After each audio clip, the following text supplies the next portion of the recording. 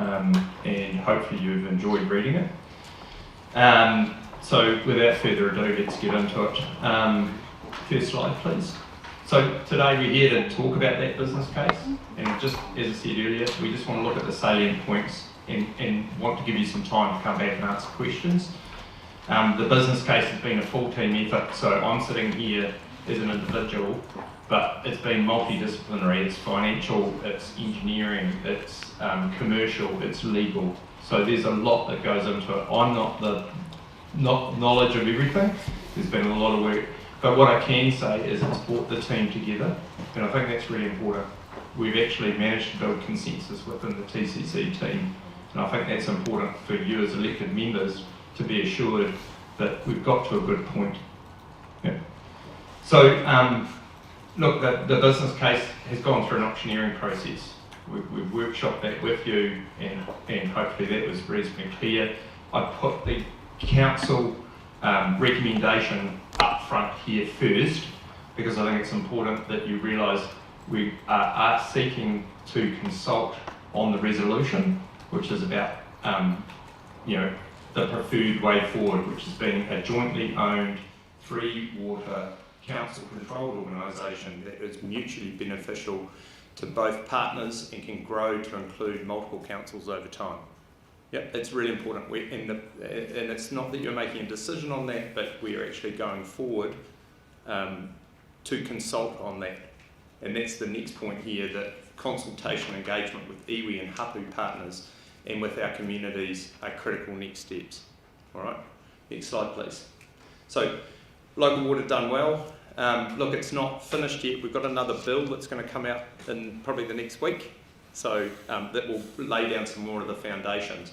The next critical step, though, is obviously you guys going out and consulting on where we've got to, but also laying down your water service delivery plan, which is due in September. So that's all about making sure that you're financially sustainable. We were provided with a suite of options, and these are before you at the moment. And then we've actually created some optioneering tools around these options that help us understand the way forward. Next slide, please. The key thing that the government is chasing is making sure that local authorities are financially sustainable. As discussed previously, it's like a 3-legged chair. It's about making sure we have sufficient revenue to cover our costs, we have enough investment potential, and we've got our finances that cover the costs of projects and investment. So those 3 things need to work together. Yeah, if we raise the revenue, we can raise our debt, we can actually raise what we can invest in. And that's been a critical part of the auctioneering that's gone forward. There's a really good definition in the council paper around financial sustainability. Next slide, please. And again, understanding our current state. Next slide. Yep. So all the modelling we've done is on your current LTP, and you will be aware that there's been lots of changes in the LTP at the moment.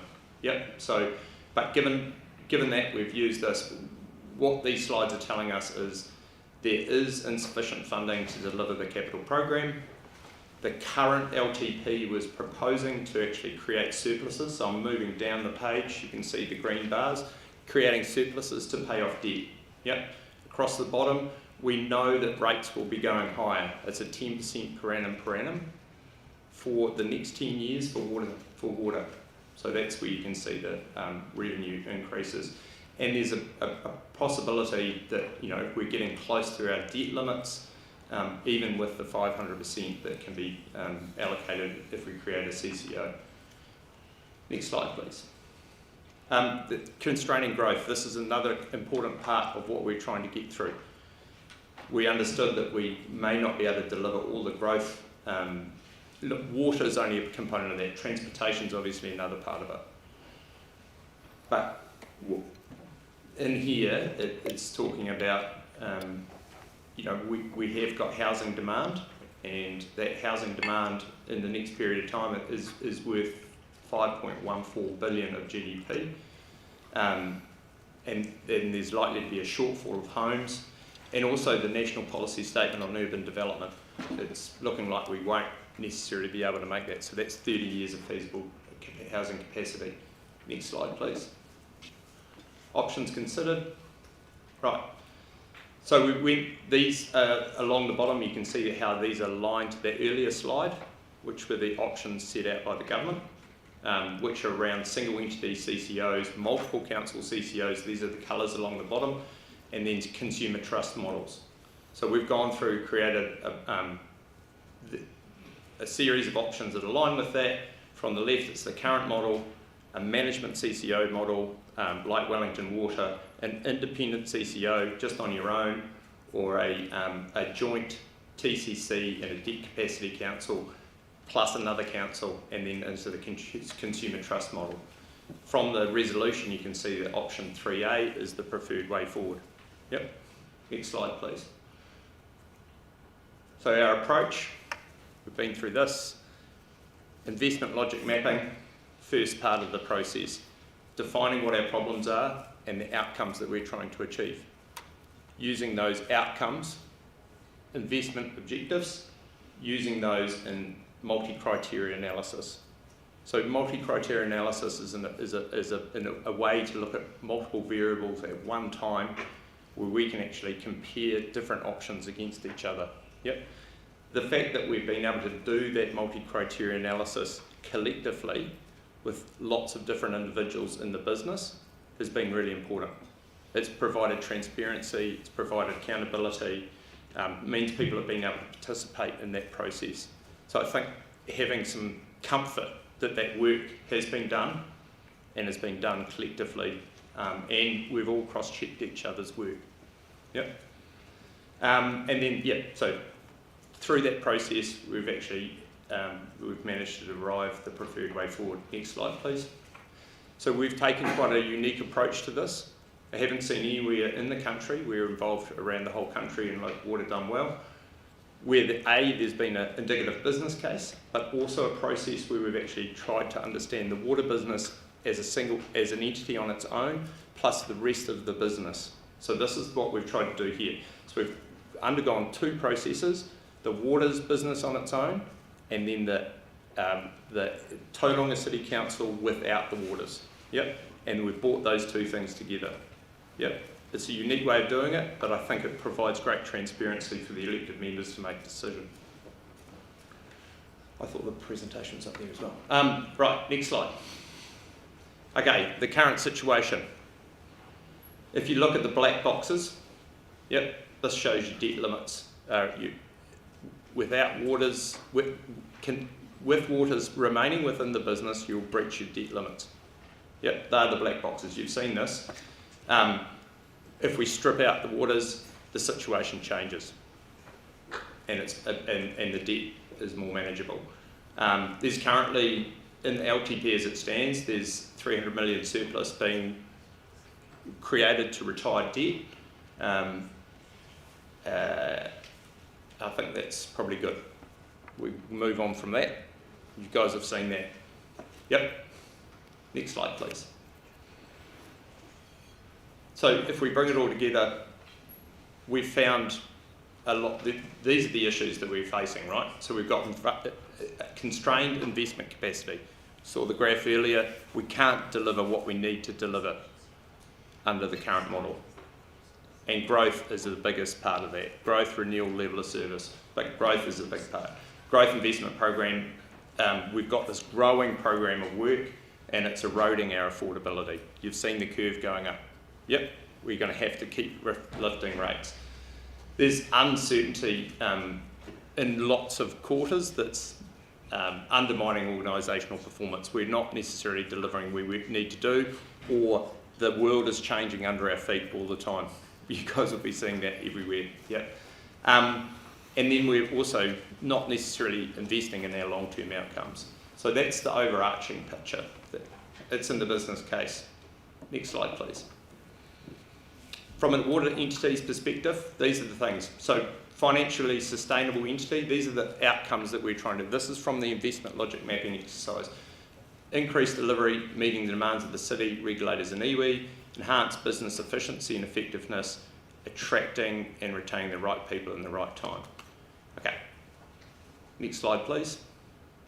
We have done multi-criteria analysis. This is a simple summary of it. In terms of financial sustainability, we've got a summary, some summary notes on this. No one option is a magic bullet for creating financial sustainability for you guys. If we go through those things in terms of what we need to deliver, financial sufficiency in terms of having the cash we need, and then also revenue sufficiency, none of these actually work particularly well. In terms of delivery, we know that with a council with debt capacity, we can actually deliver more. So if you look at that second line in the MCA, it turns us to option 3, which option 2 and 3, they improve our situation in terms of being able to deliver more. Efficiency and effectiveness, we're sort of suggesting as we get further out to the right, we will get those gains. Yep. Mainly from having governance. I know that's sending a light on you guys, but that's not the purpose. It will have specific business arrangements that will improve efficiency and effectiveness. And the workforce has always been an issue. We've always talked about that. You will attract staff that will appreciate being in this professional, water-driven organisation. Right. When we went through this, option 3 was really sticky. Yep, option 3 is the joint TCC Debt Capacity Council, which is in your recommendation. It was sticky. I haven't seen anything quite like it. It just wouldn't shift. The numbers were shifting around all over the place. However, that option 3 remained solid. So we go to the next slide. In our work, there's a lot of detail in the background here, so you're only seeing the summary. But option 3, the fact that even if we doubled the investment objectives, the costs or the risks, option 3 remains. So the fact that you can see down option 3, 1, 1, 1, 1, 1, it's a sound outcome. Yep. Next slide, please. So what does this mean?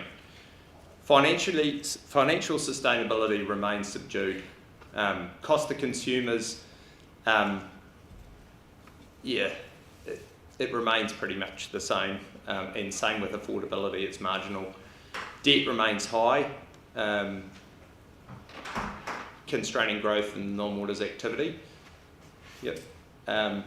Delivery is improved, but remains constrained, particularly for growth. Efficiency and effectiveness improves, and attracting and retaining staff improves. Next slide.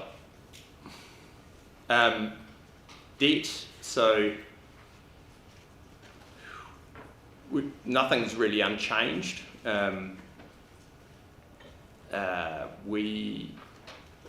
What it does say though is if we actually have that joint CCO, so the graph on the right hand side, basically saying we don't have any constraint for delivering our capital program has been removed. Yep, so that's option 3. Next slide, please. There's not much change in the customer charges. There's not a lot of savings. This is what the intention there has been around the country, is that we will save a lot of money, or our customers will be charged less as a consequence of creating a CCO. I think that's not actually the situation here. There's marginal changes in terms of the charges, but the revenue per connection you'll see there's remained pretty static, and same with the operating expenditure. Next slide, please. In terms of affordability, we've looked at this, and we've looked at this in a couple of ways, but this is an international standard, and you can see here we're starting to get into that band of where it becomes unaffordable, but that band there says, hey look, this is a comparison against mean household disposable income, international standard. We're starting to get into the band. At the moment we're quite affordable, but we're starting to get into the band of where it gets problematic. I suppose is one way of putting it. Next slide, please. So what about the remaining organisation? So we actually did the analysis around the remaining organisation. What is the organisation want to deliver. It wants to deliver growth. It wants to make sure the cost of the total services that you deliver to your customers remains affordable. So there's 25% on that. Efficiency and effectiveness and productivity, and improved external relationships. Next slide, please. So when we went through this, hey, look, we can deliver more growth. You know, and if that is our primary objective, and that's what we're saying at the moment, that is, then option 3 delivers really well. Cost of services, again, it's complicated under any option. We're not seeing a great bunch of green lights there in terms of cost of services. You are constrained, it is an affordability issue. Why? And when you look at the efficiency and productivity, there's a suggestion that it may be less efficient with having a separate water entity. Okay, so you can see that in there. It may be less efficient. The green lights are to the left with declining efficiency over time. That's from a standpoint of TCC.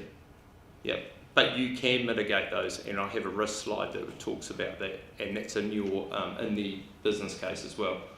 External relationships are pretty flat. Costs, again, remain pretty static. All right, next slide, please. Oh, so can we just go back one? I think it's important here to see that the answers from a Tauranga City perspective, it says stay as we are. Yep, let's not do anything different. So we have got some divergence from the two pieces of analysis. But option 3 again stacks up really strongly, even in this situation. Hopefully that makes sense. So we've done this from a TCC standpoint. Yep, Waters is over here. It says it would be better to stay as we are. However, there's a marginal difference between actually having a separate water entity that is with a joined up debt capacity council. Next slide, please. Again, it is very stable. The sensitivity analysis is saying, hey, look, it's good. Next slide, please. So what does this do in terms of financial sustainability? We've got improved financial headroom, ability to deliver more capital for both waters and non-waters investment, and that's all in your business case. Yep. Cost to consumers, look, again, it just doesn't really change. Yep, we're not going to get a whole lot of sudden improvements in that. Affordability, there's no change to the status quo. Debt remains high. Delivery, option 3 delivers more. You can deliver more by creating a CCO. We know there's efficiency issues, but we need to obviously work through how we deal with those. Next slide, please. Okay, the conversation around stranded costs. Initial assessment is that there'll be stranded costs of between 7 and 10 million. 5 to 7 in digital services and 2 to 3 in support service costs out of the 20.5 million that the water service creates in terms of overheads for TCC. Right. However, there's a potential to recover some of those costs in the short and medium term from the digital services. And also there'll be an estimated set-up cost of 7 million capitalised to the water entity if we were to set up a CCO. Next slide, please. So in terms of the debt situation, we've created more debt headroom. Again, this is in your papers and it's very clear. Next slide, please. So if we bring it all together, and this is actually in your council paper, the wording is actually straight from it. So, provides a pathway to slight improvement of financial sustainability, but no option is considered financially sustainable under the local water done well parameters. All right, I think I've said that multiple times through this. You know, it's not a magic bullet for all of a sudden you're going to be able to do everything. Affordability remains the same. You don't have to. Yeah, it's it doesn't really change. There will be a slight uplift in economic development with improvement debt capacity. In other words, you'll be able to deliver more capital works, which may encourage more housing development. That's the primary driver of growth, which will support commercial investment, driving GDP up. There will be improvements in efficiency and effectiveness through focused and experienced governance and through capital investment and management decision making, and solely focuses on delivering the requirements of water services. So in other words, if we focus on water, ring fence it, we will get that efficiency and effectiveness from that business. We'll have greater scrutiny from regulators, professional governors and shareholders, which will increase investment certainty. There will be scrutiny from multiple angles that will ensure investments that are needed will be delivered. Whether you're renewing pipes, making sure we're investing in levels of service, whether that's wastewater discharge, quality of water, you will have greater scrutiny and the ability to ensure the CCO delivers what you need it to deliver. Improves access to more capital through local government funding. So as you know, we can lift it from our current debt levels to 500% and the rest of the business at 350%. And it aligns with central government direction. Next slide, please. I talked about risks earlier. Look, this is in the business case, but hey, there are risks about governance failures, but it can be mitigated. Will this organisation perform? It's like any business. If you've got the right performance framework and the right people scrutinising that performance, it will deliver what it needs to deliver. There's some conversation around the transfer of assets and but that's making sure we actually do the correct due diligence of any partners. Lack of alignment of shareholders' interests. If you've got two entities, they may have different interests, but again, we have to work through those situations and require the structures that can make that happen and mitigate that stuff. Workforce, look, I think with a CCO, you're more likely to encourage a stronger workforce. Next slide, please. So if creating a CCO is probably going to be a better vehicle for building and growing to multiple councils in the future. But you need to make sure that those entities, you have the details about their assets and financial arrangements. Look, the staff have been working with Western Bay to understand if there are mutual benefits in a joint CCO, but further work needs to be done in terms of due diligence. But there's obviously real benefits in partnering around that in terms of smart growth, shared service arrangements, and also you have a strategic direction around working beyond Tauranga, Tauranga, acknowledging you have you have a role in the whole wider Bay of Plenty. So if we think about the Bay of Plenty context, a CCO will be a better tool for actually improving the Bay of Plenty as a whole. Next slide, please. Look, at the moment, 2 waters versus 3 waters, it's a bob each way by the sounds of it. I didn't actually work on this piece of it, but look, and it doesn't matter which direction that takes. I think there's more detail. You may have questions at the moment about it, but I think it's a detailed piece of work that you would do at a later date. At the moment, you're going out to consult on a CCO, but there's workarounds and arrangements can be made to make that happen. Next slide, please.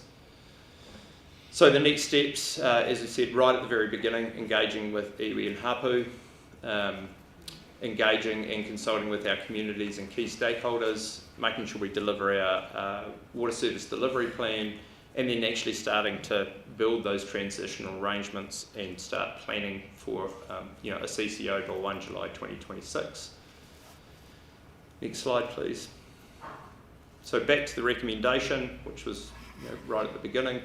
The preferred way forward for a future of water service delivery is the establishment of a 3 water jointly owned Tauranga City Council and Debt Capacity Council CCO, and if no suitable Debt Capacity Council is ready to proceed with establishing a jointly owned CCO by 1 July 2026, then a Tauranga City Council independent CCO should be established with a view to moving to a preferred joint or multiply owned CCO in the future. And then also you will be the recommendation is to use the new consultation arrangements under the Water Service Preliminary Arrangements Act 2024. Probably a good place to stop, because I think that is the end of the presentation and we can move into some questions. Thank you very much for that presentation. Just a couple of quick questions. My understanding was, I think in the last couple of weeks we've just talked around that 2 versus 3 waters, and it was looking more likely to be 2. I thought it was because you effectively couldn't. It was around the revenue with the 2 waters was an issue, and potentially it was going to be like a service delivery contract or something like that. Is that?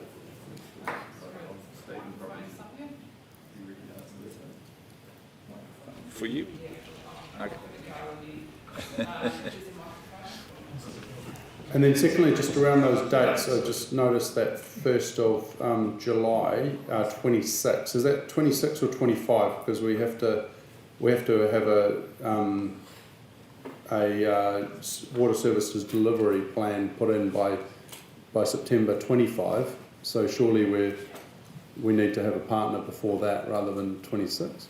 So I'll deal with that one first. So we're saying make the decision in terms of whether or not you're going to a CCO, and if you can sign up with a partner by 2025, but it will take you a year to basically get everything ready so you can actually stand the thing up and have directors in place and all those sorts of things. So decision made by end of June 25, operational, up and running by 1 July 2026. Okay. So, yeah. On the 2 versus 3 waters, we were blended the thinking is that the 3 waters would make more sense in terms of just operationally how you would run it, but because it would need to be rates funded, there need to be an arrangement between Tauranga City Council and the CCO that TCC would collect the rates, and then there would effectively be some sort of service delivery arrangement with the CCO for it to run the stormwater activity. So it's actually only a 2 water owned because for us to collect rates, we have to own.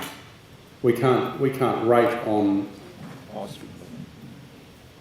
We can't rate on an asset we don't own. We could rate to have services provided. We don't need to own the asset, but there still needs to be some due diligence around which assets transfer and therefore which debt transfers, because some of the stormwater is reserves. And council may choose not to transfer some of those kind of land-based assets. But we would envisage the pump stations and things like that could transfer. So if you think a comparative, Bay Venue Limited has assets and debt, and we rate for it, and then we transfer that through a service delivery contract to BBL. So it would be the simple sort of arrangement. Okay. So do we need to cover our bases if we go out and consult on 3 waters, that maybe things change between now and then? You could indicate that as you're working through the details of it, that's still something to be... But it might be 2 or 3 waters. So currently it's preferred at 3, but that might change, yeah. Yeah, I think we just need to make that clarification. Yeah, thank you. Councillor Morris? Thank you. I can use my dad voice. Yeah. Edward, Steve, for the people who are listening at home, can you briefly explain how a CCO works? Because some of the concern around the previous government's proposal was around loss of control and loss of ownership. And so can you explain very briefly the statement of expectations, the ability to appoint and dismiss directors, and how this is different to Auckland Transport, which a lot of our incoming residents will be familiar with, which makes plans as opposed to this entity? Kia ora. Yes, You've actually explained it really Oh, well. have I? Look, we are still waiting for this piece of legislation next week, which will give us Yeah. absolute clarity on how the new type of CCO for waters will operate and the responsibilities that they will have put on them, and the way boards would be convened and set up, and the accountability of board members. But the guidelines they've given us so far is obviously a CCO is still owned, it's in public ownership by the shareholding council. So if you have more than one, it'll be, say, Tauranga and Western Bay as shareholding owners. The board gets set up jointly through the shareholders forum. They select and they appoint the board, and by all accounts the legislation is going to require a set of board member requirements, which they have professional awareness, legislative awareness, a whole bunch of criteria around that. But the new legislation, everything is ring fenced, so every dollar collected for water services, all three water services, has to be spent only on water services. The statement of expectation would be a joint statement of expectation created by the shareholder forum of councils. It will set out what they need to deliver and be quite specific. Over and above that, that board would still have to ensure that the new regulators' requirements are met, whether they be public health, drinking water regulation, or economic regulation around price quality, etc., and the reporting. So, and then when a CCO gets set up, because there are these complications like Mayor Mai has talked about, 2-3 waters, you might find a council where shareholder one wants to put all the assets in there, stormwater included.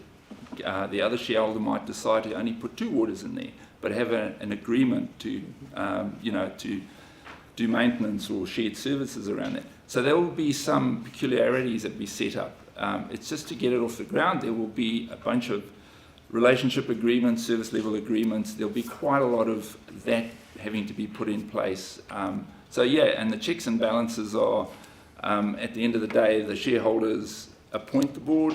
They also, can turn the board away if they don't perform and deliver on the statement of expectation. And just the differences between this and the AT model up until now, which is around the setting of the policy. Still more I wonder if that's a Christine one. I try to stay away from anything with bitumen and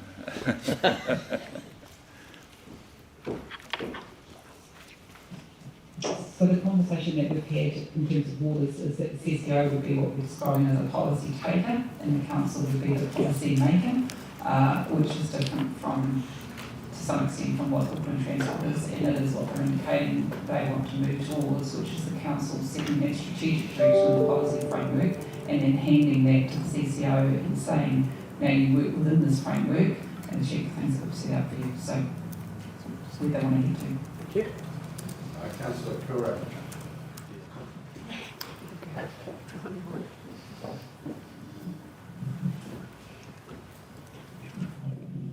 Thank you. On the same thing, and looking at affordability, I understand that water care, in terms of the stormwater charge to the consumer, aligns that with the freshwater uptake, the freshwater supply. As the wastewater portion is related to the water in, so water in and charge water out. If that's not correct, say a similar scenario is suggested by one of the owners of the entity, yet TCC might not agree with that approach. I'm just thinking generally that our rates, we try and apportion more to the value of the house because it's relative to the affordability and use that as a measure. So I'm thinking of a situation where you have a family, a large water user, and therefore water out user into the wastewater system. Say if TCC wanted to not apply that, yet another council strongly wished to apply that, that would go through, there'd be a letter of expectation, as you mentioned before, but in terms of that sort of conflict, how would that be addressed, or could the entity, the organisation, apply different charging regimes to provide that difference?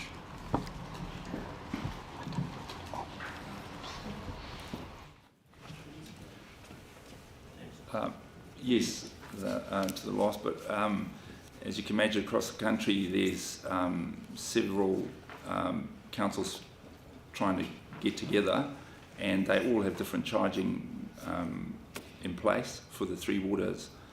So yes, the idea, and again, we've got to see what the legislation provides, but is that you would be ring-fenced within the charges relative to you either have a metro or a rural, an urban or rural setup. There are differences there, and the idea is that you would bring those in and you put that in the statement of expectation, and it'd be handled that way. Obviously, price harmonisation is something that would go back to the shareholders to say over time, and I don't think this is where you want to rush into it, is to get price harmonisation over time, because as you drive efficiencies over the longer term, you'll be able to, do that as well. Councillor Taylor.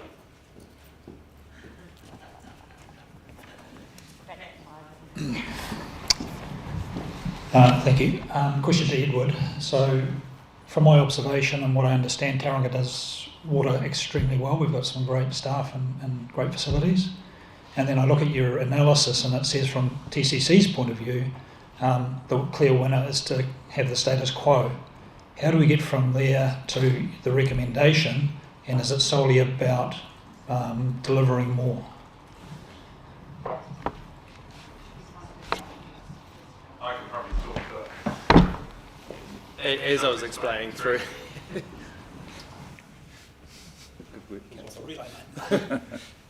Look, as explaining, look, we've taken this from two directions. Yep. To analyse it just as a water entity, but then from a TCC perspective. But if you look at the analysis, and I don't know if we can get the MCA back up. Yeah, they're really close, and we're dealing with multi-criteria analysis. So between status quo and option 3, the analysis isn't hugely, it's within the margin of error, I would suggest.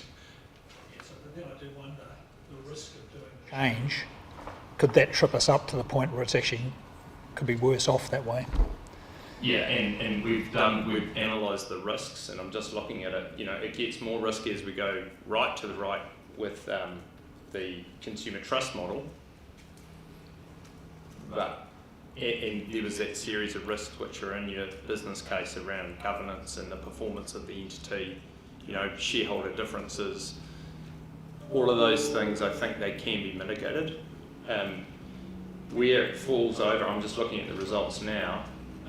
It's really around TCC, around efficiency and effectiveness. So having to work with another entity to achieve your outcomes is probably one of the biggest issues that came through the modelling. But when I look at option 1 and option 3, they are pretty close in terms of our scoring system. Sorry, and then I guess my question to the audience almost is the central government telling us that we'd be better off even though we are doing this extremely well at the moment? I might give that to Stephen. Yes, certainly we're being encouraged, because what is happening across the country is that we are going backwards as a sector. The water services aren't getting any better, and then they're overlaying an expectation that we're going to do a lot better, and it's up to local councils to make those calls. They turned over the top-down approach of the previous government, which was pretty hardwired, and now it's expectation is that councils will get together, work this out, and get the size and scale to drive those efficiencies and retain good staff and funding and sustainability around that. So that is definitely an expectation.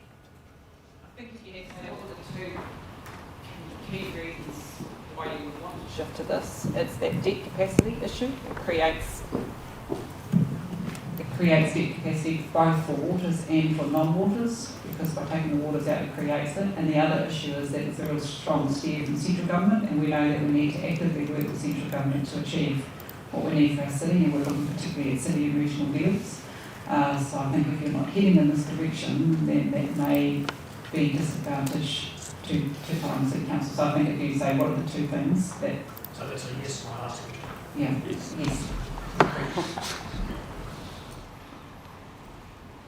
Have we got any other questions? No, Councillor Crowder.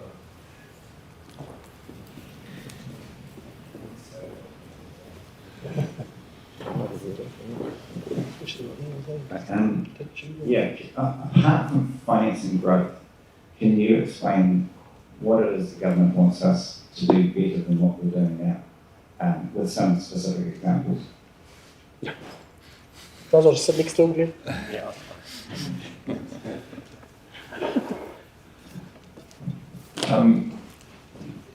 The previous government's initiative showed up a lot of requirements for the water sector to deal with. I mean, we see it in the news, but certainly the people haven't invested in their assets. They haven't done good asset management. They're struggling to get good people on board. They are requiring better decision making and certainty around funding streams.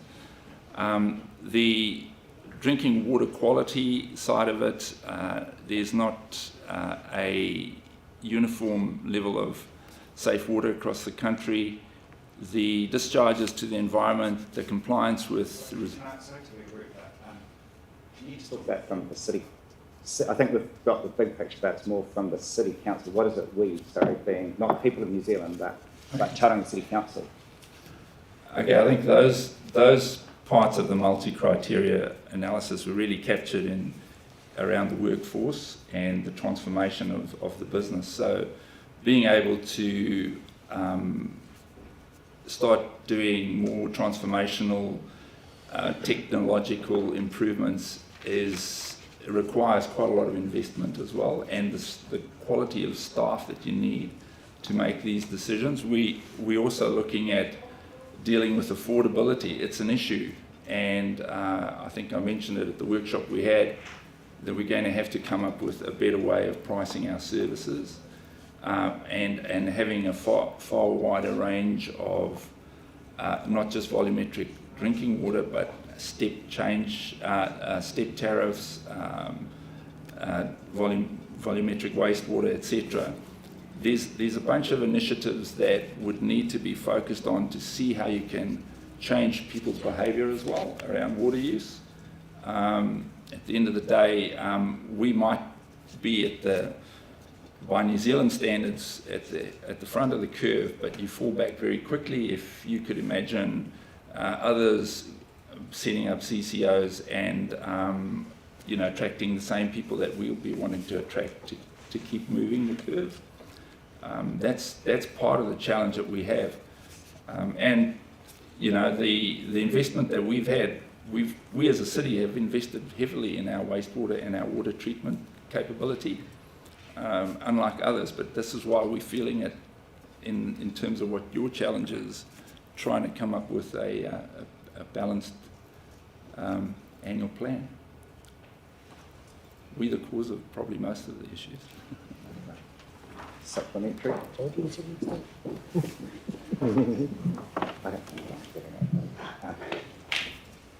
I guess I'm sort of, that's confused me a bit, because we've been told that neither option improves affordability, and it's clearly in there on page 15, the CCO does not make services more affordable for the community. And I'm really struggling to try to understand what the evidence is that we will attract. It seems to boil down to attracting more skilled staff, because I think everything else you said we're kind of doing, as I understand it. And I can't understand how you would get more staff without probably paying more would be a factor there, I would think, to try to attract, you know, the kind of international expertise that's not currently working in the sector. But I think I'm just trying to get to a more practical thing, because having read through the business case, and a number of other business cases of councils around the country, I think the common factor that a lot of councils are grappling with is that there are some councils who are in kind of dire straits with water use, sorry, and some are going along okay but have growth pressures.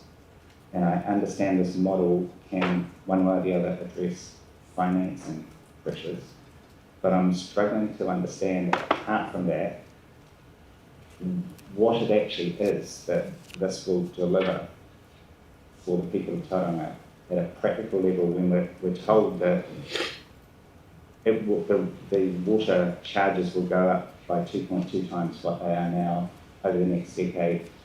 Either way, it's what I'm understanding from the business. So, yeah, what is it that it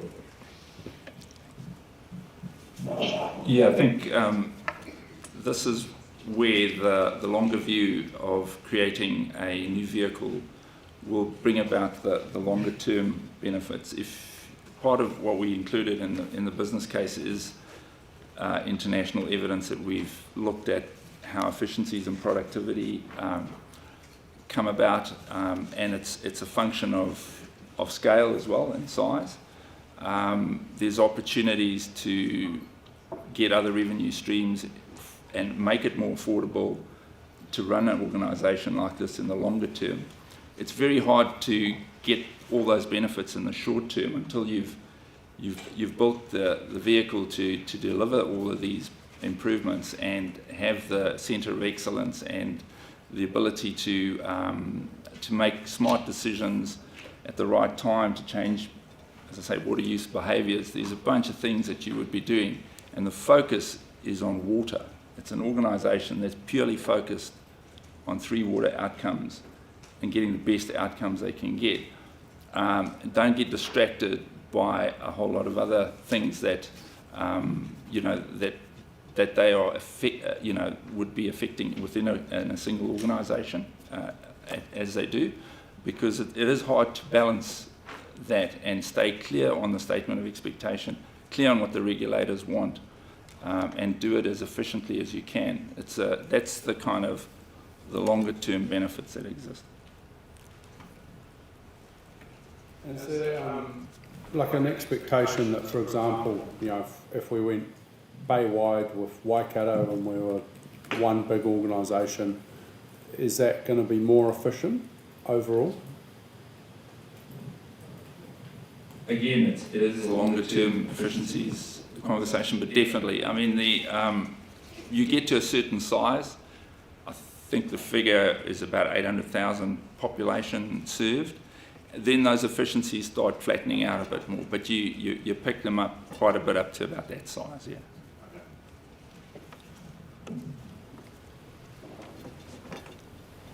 Councillor Crowther. Can somebody, probably finance, clarify whether you have, I'd had an email previously and after our workshop, our public exclusion workshop on it, around the updated financing, and that was going to be part of a later conversation, and it was hoped that that would be ready for us on the 4th. Just the debt ratios, which were different. I understand what was presented in the business case has been superseded, and I think it'd be really helpful to try to understand where the picture currently is. So do we have the latest information? Can that be displayed somehow, or is that sort of work in progress? And you'll need more. Thanks.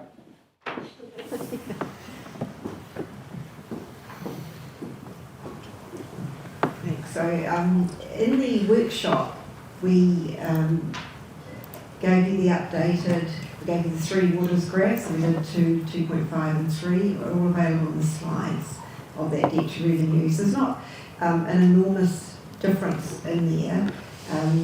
They still show that same sort of principle and similar outcome. And so for waters, even though there's been some adjustment to which projects are included or not, the profile still looks very similar if you look at those graphs. Sorry, for clarification, I meant the one where we do all the necessary waters infrastructure, which I'm assuming will be what the waters requirements will be based on what Steve and others have said. Right, so I guess I'm going to flick to Nick, because his commentary around timing is probably bringing forward from year 3 or 2, maybe some of that work, if it was up and running now. I don't think there's anything that was massively changed in those early years. Yeah, that's right. Thank you, Morena Tato.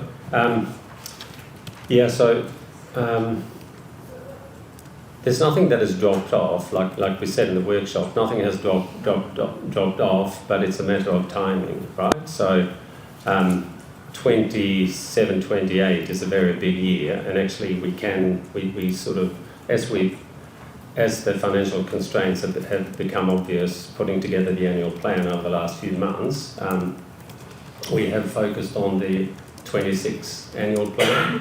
Some of the stuff that we pushed out have made a big peak in the first couple of years after that.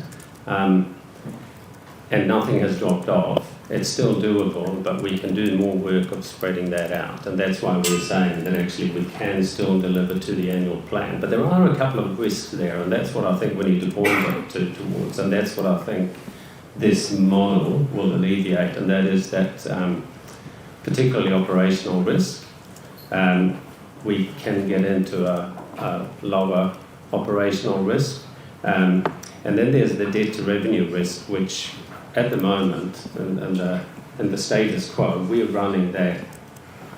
Think of it as a rev counter maybe. We are redlining it as we were to, if we were to get a little bit more headroom, we lower that risk. So in terms of redlining the operation at the moment, if we have a civils, I've said it before, civils is a very, very high risk environment to work in. If we had, for whatever reason, a cost increase on one of our major projects, that would make things very tricky for us. So we are looking for that headroom. That would give us a little bit more comfort. So the point here is that we may not, we can bring things forward in terms to lower the operational risk and providing for growth.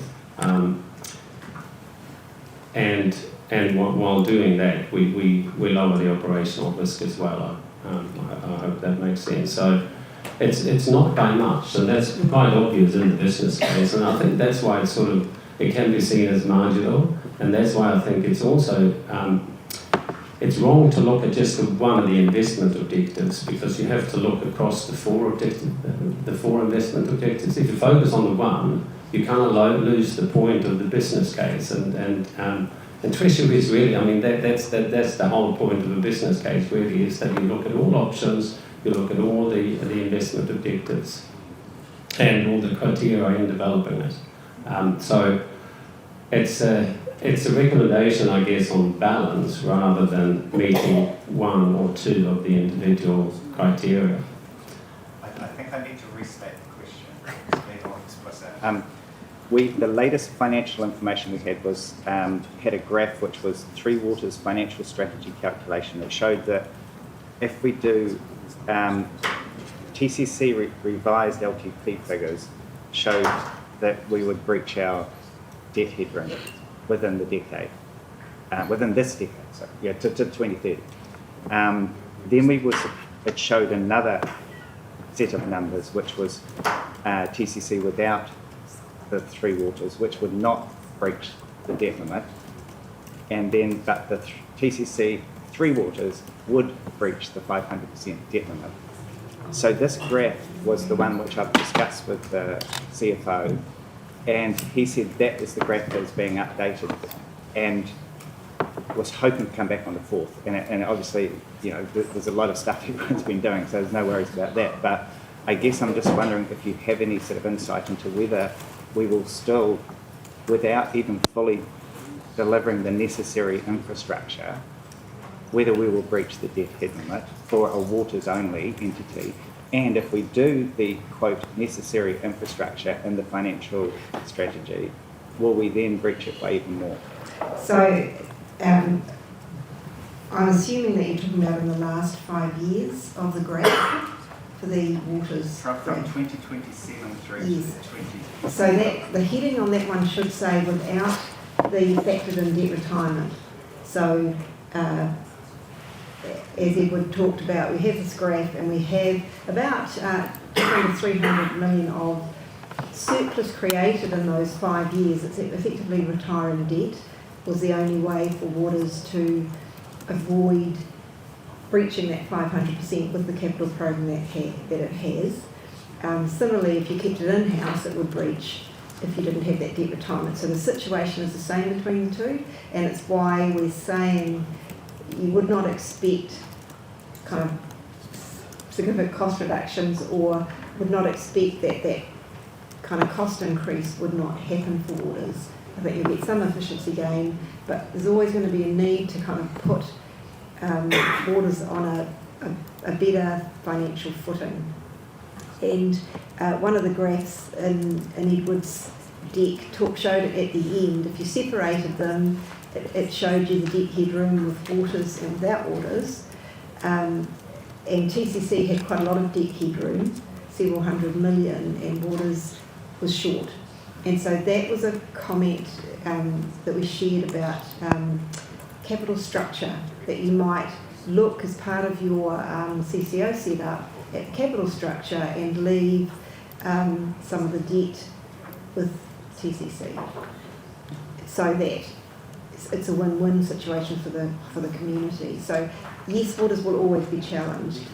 It will be more challenged if it's and the council will be more challenged if it stays internally. If you take small advantages of CCO and somewhat bigger advantage actually of a bespoke covenant for the residual, then that's probably an optimal way forward from a financial perspective. And the other thing I would probably speak to, that Steve alluded to, is there is potential to price differently, and under a rates model we have some constraints about how we price water and wastewater, and with a dedicated board and senior management you could look at within that affordability pricing differently to get some more opportunity to share who pays for what in that through water situation. So that's high peak use, that sort of thing that I'm talking about. Commercial use of wastewater.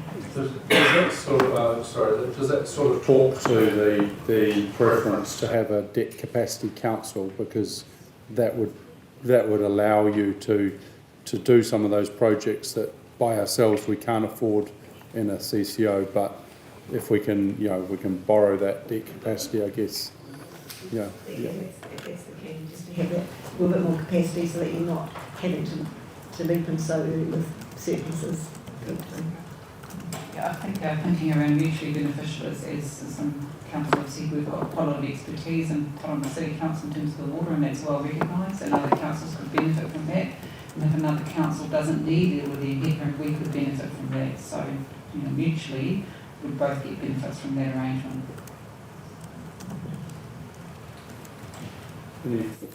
Councillor Curran?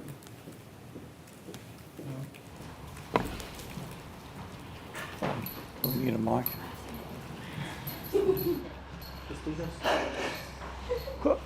Hello. Thank you. Thinking about the red counter, Nick, and the red line, and if you put it in the context of affordability, if you start getting into the red instead of your motor potentially failing, you could suggest that the community gets to a point where you're exceeding the level of affordability that's sustainable. So looking at what other options apart from going down this track and providing some headroom via removing the waters and joining in with another headroom capacity council, has government, through the local government funding agency, through any discussion between those two entities, looked at other options in terms of a lot of our water's demand is via growth, and funding infrastructure for the growth section of the investment plan, which is recovered through charging growth for that. Growth pays for growth. To look at some sort of an option where our GFA allow more headroom for those growth councils, but not having to separate certain activities, because there are complexities, and I hear what Councillor Crowther is saying. Yes, other options. Do we have other options, and have other options been investigated?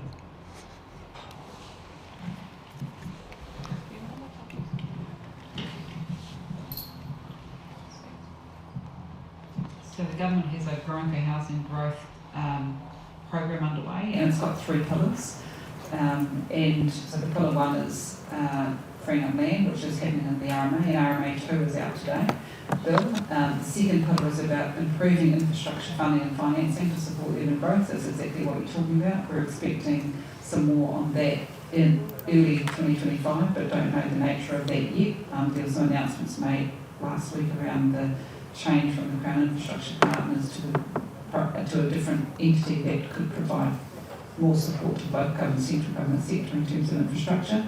And then the last pillar is providing incentives for communities and councils to support growth, and some of the incentive conversation that sits in the coalition agreement is including GST portion to councils. Now, we don't know whether or not that will come off, so we know that there's 2 significant work programs that will deal with some of the issues that you're talking about. The content of those work programs won't be publicly available until early 2025. So, yeah, just if we take out the growth part of it, is it fair to say that Waters does not sustain itself currently, running day to day, and therefore potentially we're not charging enough for Waters? So we run ring-fenced activities in council for water and wastewater with an aim to kind of just pretty close to break even. And while there has been a bit of up and down in recent years, we do have some data to show that we do generally charge to cover costs, and charges went up quite a lot a couple of years ago in line with that depreciation charge going up, to make sure that we did try to stay on top of it. So it's just that those costs are continuing to increase over time. The water and wastewater are services that are very easily charged directly, and that's why we have voluntary charging for water, and that's why they've been identified as 2 that should be on a stronger footing. So some councils that are not metering water and not charging like that in that way properly, and therefore not investing properly, that's really why government is focusing on those 2 activities and making sure they're set up as correctly as possible.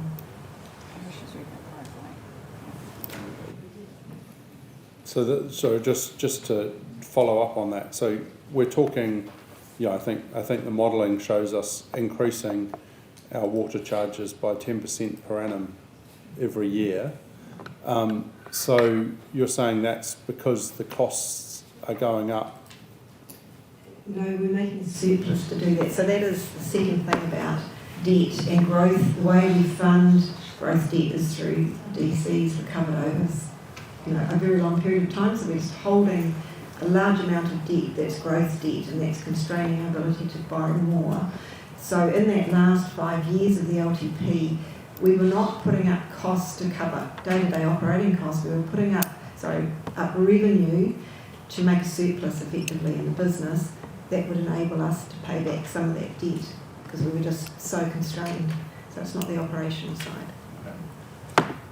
So it may be that some of those funding and financing tools that come in next year may be helpful. We don't know, so we'll just have to evaluate them when they disclosed and submit on them.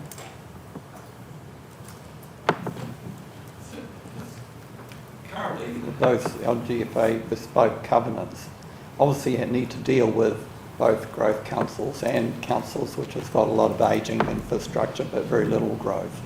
So there's no differentiation at the moment between those different councils. So the bespoke, the current limit of 280 stays in place for most councils.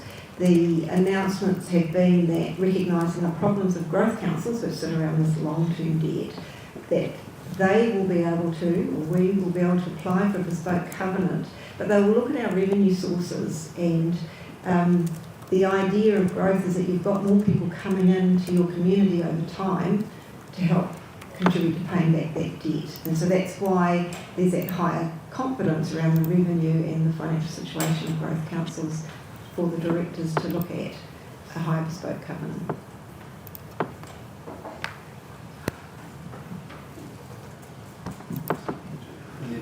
Councillor Brother. Can you please clarify the Western Bay, where we currently sit there? Because we've got a part of our motion to rescind that, and I know we probably feel we have to be a bit delicate in what we say, but I would put forward that Western Bay councillors and TCC councillors have talked, where they watch our meetings, we watch theirs.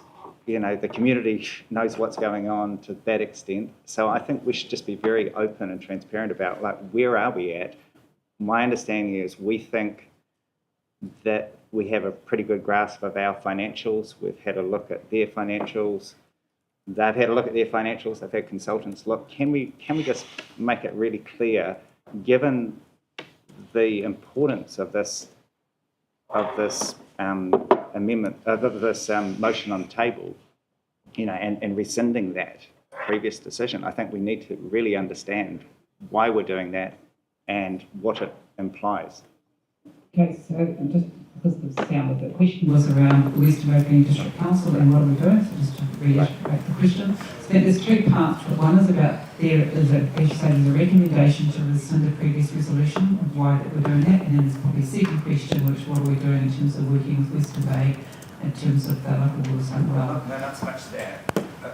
The second part is, What have you found? Like, where are we at in analysing their waters? Yeah, okay. So the first one about why we recommending a rescinding of the original resolution. So the original resolution was done under the old legislative framework that was under the Labour government.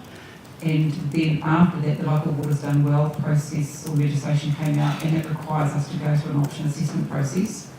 The work that was done to get to the original resolution of a preferred option for Western Bay does not comply with the Local Waters Done Well requirements. So what we're saying is we have to rescind that previous resolution. It was done in a different framework, and we don't have the evidence of the process that we're now required to go through. So that's not to say he might not end up in the same position, but that resolution needs to be reversed.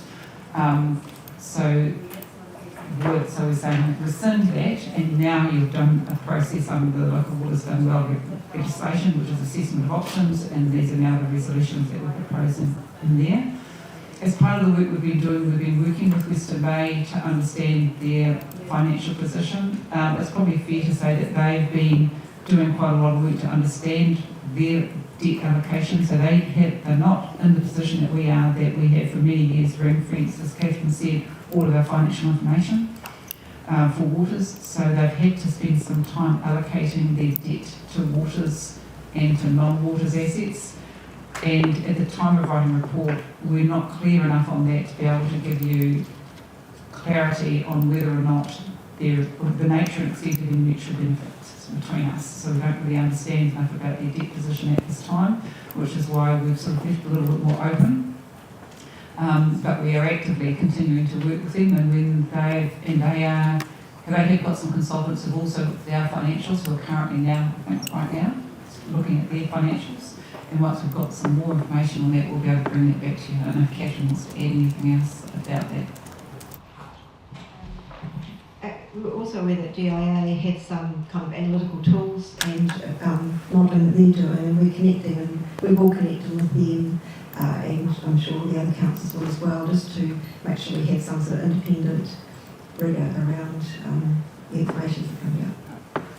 The other point I would make is in the recommended resolutions, we've given some suggestions on due diligence matters that we need to address, and so no matter whether it's Western Bay or anyone else, we're going to go through that due diligence. So you basically know who you're partnering with and what the advantages and risks are. So you make an informed decision about how you want to move forward with. But the resolutions as proposed absolutely keep the pathway open to working with Western Bay, and I think there might be some other suggested resolutions that strengthen up our relationship with them as well. Supplemental then, seeing it didn't get answered, like, can you tell us which Bay of Plenty councils are debt capacity councils? Because I guess that's the crux of this issue from your own expertise and analysis. If you go through each of the Bay of Plenty councils and say which ones are debt capacity and which ones are not debt capacity under our proposed motion.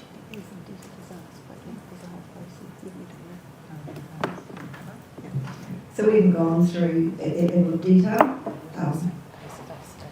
But we will connect, and as I say, the DIA work will assist with that also. I think we're one of the first councils to be bringing this information to you. Most of the other councils are doing it later, sort of January, February, so we are a bit ahead, so they haven't yet got all of their financial information together. So, as Stephen, might you add anything to that? I know you've been working at the regional level. Is that correct? That's correct, what you say. Yeah, the DIA are definitely looking at that in more depth than we. I think, I'd just like to make a comment to thank our finance team for obviously the foresight to ring fence a lot of our activities, and because we're in a position where we can say exactly what we have in a number of different parts of our organisation, and this is the issue: is there isn't that information available because other councils, in a lot of other councils, don't do it. So, I think that's the tricky part here. Is we've done it well, and I thank our waters team and our finance team for that. And that's probably the difficulty that we have. Is actually identifying that with other people, but that's part of the process we'll have to work through. Councillor Correa. So just thinking moving forward and the consultation process, okay, the decision to rescind around the Western Bay Council means that we'll be consulting on our own versus potentially, if the resolution wasn't rescinded, it would be a joint consultation, or what will this consultation look like within the current resolutions? Will it be TCC specific and no wider consultation? My understanding is every council has to consult individually. Or they have to do it individually? Yeah, because you can't consult. Jointly. Like you can't, because you're effectively foreshadowing what you're doing. So you've got to consult and get the consultation back before you can actually go together and say, both our communities believe this is the best thing. Now we're going to form. Otherwise, you're effectively truncating the process, saying we're together. We're now telling you what we're doing, rather than actually consulting with you. So. I think you can actually go together, but the conversations that we've had to date is if we were going to go with, looking to go jointly with someone, we might actually just, for the reasons that the Mayor's outlined for practicality, you might effectively mirror some of the stuff. So what we put out to our community, we'd be saying we're looking to go jointly, which if you pass resolutions today, by the time we're ready to go out, you actually might know which council you might be interested in moving together jointly, so you could refine that a bit.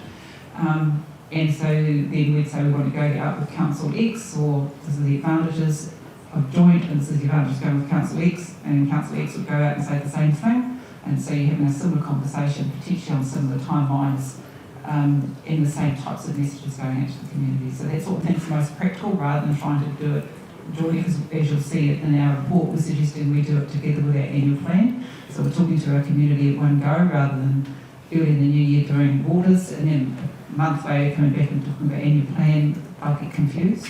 We think that's better to wrap that together than to wrap up with another council, but to mirror elements of it. And because we've got time, we're going to come back to you with the key messages for consultation in the new year, that you would approve those. So we could come back if there's any further advancement in working with other councils and bring back that to you, and so you could further refine your current resolutions if you wanted to do that before we go out to public. Got time to do that still. Yeah. So Western Bay's approach too, through the annual plan? Yes, Yep. so our informal discussions with Western Bay staff have been that they support doing it together with their annual plan, and their timing I think is a few weeks later than us, so it's not too far different, and they're comfortable with the concept of mirroring if we get to a point where it looks sensible to go to be joint CCO. So that door is still, we're actively still working on that door being open, but with the due diligence that still needs to be occurred between now and say February, late February-ish.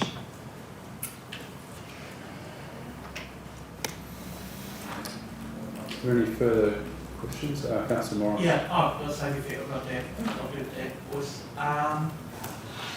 Just looking at resolution J, talks about approving the Summary of engagements, summary of communication engagement approach. How does that resolution nest with coming back to us in January with a communications approach? So what we're suggesting is that you support this communication approach, which is the general direction, and then we would shape up under that direction the draft document, just like we do for an annual plan, and bring that back to you for you to approve to go out for consultation. But we just want some guidance as to whether that's broadly in the right direction. Yeah. Thank you. Right, Councillor Shorter. He's there. Unmuted. Yeah, he's unmuted. Can you turn your microphone on? Or no? Try it. Go. The second one. Quiet. We'll get it. Can you hear me? Yeah. Barely, we're just... Just a quick bit of clarity. Christine was talking about Mr. So in our discussions, we'd be talking with potentially multiple other councils at the same time, or is it a process of, say, identifying our needs and then attaching them and working through with Western Bay, and then if that doesn't work, go to another? I missed that sort of overview on what the process would be. I think we're saying we're open to working with any council, so that you might want to give us a direction that Western Bay might be a priority council to work with, but our view is we should be looking at all opportunities, and then you can even finish the consultation because the resolutions are to work with multiple council CCOs, so that keeps that door open, and at any point, either before the final decision, 30th of June 2025, before you establish it on July 26, or subsequently, other councils could work together jointly. So we think there's an ongoing process as other councils are ready to have the conversation. Thank you. Thank you.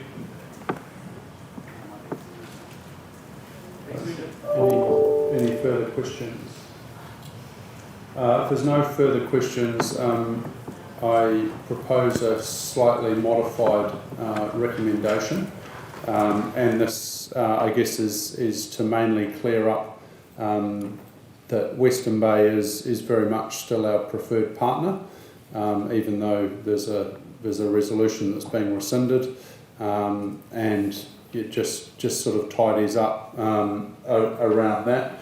That we very much, that is our preference is to work to continue to work with Western Bay, but very open to any council that wishes to be involved. I think it's important that this is about being looking for a solution that's mutually beneficial to everyone involved. So.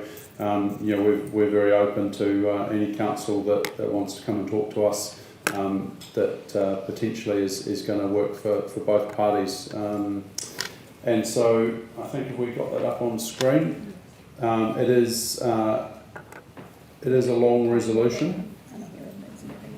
Okay.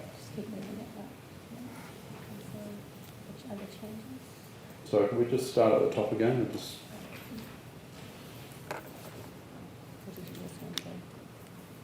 Yeah, so obviously the highlighted parts are the bits that have changed,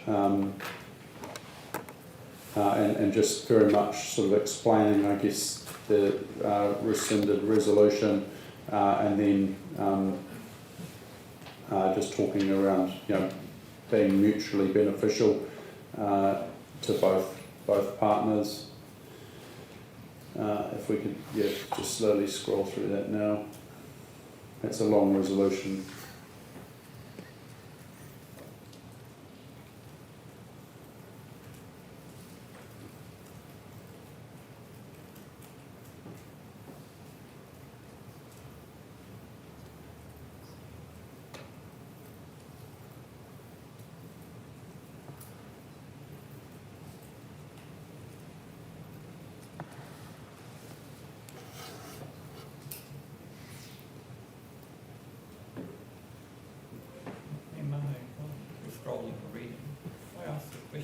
From staff. Yeah. So with the whole government incentive or proposal around what we're doing here, looking at here, I would understand that to sort of to have provided some opportunity for councils with limited resources to join in with other councils with more resources to help them get through. But if we're talking about resolutions that are more focused on joining in with those more well-heeled councils, etc., how does that fit with that government approach to look at solutions for those less able or less resourced to join with councils like TCC to offer, some assistance? And I think that's where the mutually beneficial point comes in, because some of those councils will have some debt headroom, or they can help us with scale. And one of the things some of those other councils are probably needing is the skilled resource, which we do have. So that's really why we're using the mutually beneficial. Is there something in it for our community? Because we don't want to significantly disadvantage our community is sort of our starting point. And is there something that's beneficial to their community that it would make sense to look to work together and be really clear about what it is that you are getting out of the arrangement?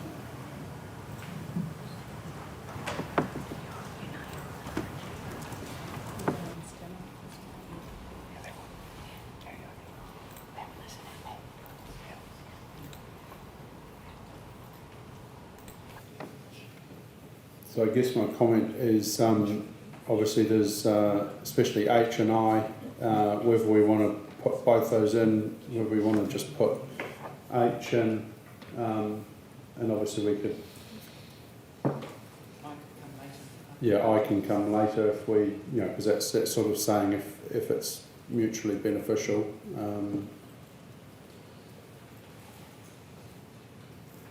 guess it's just more a formal process, so I don't know if there's any comment around the table.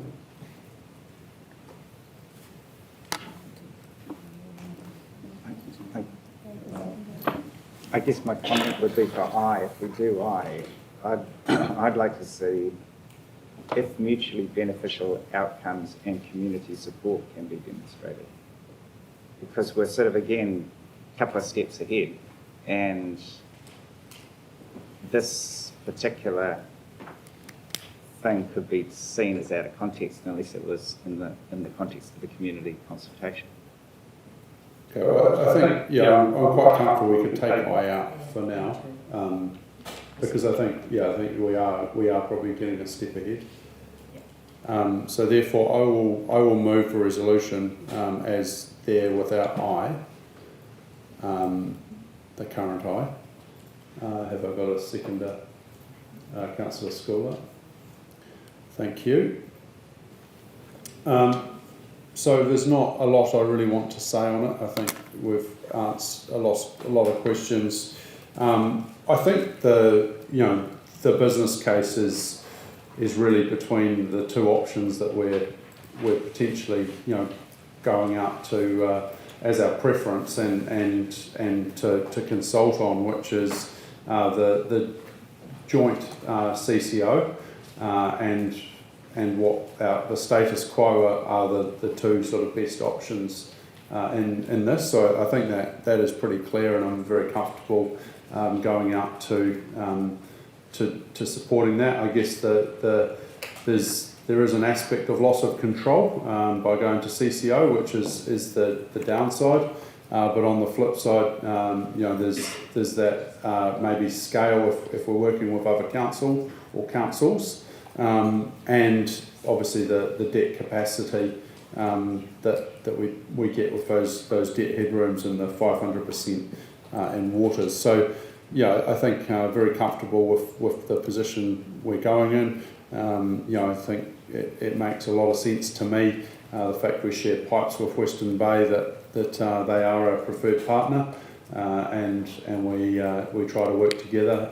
But I am also very supportive of looking around and seeing who else may be interested in joining, and I do see that there might be a case of being a council that's done waters very well, being the big brother that maybe we do look after our fellow councils if that's needed and wanted by some of our friends around the Bay of Plenty and potentially even the Waikato. So that's all I have to say on that. But thank you everyone for all your work. I think it's nice when you're presented with some fairly clear sort of options and which ones are looking the best, and then obviously look forward to having that engagement from our community to see what their thoughts are and how they see it. So, Councillor Scully. I'll reserve my right to speak. Councillor Morris.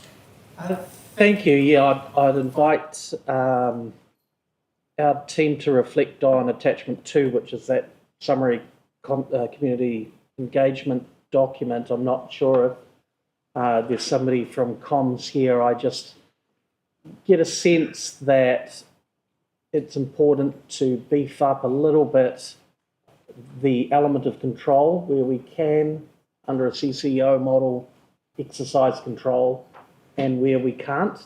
And I think that's a valuable piece that we need to communicate and engage with our community on. That's part of the concern, I think, that led to ultimately a change of government and this legislation.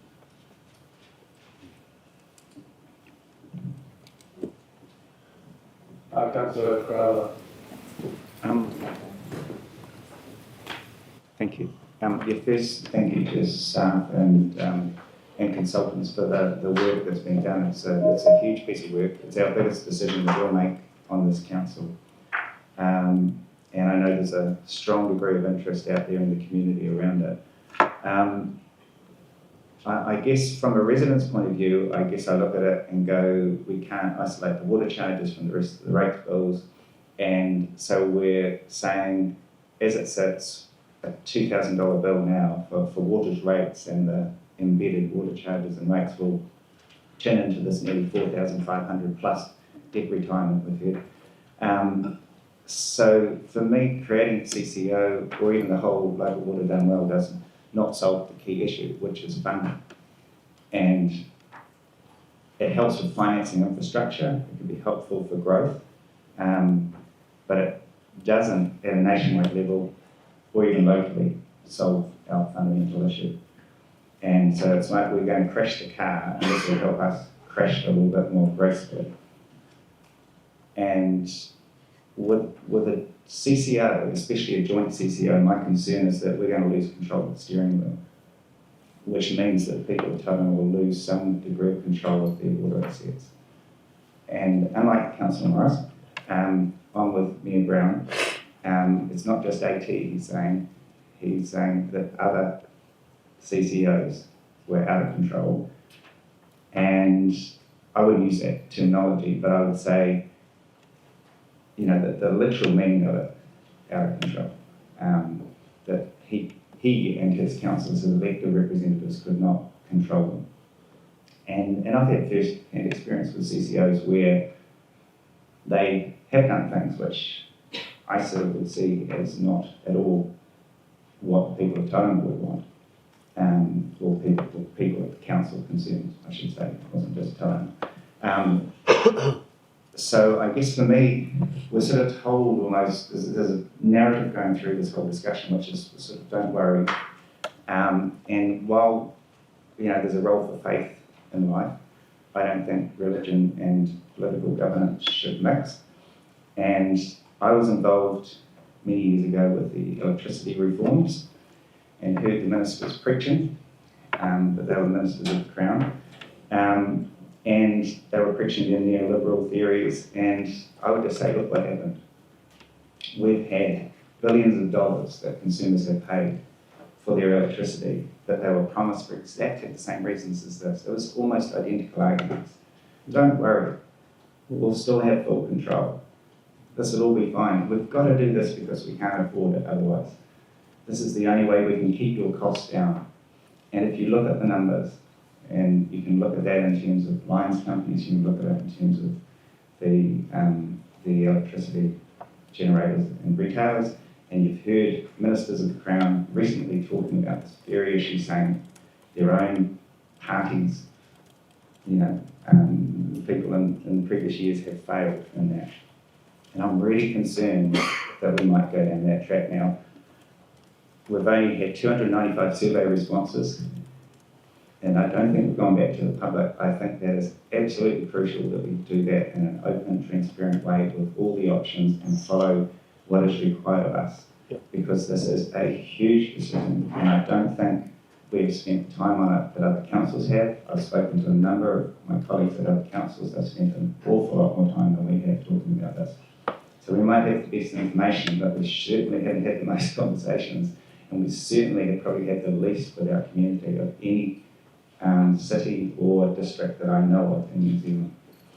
And I'm not saying that's visible, but I've checked around a lot. So I think it seems a bit like a done deal and probably a lone voice, but because I think the government are on the same page, and the staff and the consultants and my colleagues, I suspect, might be. But I'm going to put forward an amendment and the hope that we can have a little bit more open wording around the one issue there, which is C. And I've been trying to figure out where I'm at, so I've just sort of crafted this, and I apologise for not seeing it soon, but I would have done so if I could have. So happy to put the amendment, see if anyone wants to second that. Is it? I've emailed it to Corinne and you, and Chris.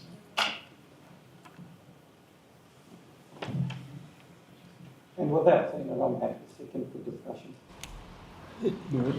Can you forward that to all of us? Sorry. Faith in Councillor Crowley. Yeah, because the screen's a bit blurry. Yeah, that's the point. Yeah, let's do that.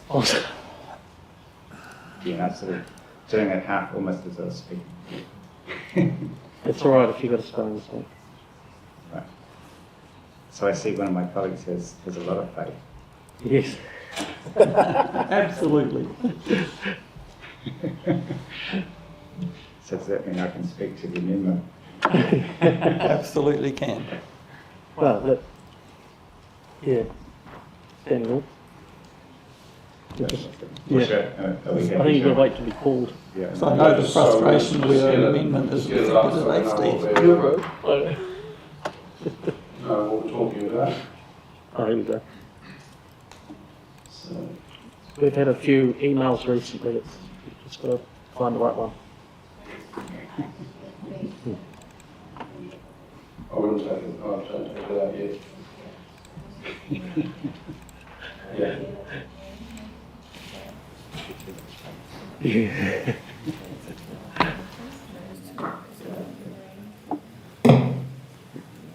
Just doing a comparison. That's the old one. I'm just keeping it in. Could you just take the red out? Yeah, can we have change this one next time? Councillor Crown, good notation. Maybe just, So the C is still, the other one's still a C, isn't it? Second one is still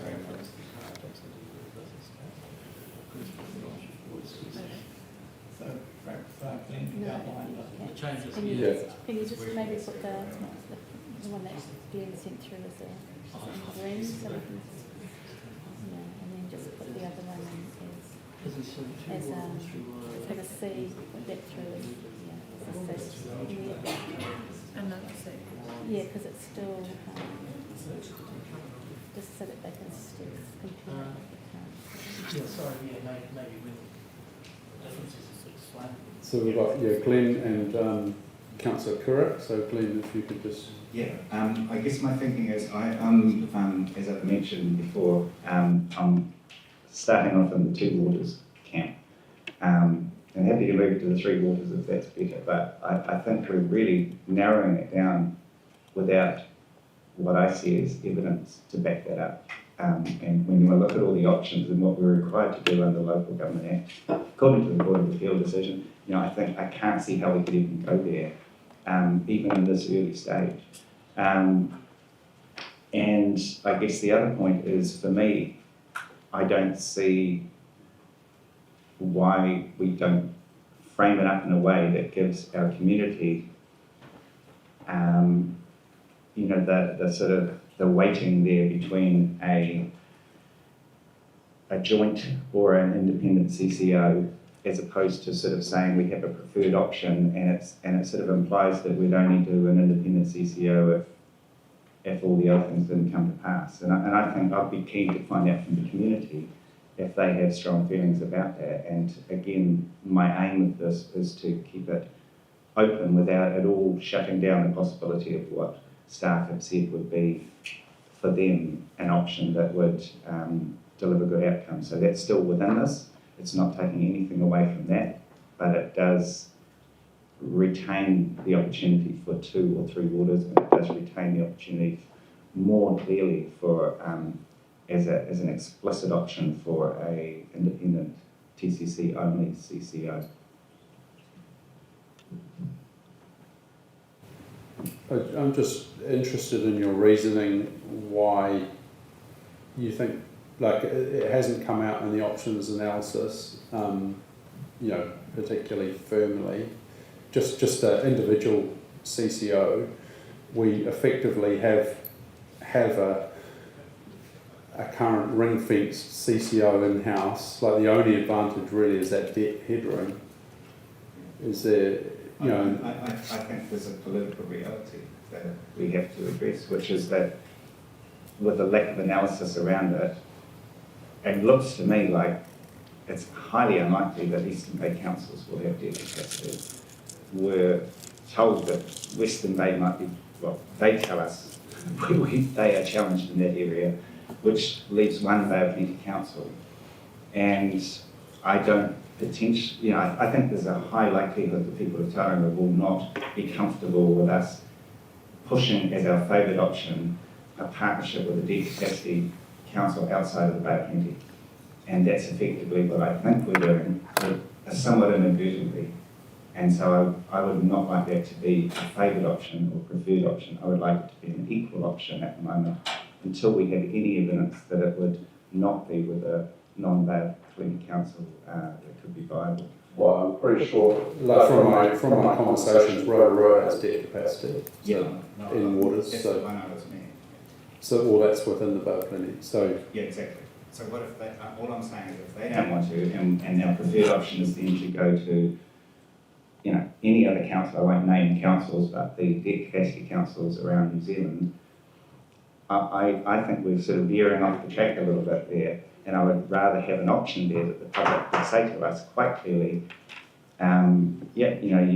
you can put the advantages for debt capacity, and we'll factor that into our thinking, not the council loading up an option that is preferred solely on the narrow grounds that it has been analysed. It hasn't been analysed on the wider issues. Question? Yeah. Is it more for councillor?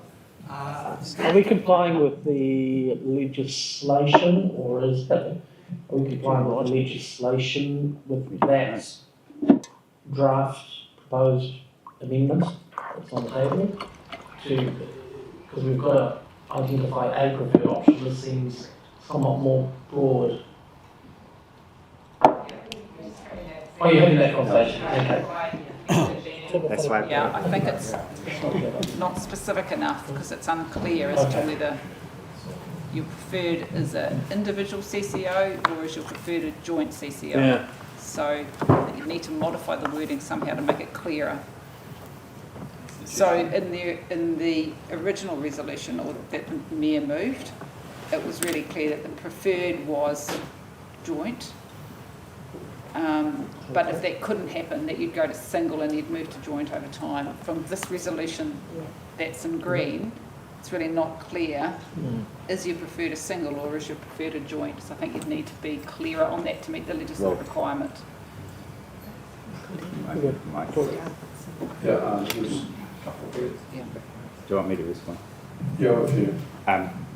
Yeah, I guess I put it there in the hope that that did, because I don't know what the requirements are, but if it doesn't meet the requirements, then I guess I put the amendment that the preferred option is an independent CCO with the potential to move into a joint or multiple CCO in the future, particularly where it is a debt capacity council that is ready to proceed with establishing a jointly owned CCO, with bloody blah, so that we retain some wording around it, but that we initially go to our own CCO as the preferred option.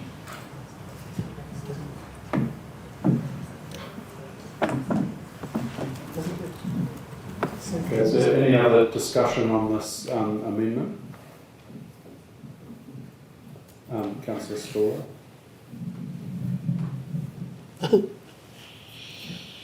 Thank you. I guess I would just, we are for Tauranga because city and regional deals will be important.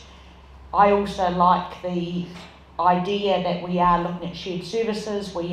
This is a step one to say, have we got, is there more we can do with shared services? And I think that's going to wanting to be more efficient and effective and bringing costs down. So I think I'm not comfortable with the change because I think we are bringing in more, we're looking more holistically and at other factors that are able to positively influence an outcome for Tauranga in the current resolution as it stands.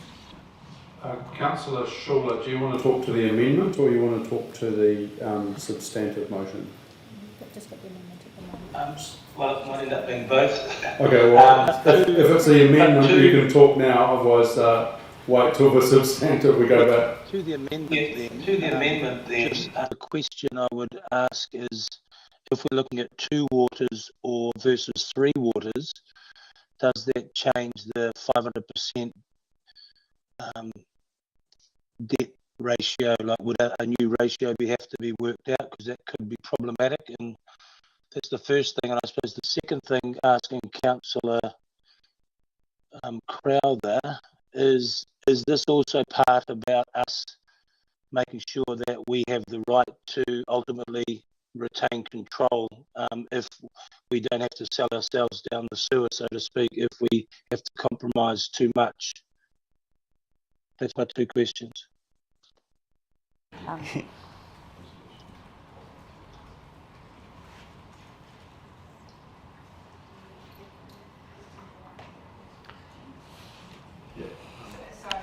The CCO option of 500% debt to revenue applies to 2 waters or 3 waters? Yeah. That's all right, I've got it. Yeah, okay. Yeah, so that was the 500%, it doesn't matter if it's 2 or 3 waters, Kevin. Good, thank you. Good, thank you. Yeah. All right. Yeah, I think I'm happy to foreshadow amending the original motion to bring in the 2 or 3 waters. I think that makes sense because there seems to be a lot of confusion, but I don't feel like this amendment really gets us anywhere, because I think the business case is fairly clear that a jointly owned CCO with other councils is preferred over a single council CCO. We're also consulting on the status quo, which in my mind to the community is effectively the same as a single council CCO. Obviously, the structure is slightly different, but it's having that full control. And yeah, I still sort of agree with Deputy Mayor that we are showing that we are aligned and we are working with our partners, which I think is a good thing, and I think there is benefit in scale, and I think we should be looking right throughout the Bay of Plenty and the Waikato to see if there is people that align and are mutually beneficial to work with. So personally I don't support the amendment. Does anyone else wish to speak to the amendment? Councillor Morris? I am not concerned. Concerned is the wrong word, but I think that we have to provide a preferred option, and I think the resolution as written almost provides two preferred options. I think if we are genuine in our consultation, which we are, which we will be, that we can get feedback from the community on an individually owned CCO. I wonder how broad our consultation will be and what the scope will be, and whether such an option will be canvassed in the consultation. And I think if it is, that would give comfort to those that have moved and potentially would support this resolution. So I think it's critical that it does have some analysis or description of a single owned CCO in the consultation. If that's the case, and I hope it would be the case, then the amended C is not necessary. So I would support the status quo in terms of the non-amended resolution.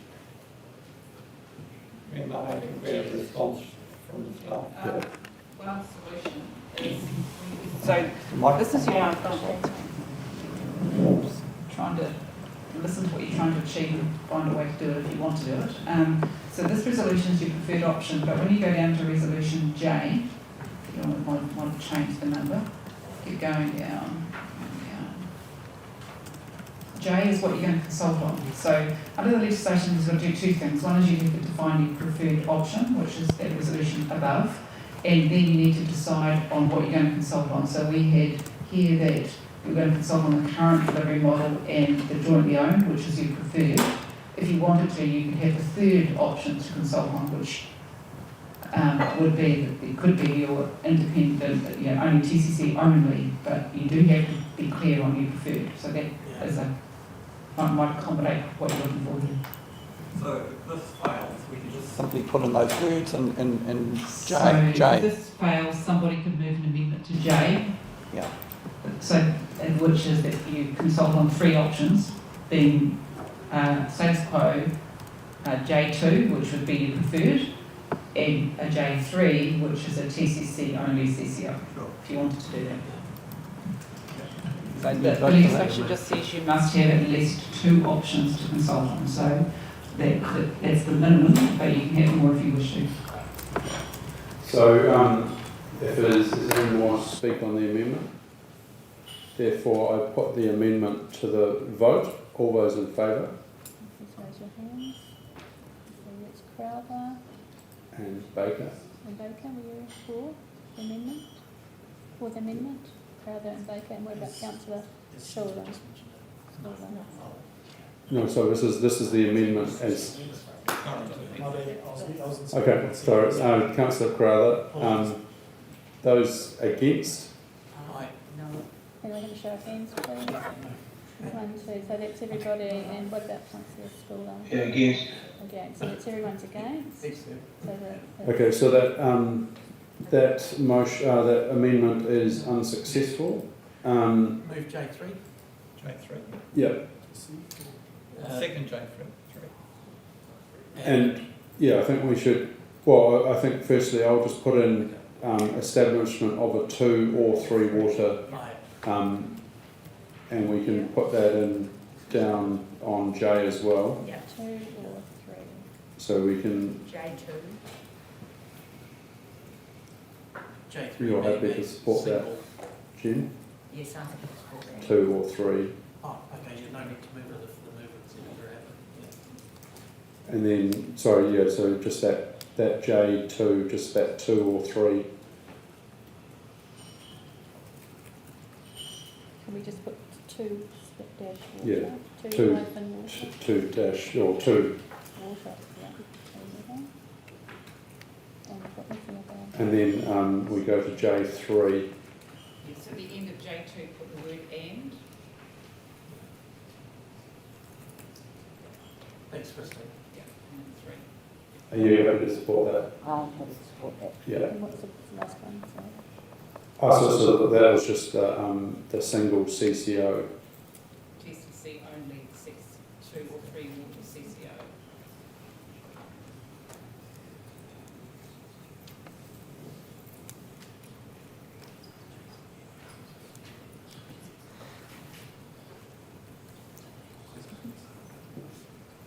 Do we need to put in J2 preferred?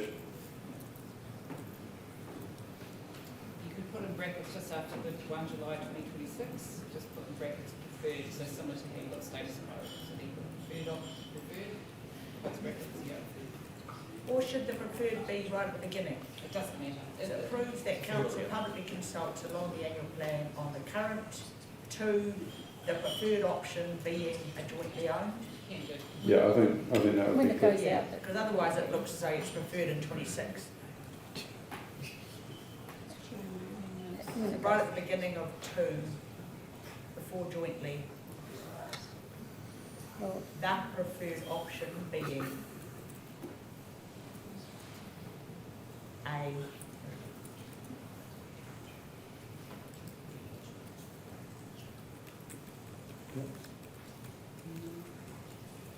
Okay, so we're happy with that. Right, we'll get back to the discussion. Councillor Schuler, would you like to talk to the substantive now?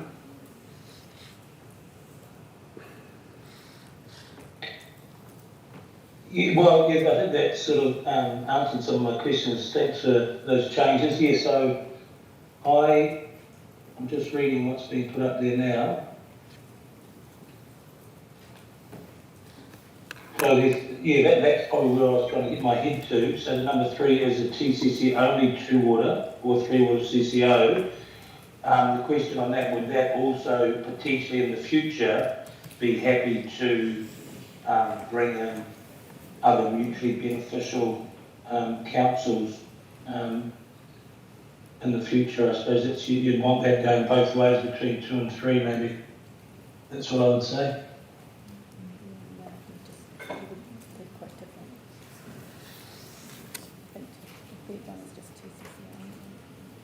Yeah, I think that's, yeah. I think if you want other councils, it's 2. Otherwise, it's 3. And you can't really say 3, and then maybe we'll go into joint because that's 2. So probably. So that makes sense. Yeah. Have you got any other comments, Councillor Schuler? No, thank you. Schuler, sorry, that was getting my scholars and Schulers. And Councillor Taylor. Happy to support the motion, but I just go back to probably the main reason we're actually heading in this direction is about the debt headroom, and I understand that and accept that, and we'll vote for this. But if something was to change in the next 6 to 12 months from our funding position, then I think we should be reassessing how this fits in. If it wasn't so dependent on the waters having a higher headroom, I think it might be a different decision perhaps.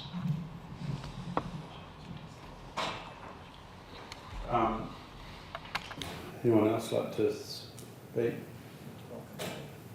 Councillor Schuler.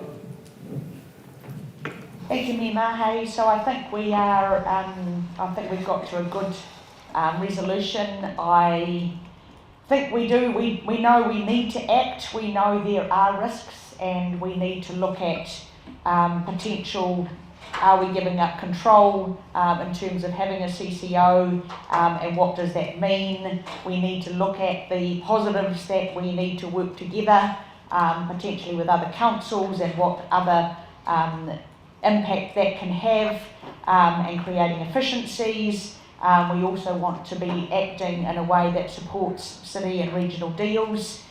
I think this has shown that we are, as elected members, very keen to get a lot of detail, and I really appreciate the amount of information we have been provided with and presented with today.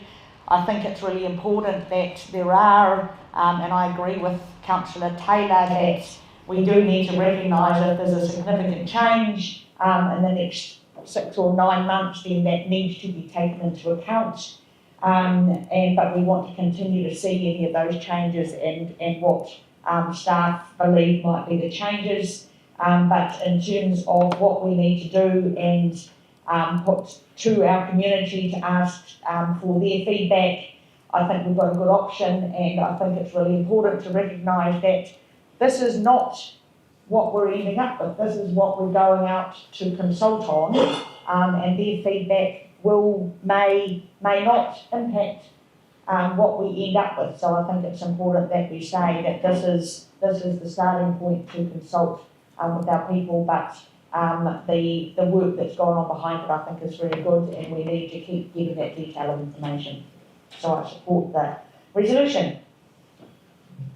Right, thank you. Obviously, yeah, we've heard quite a bit on this. It is a big decision in the future of our city. I think the difference, just to talk to Councillor Crowther's decision on this is the same as the electricity industry. The difference, I guess, there was it was sold. And it went into private ownership. This is not what we're proposing here. This will still be effectively with a CCO as a council-controlled organisation, and we have the ability to set that up and make sure that the controls are in place, that we do have the control. That is a challenge to us to get that right. Secondly, because it won't be owned by private parties, that means that the return that is expected in markets will not be there. Private owners don't buy things because they want to own an electricity company. They do it because they want to get a return on their investment. And if you look at the amount that has been paid out by the electricity companies, it is in the billions. And that is money that has had to be put into that pricing to enable that return, and that is the cost of capital. So just to alleviate those fears, as I sort of mentioned throughout the discussions, there is a concern around loss of control, and that is the disadvantage of going into any sort of CCO.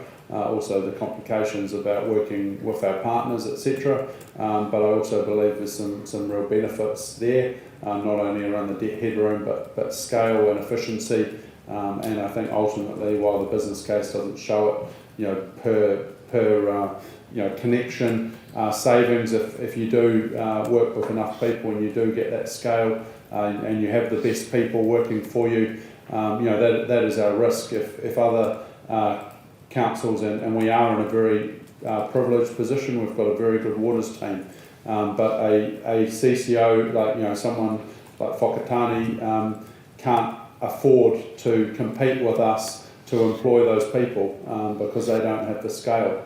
But through this situation, if people get together and do have a CCO, we'll be facing a lot more competition, and they will be coming and knocking on our door, trying to take our staff, and they will have the ability to pay them higher salaries. So that is also a risk if we don't get mobilised. I guess from a timing perspective as well, I think we're better to get ourselves set, get ourselves in a position that others have to come to us. It puts us in a much stronger bargaining position, and I think we can be very successful in this because of our skills in that water space. And I think those will be recognised, and people will want to come and work with us. So, I think there's a lot of opportunity here, and obviously excited about looking at these and going out to our community and seeing what they think about these things. So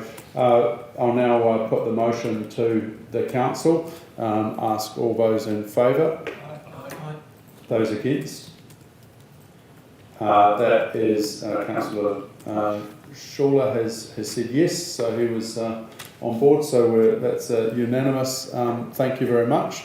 With the time, we will have a quick break. We'll come back at 11:50. Thank you.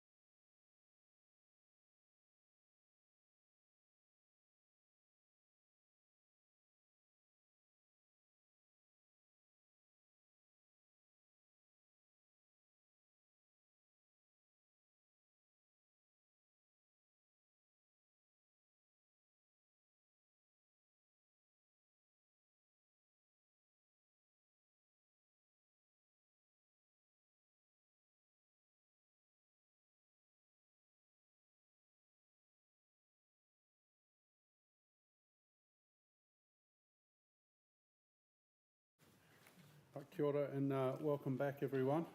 Welcome to all those that have come to listen in to this part of the meeting. We're just going to start, we've got a couple of speakers in a public forum just to talk around some of the items that we're going to be talking about this afternoon. So I invite our first speaker, Manu Caddy-Ford, who will have 5 minutes to talk, including any questions. So if you wish to answer any questions, please finish just before. We'll just get you a microphone. And,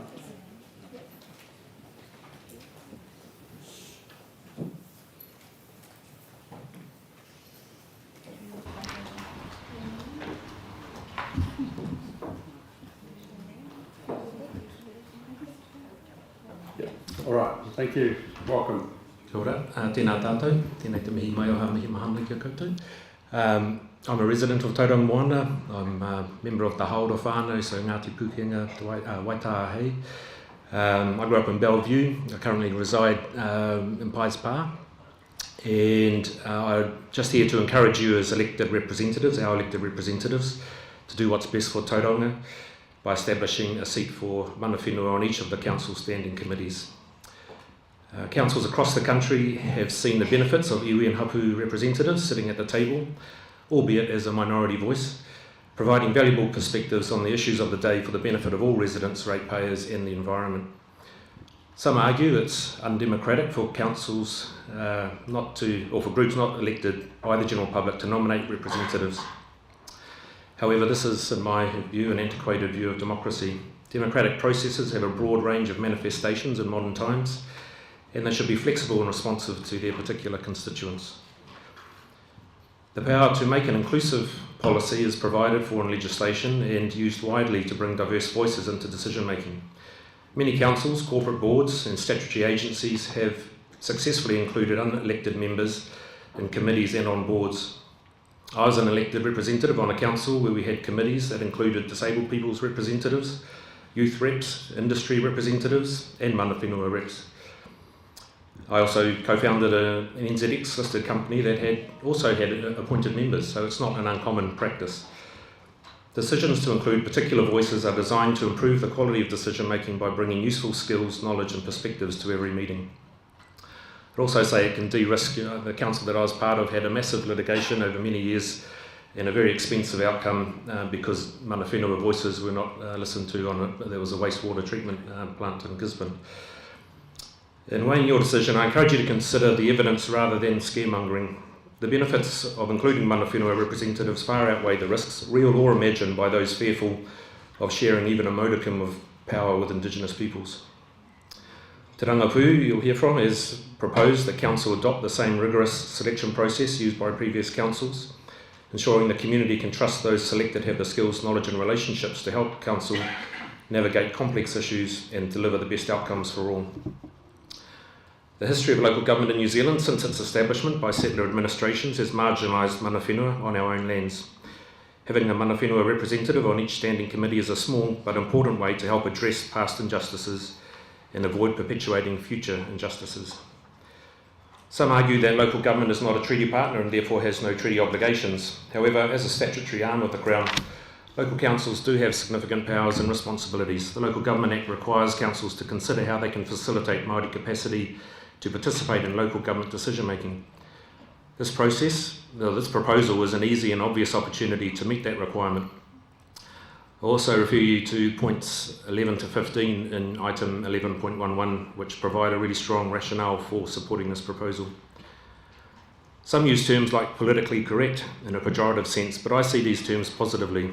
Politics of dispossession have led to efforts by successive local and central governments to correct past injustices by creating mechanisms for enhanced Māori participation. Mechanisms like Māori wards and mana whenua seats on committees recognise that representative democracy hasn't worked well for Māori since our lands were flooded with immigrants and a new system of local government was imposed on our governance structures that already existed.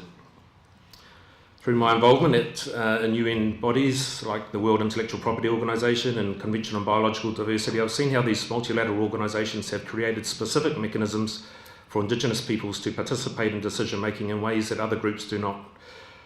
This recognition acknowledges that Indigenous peoples and First Nations were and can continue to have a unique standing in political systems at national, local and global levels.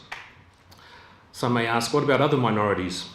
But unless they were forced migrants, those groups chose to come here and subject themselves to the existing system. Māori, on the other hand, never made that choice. Like all communities, Māori face challenges. We're far from perfect, but we will work hard to ensure our best representatives participate in council processes. While some may frame enhanced Māori participation as a new injustice, it's actually a meaningful, legally and constitutionally consistent gesture that benefits everyone in our community. So thank you for your anticipating your support and wish you well in your deliberations.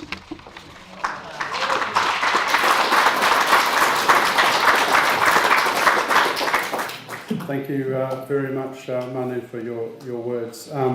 Now I'd just like to invite Sandra DeFord to speak. Thank you.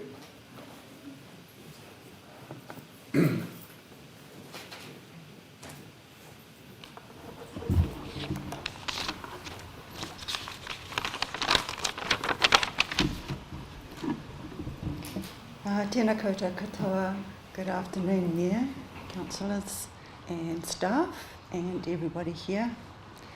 A quick background of why I'm here. After nearly 20 years working as a policy advisor for local government, I spent the last 4 years doing a PhD around Māori representation in local government, on Māori wards in particular, and doing that I interviewed previous councillors and members of Te Rangapū and gained their advice for that PhD. So I'm here to support councillors to appoint tangata whenua representatives to council committees in the effort to ensure durable and robust decision making. I'm going to make 2 quick points to support my stance, using a local example to illustrate my points. Firstly, regarding the unique expertise and experience that mana whenua can bring to informed decision making, I would ask you to consider Te Rai o Papamoa, or the Papamoa Hills, for a moment. The Papamoa Hills landscape tells a story. Here you can see evidence of the long connection mana whenua have to this area, carved into the landscape over generations of habitation.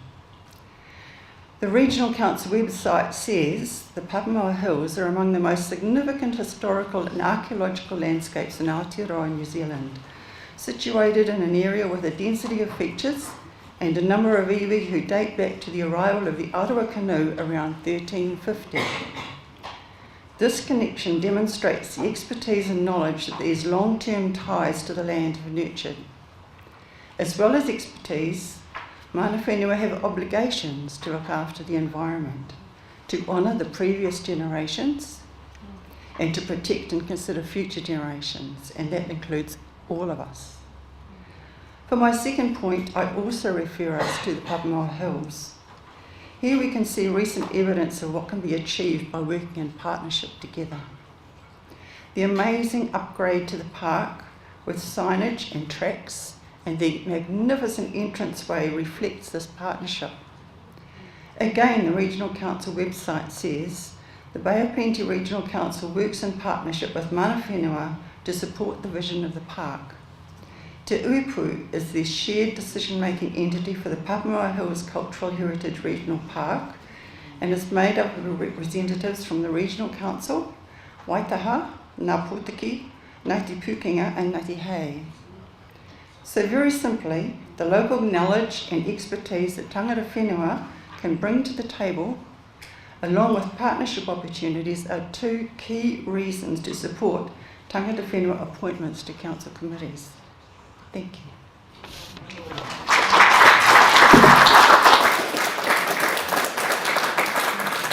Thank you very much, Sandra. All right, we will now move into our next item. I think we've got Matare too. Okay, yes, we'll move into our next item, which is 11.9, remuneration fees for external representatives. on council committees, benchmarking with other councils. I think we've got Mateli Duncan who's just going to speak to this, and then we'll get her back to speak to her next to, or a couple of agenda items along as well.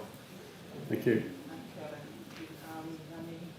Nau ngā Maxine, me te taku hoa Des, kaumātua tāmati, tēnā koutou katoa. Kia ora councillors, thank you for having me today. I know the remuneration fees for external representatives have already been discussed through the council committee. So I can only really talk about the remuneration for tangata whenua. So my thoughts are, in terms of benchmarking information, you shouldn't compare apples with oranges. Each territorial authority are different in terms of what level of remuneration they provide to their tangata whenua. It's not a one-size-fits-all. When benchmarking with other councils, particularly outside locations, tangata whenua or tribes in Auckland have their own tikanga and protocols. We in Tauranga Moana have our own tikanga and protocols. And tangata whenua members' personal withholding tax rates deduction is at 33%, and so they don't actually end up coming away with too much. So just making that noted. So remuneration does have several benefits, enhancing both the effectiveness of governance and the fairness of representation. And key advantages are equity and fairness.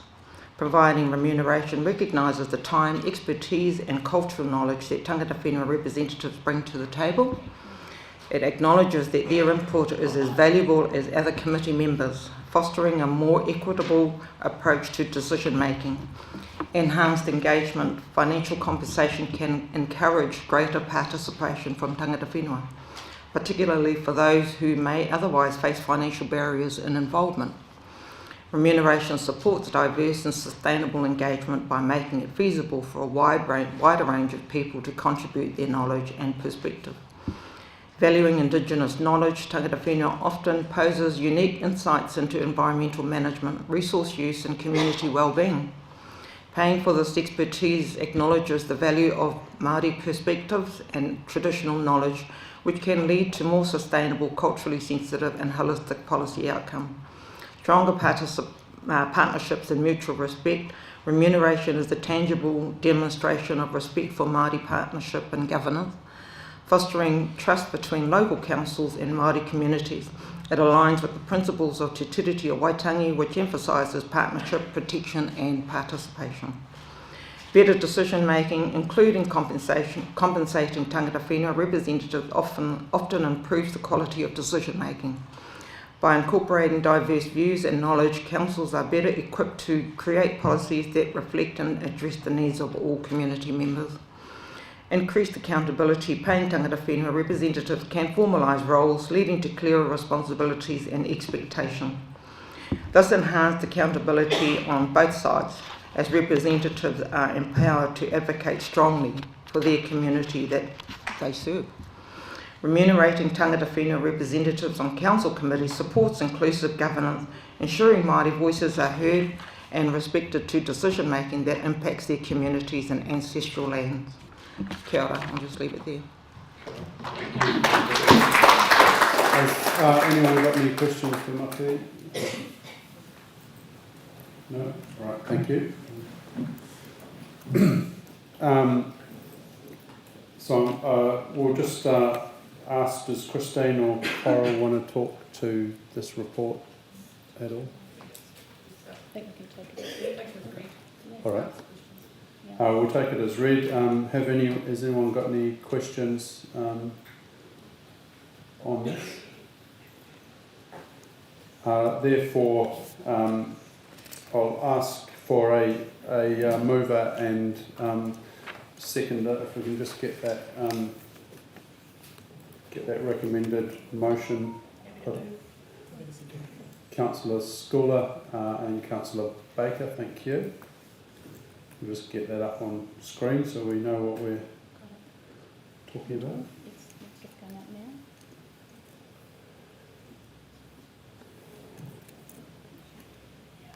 now. Councillor Schooler, would you like to No, I think talk to it? You go. Get the work.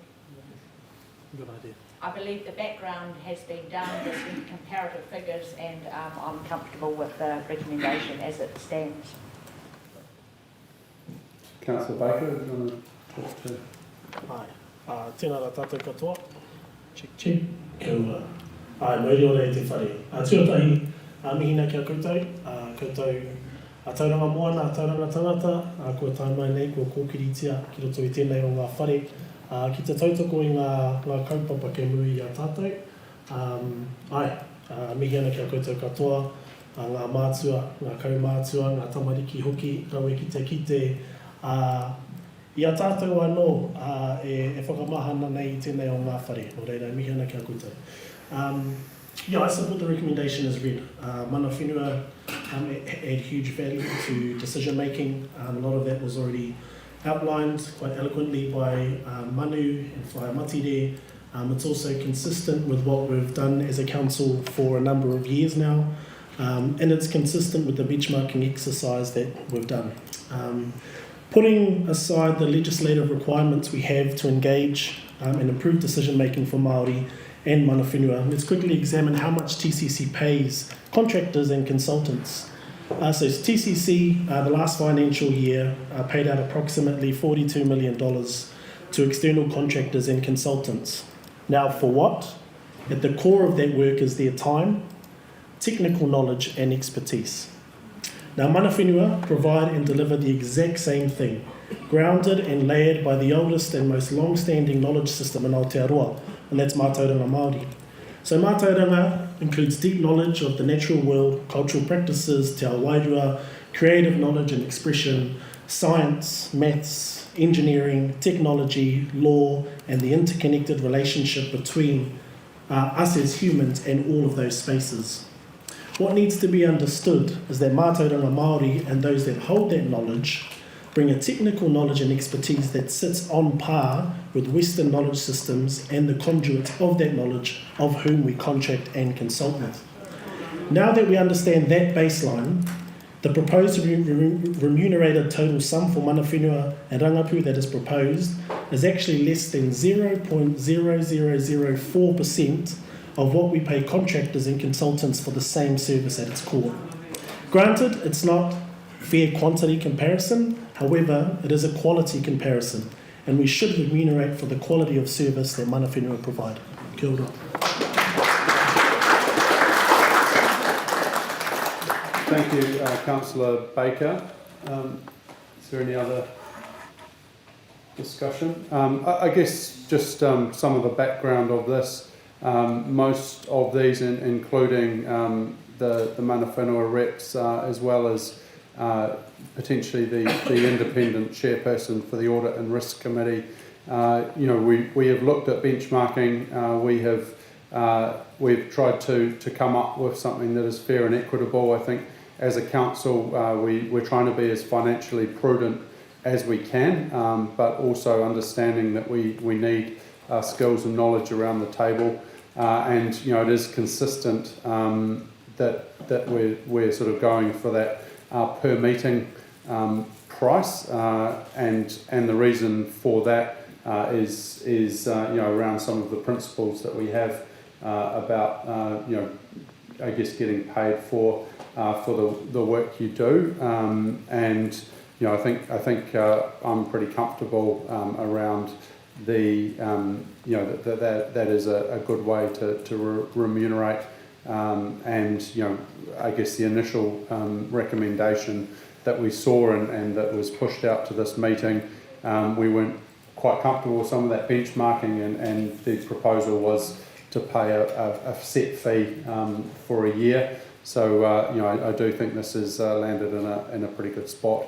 I think we hear Materi and are the numbers may be correct to the value as Councillor Baker has, and that one is possibly something we can consider. But I think for now this is most of these appointments have been increased in the per meeting prices, and that's in line with our recommendations and benchmarking from around the country. I think it's about a 10% increase for most of them. So Yeah, it's pretty comfortable with where we landed, and definitely agree around remunerating the people that give their expertise and skills to us to help us move forward and make those decisions.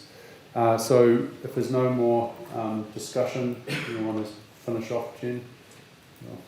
No, you're comfortable. Therefore, I put the resolution to council as recommended on screen there. All those in favour? Aye. Those against? Okay, that motion is carried. Thank you.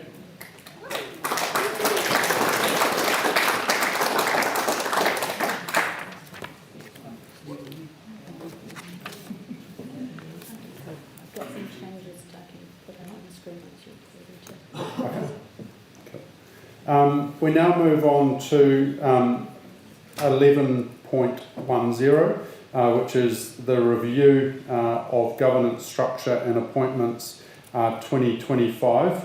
I would like to talk to this as this has come from me.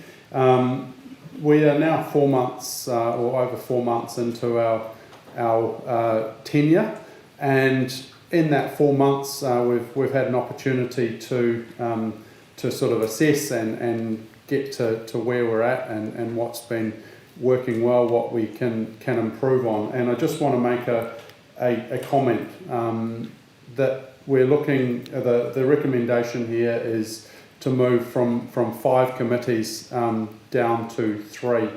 Now, all the committees that have been set up have achieved the purpose that they were set up for. And I just want everyone to be clear, the recommended changes is not about the effectiveness of these committees, and I thank everyone for your input as to what you've done. Most of the reason for bringing this is around efficiency, and what we have found in the last 4 months is we've been overburdened with workload, and we haven't had the time to be as organised as we would like. So I guess in assessing that, I've decided that to recommend to council to accept a reduction from the 5 committees to 3 committees, and as I said, that is around efficiency. The same priorities will flow through to these committees. It will just be done in less committees. As part of that, I propose that council, and we'll consider the calendar later, I propose that council meets more regularly, and that will be 3 weekly in the new year. And again, the reason for that, we've had a huge workload, and we want to try to shorten some of these meetings and be able to make good decisions by considering smaller agendas rather than the one we face here that is over a couple of days and a lot of big decisions and a lot of workload. And the committees will meet approximately 6 weekly, and again they will be committees of the whole, and again they will be delegated to achieve 2 specific really goals, and one is looking at the future and all the decisions of planning, of the strategy and how we're going to get there, what we want our city to look like. So that is one committee, and I note the names. We'll probably look to potentially refine those in the new year. And the second committee is around the now and the past, looking at what we've done, monitoring what we're doing at the moment, and looking at our performance and where we can improve in the future. So this is just a refinement, and as I said, I think the other thing is I'll look to appoint the chairs and deputy chairs in the new year. Again, the reasoning for that is I want to have a proper review one-on-one with each of the councillors to be able to consider to consider that, and we'll make those appointments at the first meeting in February. So that I guess covers most of it, and again, I think we've got to continually improve, and this is the next iteration, which I believe will give us more efficiency, more effectiveness, but as I say, if things change, and I believe there's things that we can do better, I won't be scared to make changes in the future, and that's about being as good as we can and doing the best we can for the city. So that's just a bit of a background where it's come from. If there's any questions from the councillors, happy to answer any of those. No questions? All right. We've just got a couple of slight changes, I think, to the recommended resolutions.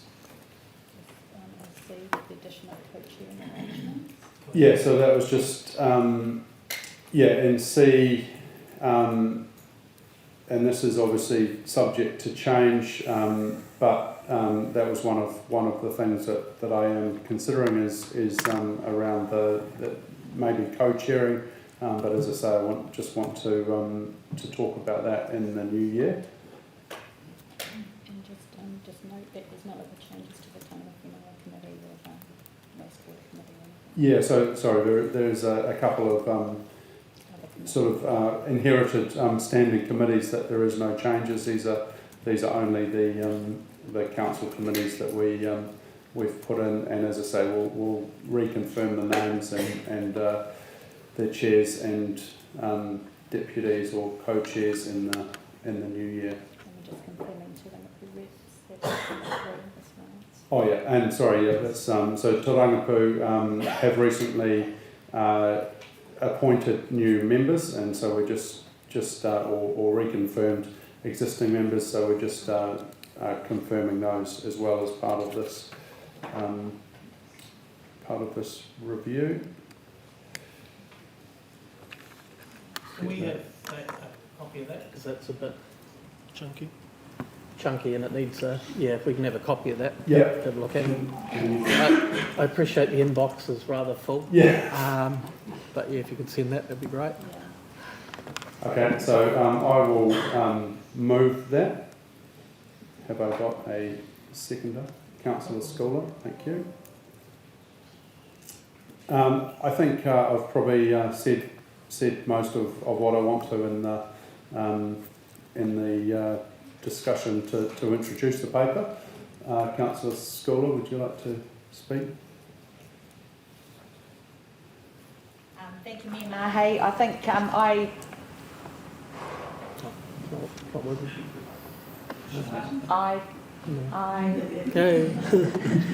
endorse your change, and I think it's important to reflect on your comment that we did wonder if it's too early to change, and I certainly looked at it and thought maybe we should have a little bit longer, but I think it's really bold to say we put something in place, we actually need it to work better, and let's actually make that change to make it work better.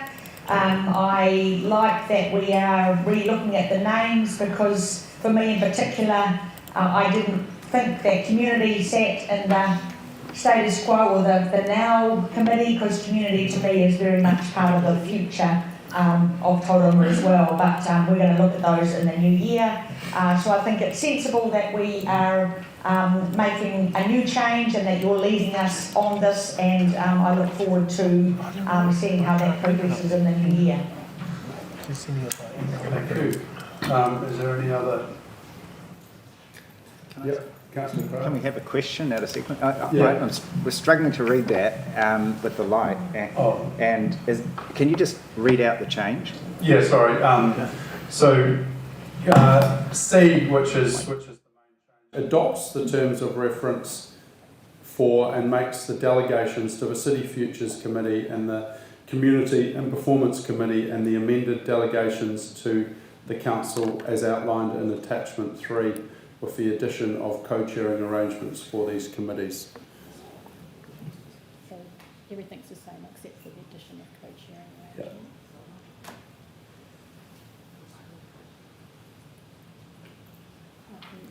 Question? Yeah. Voice, yeah, I can do voice. Steve, in terms of the co-chairing, how is that consistent with, it looks like it's been well written, so I'm just curious, how is that consistent with the Local Government Act's requirements that there's only one chair and that chair has to be there? If that chair's there, then the co-chair can't chair. Yeah, how's it consistent? So we've received legal advice and we work this for the wastewater committee. So you do have to name a chair and a deputy chair. So you can't name co-chairs, but as it says, only one person can chair at a time, and the chairperson, you have to resolve at the beginning of the meeting that the chairperson stepped down, but they can still take part and vote. Yes. So So we did. As I say, you can do it. It is effectively co-chairing, but you still have to have a chair and a deputy chair appointed. And there's no other changes to the resolutions in the agenda other than what you've outlined in C, Mr. Lee? I don't believe so. The chairperson to be appointed by the 10th. Yeah. That makes sense. Got the mic if anyone wants to read it. Anyone else would like to speak?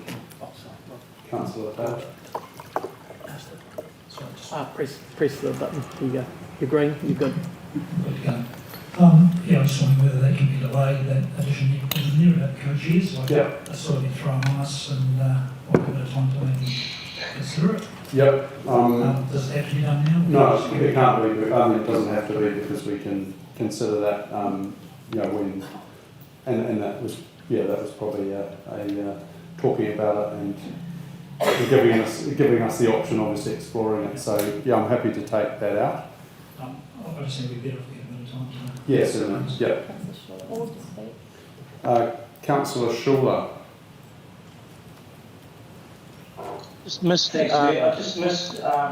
communication there from Councillor Taylor. So I might be repeating it. I just was wondering, what would be the material benefit, or what is the intention of the co-chair option? I suppose, and is it necessary if we're happy to have a chair running the meeting? Just that's my question around the co-chair. If I could see if it materially benefited us, that's good. But if not, is it needed? Yeah, no, and obviously we'll take that out of the resolution now. We can look at this when we're discussing this in the new year. I guess the idea behind it was around that team of 10 approach. That we I think what we have learnt over the last 4 months is everyone brings different ways, and I like that diversity of allowing people to bring different ideas and that sort of thing to the table. So that was very much the idea behind it. But I'm happy to discuss this further in the new year and take your lead as to whether that's something you want to consider or not. So. Yeah. Okay with that change? You're happy with that change? Take it out for now. I did just wonder if instead of taking it all the way out, we just say and explore the option of a co-chair arrangement in the new year. Yeah. You happy with that?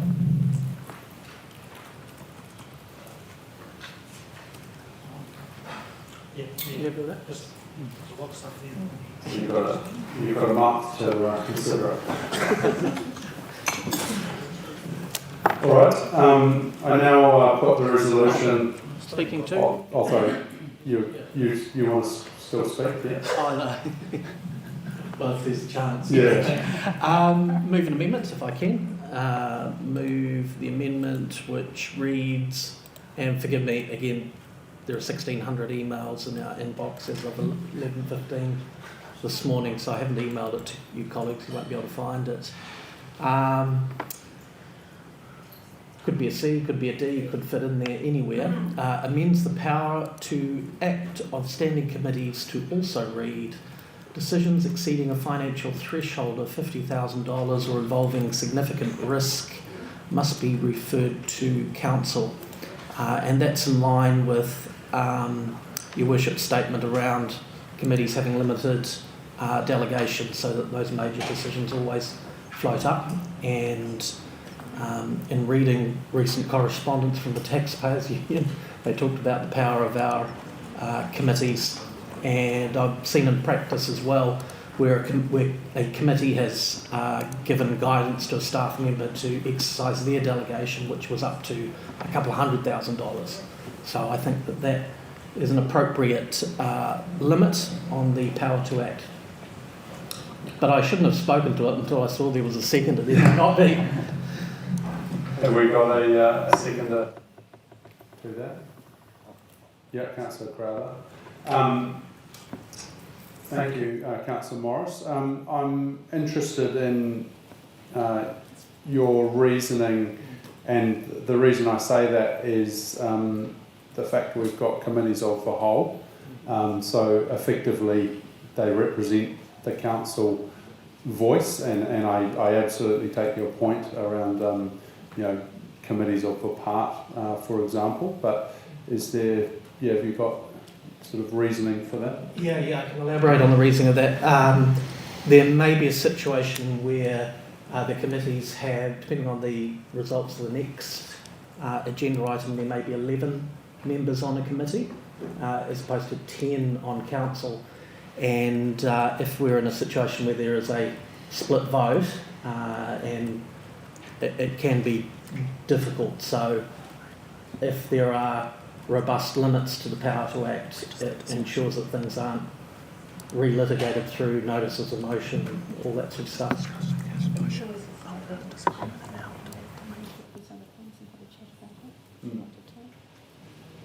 So, any other discussion around that, Councillor Correa? At this stage I wouldn't support it because it become very limiting in terms of the powers of the committees, and we might see too many items coming up to council to approve recommendations that are very sensible and supported. So yeah, perhaps this can be left until we think about it more and the consequences, and discuss it when we do raise the other issues in the new year around the committee appointments. Yeah.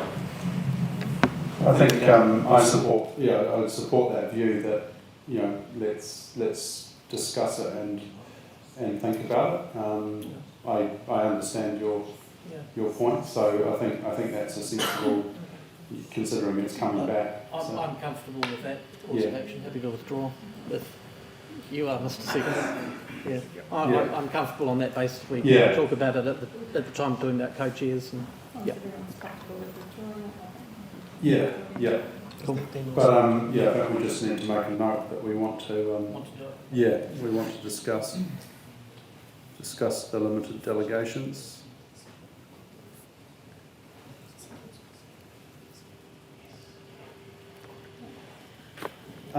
Is there any other discussion? No, it's not to talk to the motion. Therefore, I'll put the motion to council as up on the screen. Ask all those in favour. Aye. Those against. That motion is carried. Thank you very much.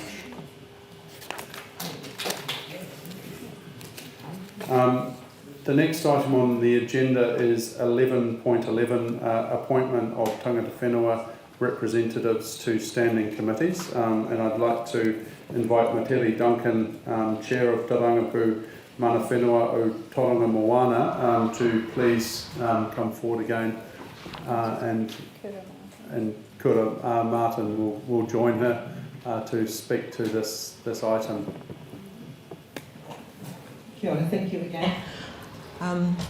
I just want to endorse the previous speakers, Manu and Sandra, for their support to the particular item that I'm going to be talking to. I also want to acknowledge my whānau and friends from Tauranga Moana here sitting in this room. to be here today to support this this important topic on the council agenda. So yeah, kia ora tātou.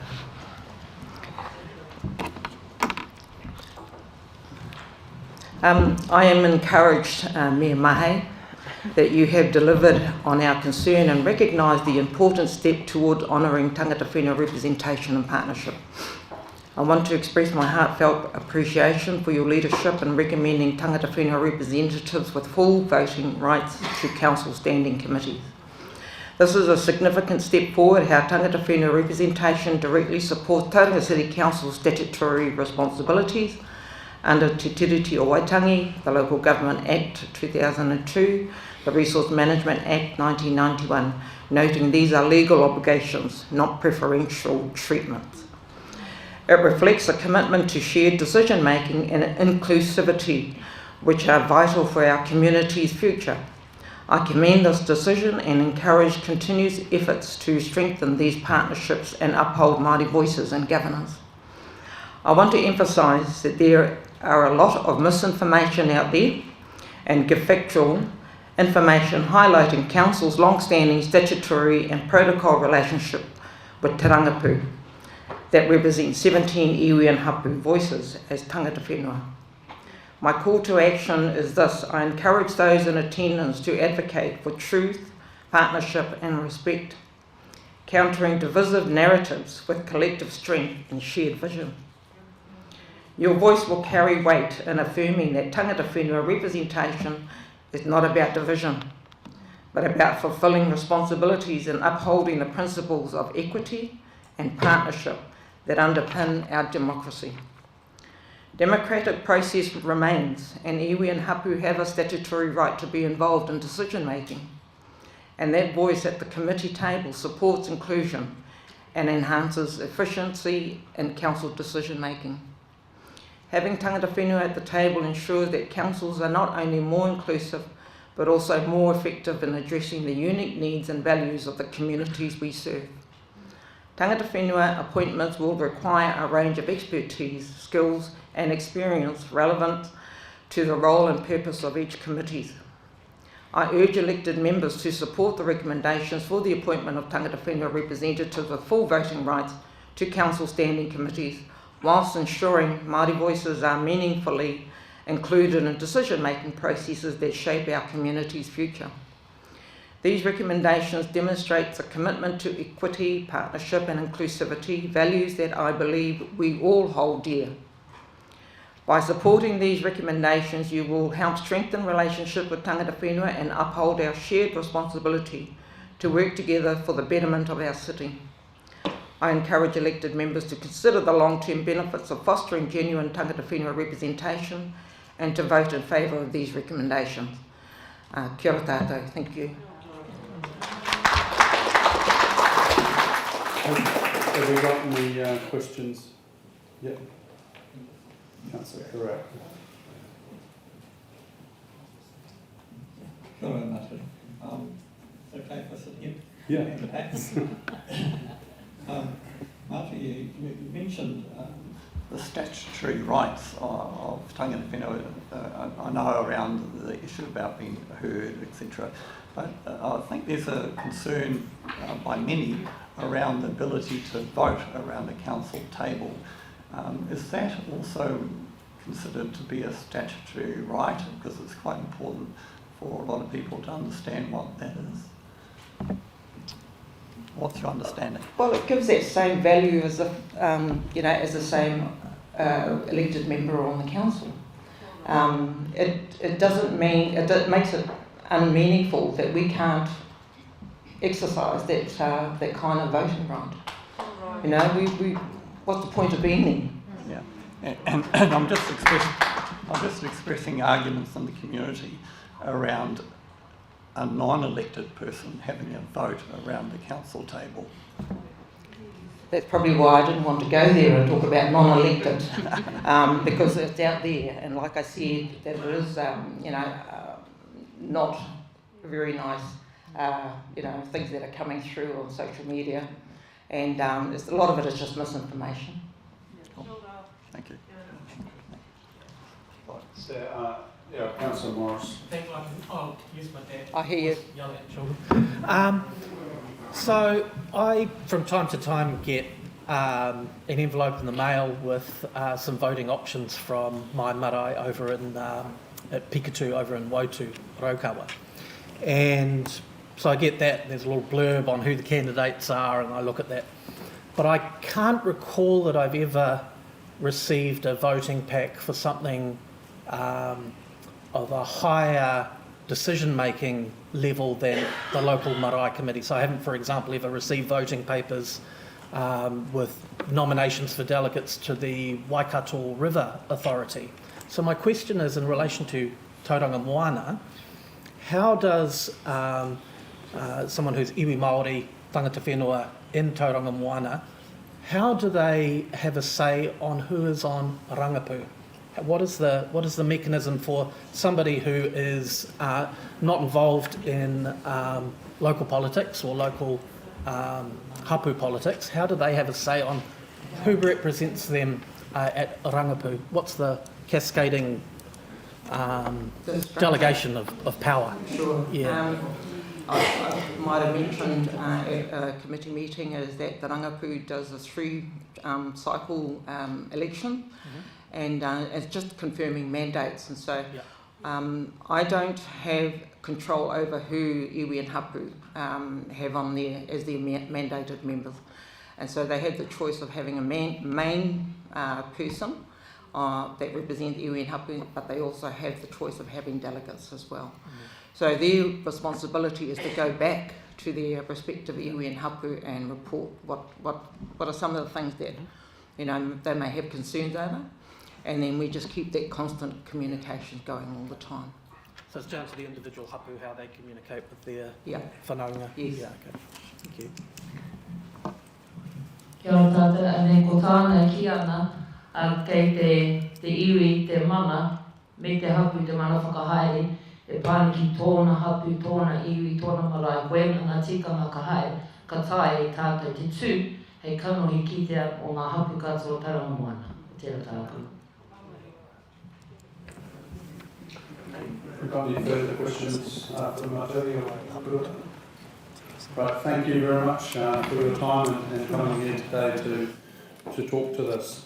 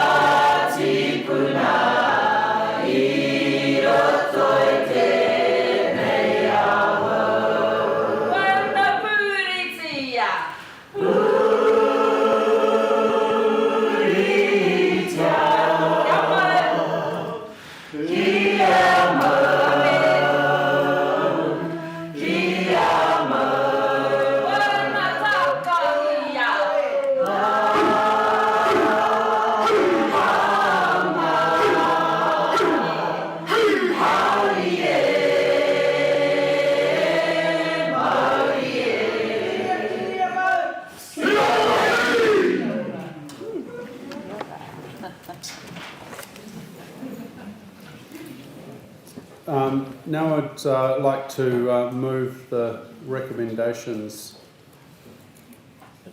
Yes, we'll get that up on the screen.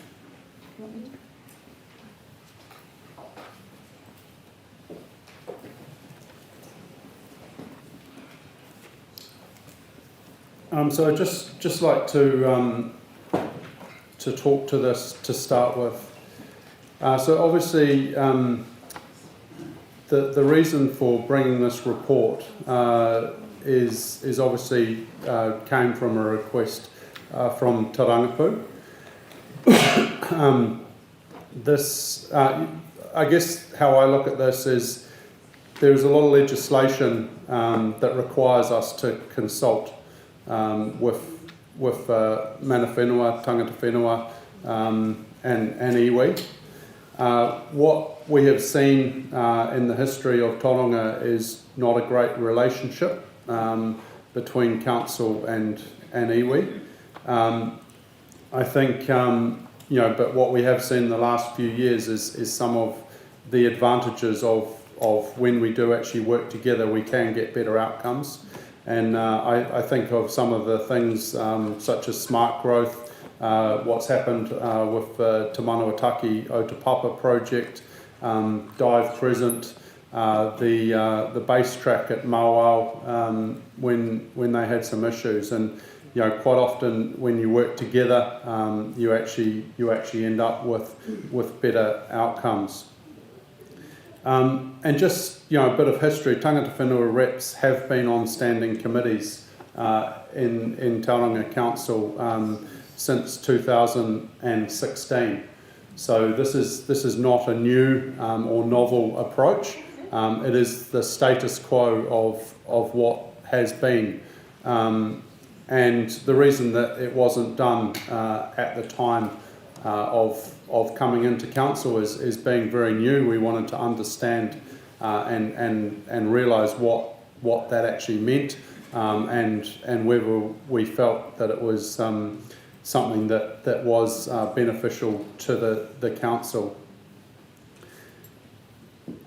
I think it's important to note, and sorry, just a bit of that history. So 2016, they were appointed to council standing committees. 2020, they were given voting rights, and during the commissioner's era, it was actually a four situation on the standing committees. In this case, it would be one of 11. So I think it's important to understand that. It's and it also it's important to understand we're not appointing anyone to council. Every person on council, this is council, we are all elected, and that does not change. What you will see around the country is it's actually very normal to have people appointed to standing committees. You will see that just about every council in the country will have at least one standing committee that has an appointed member with voting rights on it. And that is very important because, again, we're not doing something that is not done around the country. We're following best process. And one of the other agenda items we're actually discussing today is appointing a chair to one of our standing committees. That was despite this. It's also important to note that as part of this recommendation, any tangata whenua reps will be there because of their skills and expertise that we asked for, and that will be to complement the committees. I think it's just very, very clear to me that the reason that I'm bringing this is because I genuinely believe that this will give us better outcomes. And we have seen time and again when we don't include people in decisions, and then the legislation requires us to have their sign-off. If they haven't been involved in the decisions, quite often the answer is no. So it actually can delay a decision, and I genuinely believe if we work together, a lot of those processes should become smoother. And it's one of the things that I really want to do is actually be more efficient and make effective decisions that we get stuff done a lot faster, and we just hear over and over and over again in council how we've been talking about this for 10 or 20 or 25 years, as we heard with the museum, and we don't actually make a decision and just get on with it. And I actually believe that this will help us achieve that. So that is my reasoning for bringing this to council. And this there has been, as Materi mentioned, around the democracy. There's been a lot of discussion around that. I still believe that this is democracy, and that is what we're asked to decide today in a democratic process, whether this is supported or not. So that is democracy working, but we're not asking for something that is novel or new. It's the status quo, and I genuinely believe it's for better outcomes for this council. So I ask Hatapu if he'd like to speak or reserve his right. I'll reserve. Can we ask questions? Yes, yeah.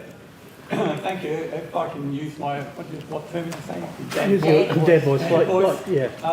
So the question, Mahe, is you referred to some of the history around representation of tangata whenua.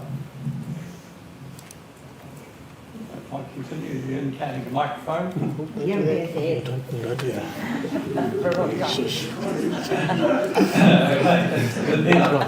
But first I'd like to congratulate you on your brave leadership. Good on you, it's awesome.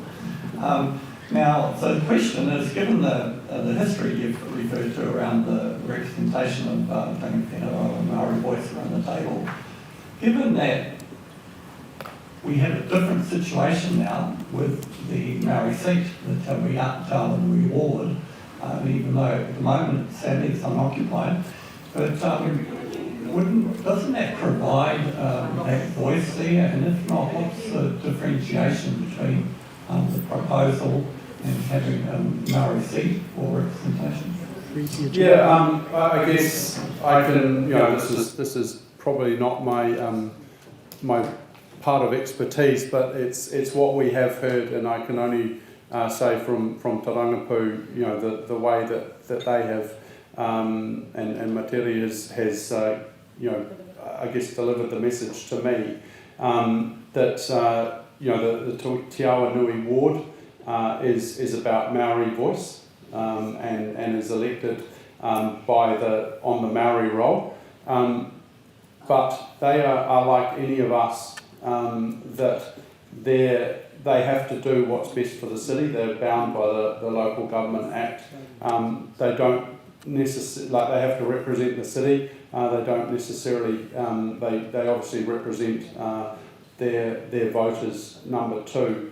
What this is very much a mana whenua voice and representative of the local iwi and hapu, and that's the distinction between these two roles. And I guess growing up,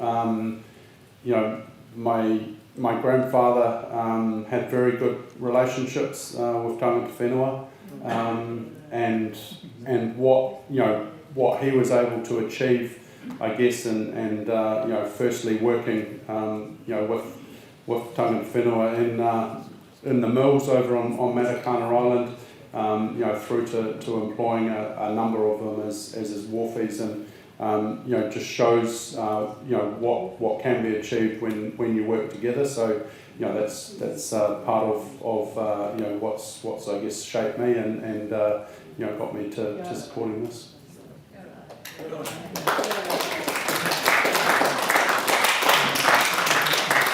Councillor Stoller.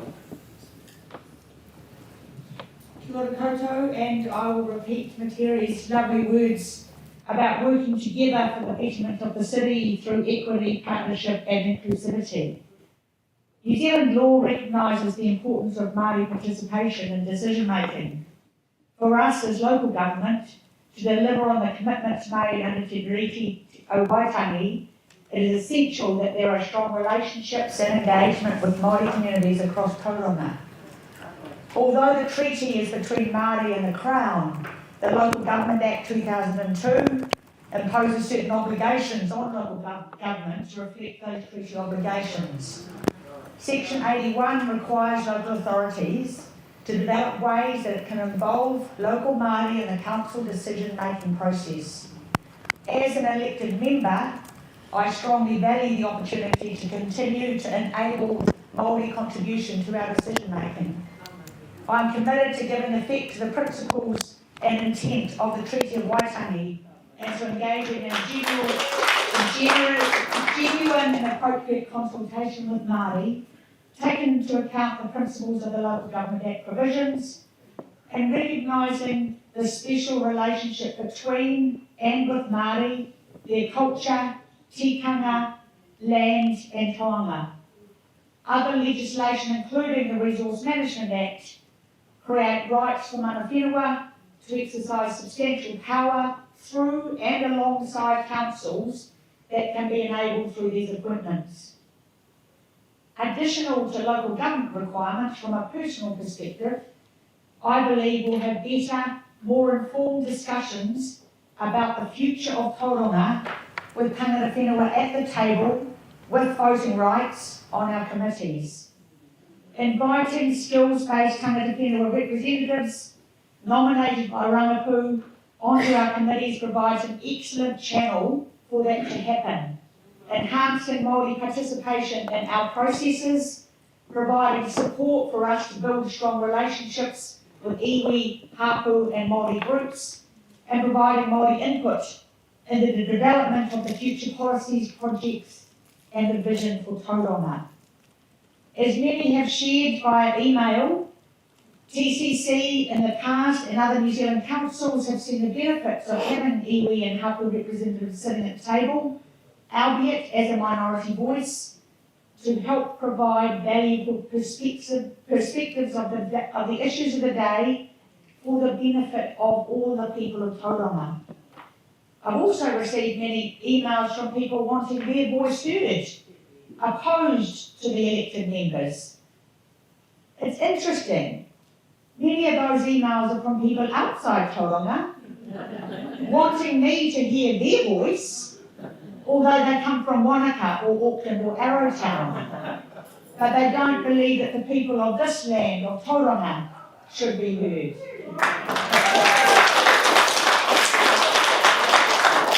I was elected to make decisions to enable the best Tauranga to live, work, play and learn in.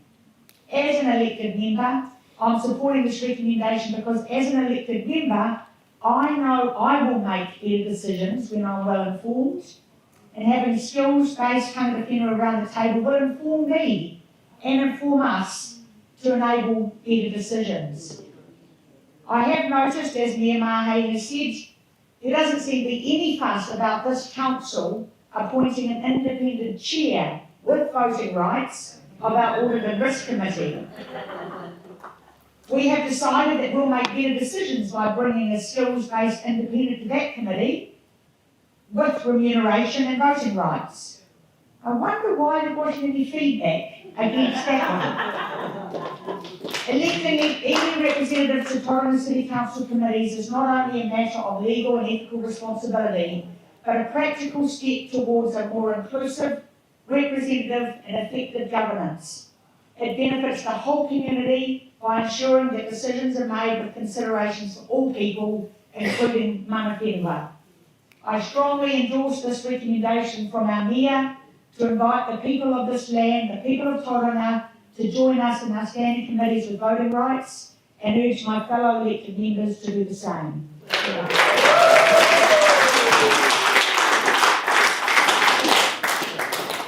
Councillor Roseburn.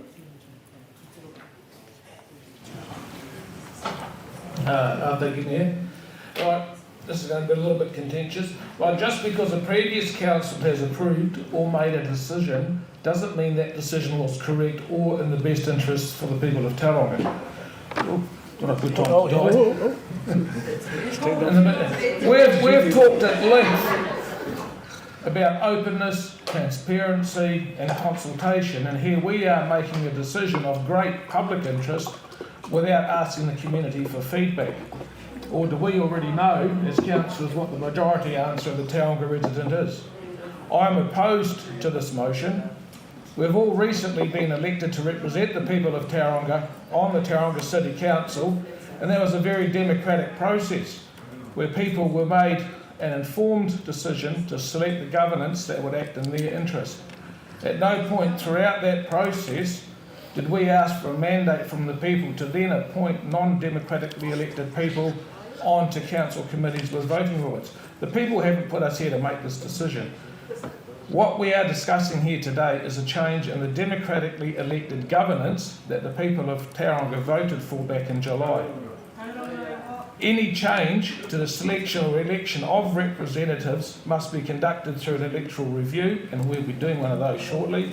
A process where it has a public consultation and the people have their say. That's how democracy works. I ask every elected member sitting at this table one question before making your decision and vote today. If you held a public forum back in your ward and asked the people of your ward to agree or oppose this motion, what would their answer or recommendation be? Remember, you represent the people, their views that should guide us while we sit at this is their table, this is Tauranga's people's table. We are put here by them to represent them here. Thank you. Thank you, Councillor Roseburn. I just ask if we could just please just not comment while the elected members are having their say. It's just a respect that everyone has different opinions and they all should be heard before making a decision. So thank you, Councillor Roseburn, for your thoughts.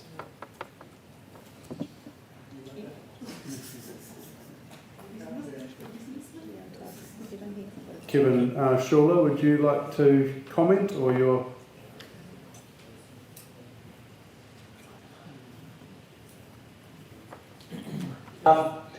Yeah, good to hear everyone's point of view. I missed a chance to ask a question of Tere a bit earlier, but in principle I understand the Mayor's reasoning behind this, and everyone I think has spoken very clearly, Deputy Mayor as well, and support and understand her sentiments.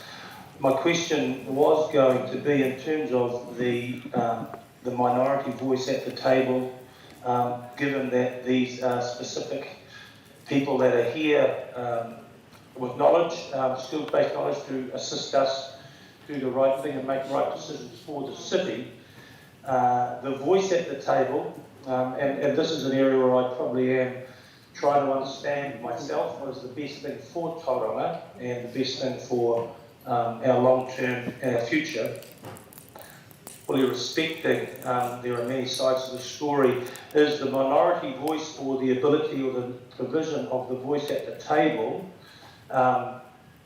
in terms of the value to be able to influence and talk and provide knowledge to the council to make decisions, as opposed to having that minority vote itself. That's probably the one area where I've been sitting and listening and been spending a lot of time thinking myself. So I do support in principle what we're trying to achieve, and I suppose the question I would have liked to have asked is in terms of the relationship we have and the importance of the voice of mana whenua in helping us decide and work the outcomes for the city. The difference between a voice and a vote would have been my question, and I still have to spend time thinking about that as I listen to other speakers. So thank you very much. Yeah, on that, if Materi wanted to answer that, I'm happy to invite her forward to directly answer that question. Yeah, if that was possible, just in terms of where the trust, where the relationship actually sits, and will there be enough with the right people bringing the skills and knowledge to assist us, or having the minority vote versus the voice? Just would love to hear that. Sorry I didn't get a chance to ask that before. One thing I do want to note is that because, and it's it's no intention, but it is unprecedented that we don't have a Te Awanui voice. And so I'm not saying that this is a replacement, but I'm saying that, you know, there is a lot that we can actually share with each other and being a lot more informed so that we can all be part of that decision-making process. And it will come with time. You know, I suppose a good opportunity is probably go back and look at some of those minutes and that we had with the having tangata whenua representation on council, and just to see how effective they have been. And they have, and you know, there are a couple in here that were represented, tangata whenua representatives on those council committees. So, you know, there is evidence to say that it does work, and you know, that's probably what I can actually express at this stage. Does that answer your question, Herb? So, I mean, guess probably just more around the difference between having a voice and a vote. Oh, probably both go hand in hand, really. Yeah, I think that we would support, definitely support the voice as well as the vote. Yeah. There's two different distinctions, really. Voting is actually solidifying something, whereas the voice is just expressing something. Yeah. Thank you. Rob? Yeah. Are you speaking or asking questions? No, it's good, just the microphone. No, thank you very much, Mr. Daddy. See if the running jumped up. I could have got it, mate. No, I'm younger. Thank you.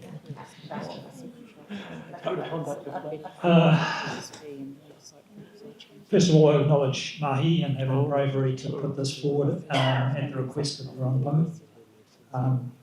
It's opened up a big discussion, and I think some of it's been done by a robot today. I think we've had something like 2,000 emails turn up in our inbox. Physically impossible for a person to have done that, so not very happy about that.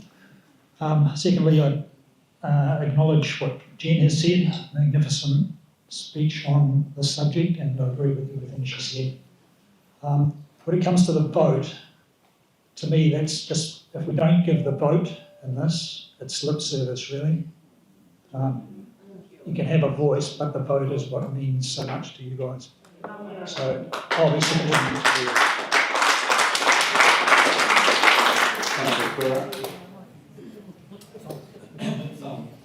firstly, I'd like to respond to a question put to us by Councillor Roseboom around first going out for consultation around our ward, etc. Personally, I think that's not appropriate, because I think that going out in terms of a referenda type situation is not fair in terms of our tiriti o Waitangi. Maori is a minority here. In the country of first settlement were Maori. So to go out to the majority, and we know the views of many out in the majority, that would be a lost cause, because we know what the result would be. And I think it's a disgrace by this government for it to do what it's doing. The councils should have a full right to appoint or introduce a Maori ward, which we are enjoying. So we have the ward there, but unfortunately we don't have the member around the table to express the voice, which we will hopefully soon have around the table. So in saying that, in terms of further voices around the table, I don't support it. I definitely, as I said, I definitely support a Maori seat, a Maori voice here, and we do have other opportunities to hear the views out there of tangata whenua, and I've always enjoyed, hearing the views and joining in with those discussions. I think a differentiation too, other than there not being a Maori ward previously, is that these committees are going to be committees of a whole, and we compare with other committees around the country who do have some representation, smaller committees. and that includes the Audit and Risk Committee that we're appointing an external to. It's only a small committee of like 3 or so. So quite different to a full committee, which is basically a council of the whole. So it is a council, but it's got a label with a committee label on it. So I think the members who are supporting this motion, and I like the vote line in that resolution to be put separately, because I encourage members not to support a vote, because I think that should be something from someone who's elected, like the ward, the Maori ward, seat around the table. That's my personal view. It's around, you know, to have a vote, you need to be elected, and it's a view of a lot of people in the community. And my position too, and I mentioned this to Mayor Mahe earlier walking here to this meeting, around the proposal, and I just need to congratulate you again, Mahe, for presenting this, because I think good on you, you're a brave leader.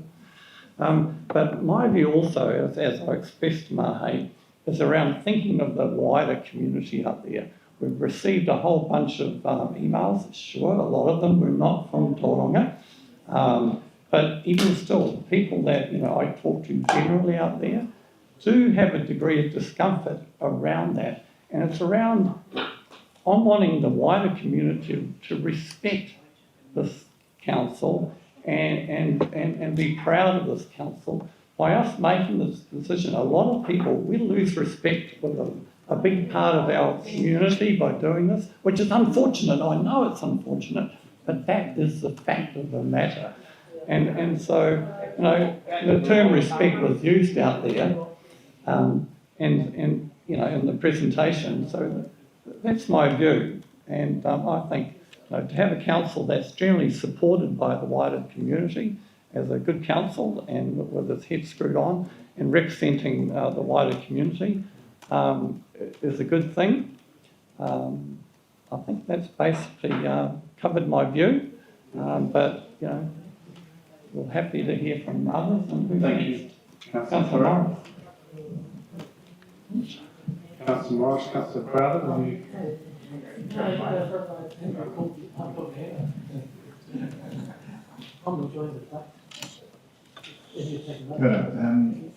Yeah, I acknowledge how crucial this discussion is because of the importance of our engagement with Māori Whenua and our requirement under the Local Government Act to give special consideration to Māori interests.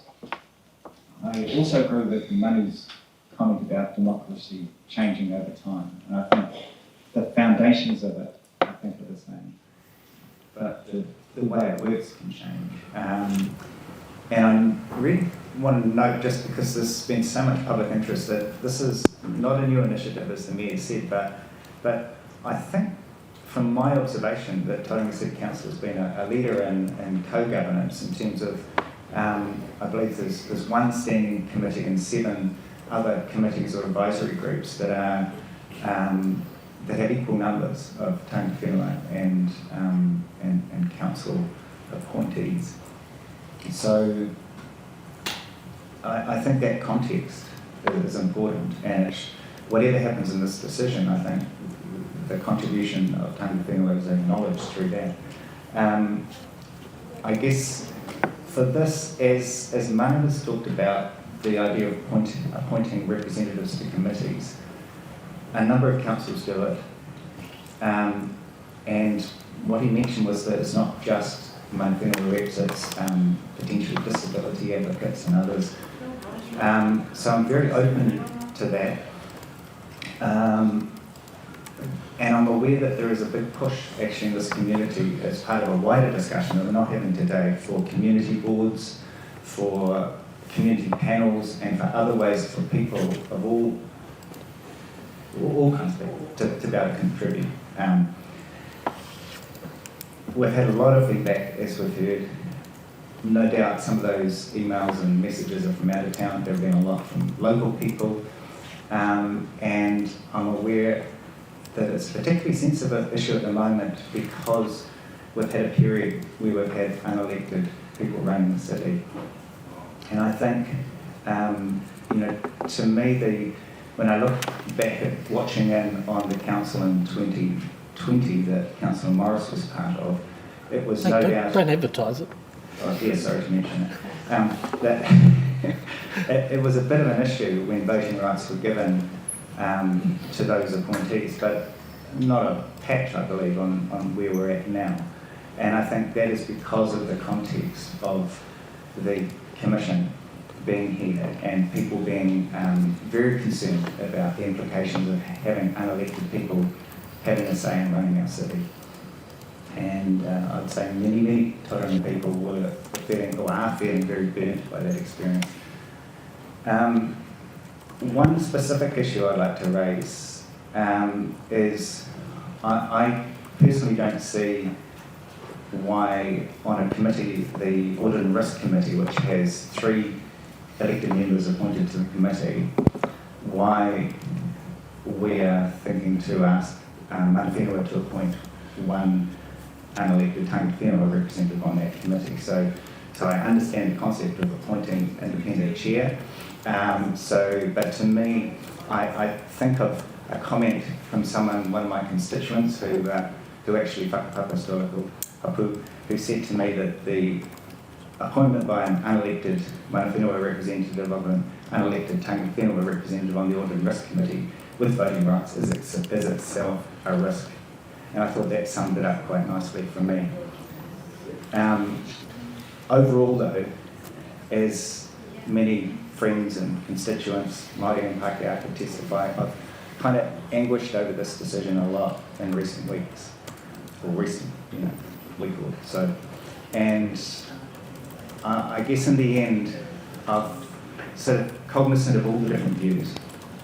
And I've had to kind of just go with what I feel in integrity with here. And I'd say that in 2020 I would have voted differently on this to what I'm going to do today. And a key reason for my vote today is based on my experience in this city in recent years, and my experience of decisions that have been made and the processes that have been undertaken, which have resulted in me losing some trust in whether unelected Mana Whenua appointed Tangata Whenua representatives would uphold the democratic values that I value of transparency and accountability, and ones that I think are important to our community as well. So I do support inclusivity, diverse community input to council. I'm in favour of broader conversations about how to get better engagement under the Local Government Act with the Mana Whenua, with Tangata Whenua who live here, who are not Mana Whenua, and indeed with all diverse members of our Tauranga community. But I can't support women voting rights for unelected Tangata Whenua reps, and I can't support the appointment of a Tangata Whenua rep on the Audit and Risk Committee.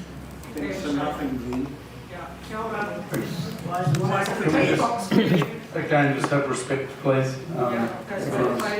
Everyone's available for their views, and obviously, yeah. Oh, thank you. Thank you. It was rather forward of me to turn the microphone on before you finished speaking, Mr. Mayor. Thank you everybody for turning out this afternoon, and for those who are watching online. I'll repeat what I said yesterday around time limits. Prior to the appointment of the Commission, councillors only had a 5-minute time limit, which they were allowed to speak in before they got cut off. And members of the public had 10 minutes to come in and speak to us. So the Commission changed the standing orders so that they had unlimited speaking time, and the public only had 5 minutes. And we are operating under those standing orders still, but they will be reviewed in the new year. And I do suspect that there will be strong support for a 5-minute time limit on Mayor and Councillor speaking. Excuse me while I have a bit of water. My friend Hotapu here is timing me. I think I maxed out at 7 minutes yesterday. Thank you. Looking at the recommendations on the table, which are on page 245 of our agenda. So A, receives a report, that's easy. B, approves the appointment of 1 Tangata Whenua representative to each of the following standing committees: Audit and Risk, City Futures Committee, we'll figure out the names of them as we go along, and Community and Performance Committee. I don't have an objection to that because I think tangata whenua, well actually mana whenua representatives have a role to, and an important role to advise members of the elected council, and also, I sound like I'm describing the King's powers here, to warn the elected council as well. I think that that's entirely appropriate. So I do support B. C, nominated and endorsed by Te Rangapu, understand the hapu structure and how that works through into Te Rangapu, so happy with that. In terms of D, the voting rights, I haven't ever supported voting rights for an independent chair of audit and risk, and that's going back several years. And the reason for that is, particularly in an audit and risk context, if it comes down to a casting vote by an independent chair, you're really up the creek without a paddle. So if I observe how Bill Wasley conducted himself at Smart Growth prior to his commission days, I don't recall him ever voting. It was always the councils came to a consensus. And so I would anticipate that the Audit and Risk Committee is able to do that. Where I find myself unable to agree with perhaps a majority of my colleagues on the voting issue is reflected in a statement by Your Worship in your speaking to this motion, but also in relation to paragraph 11 of our agenda.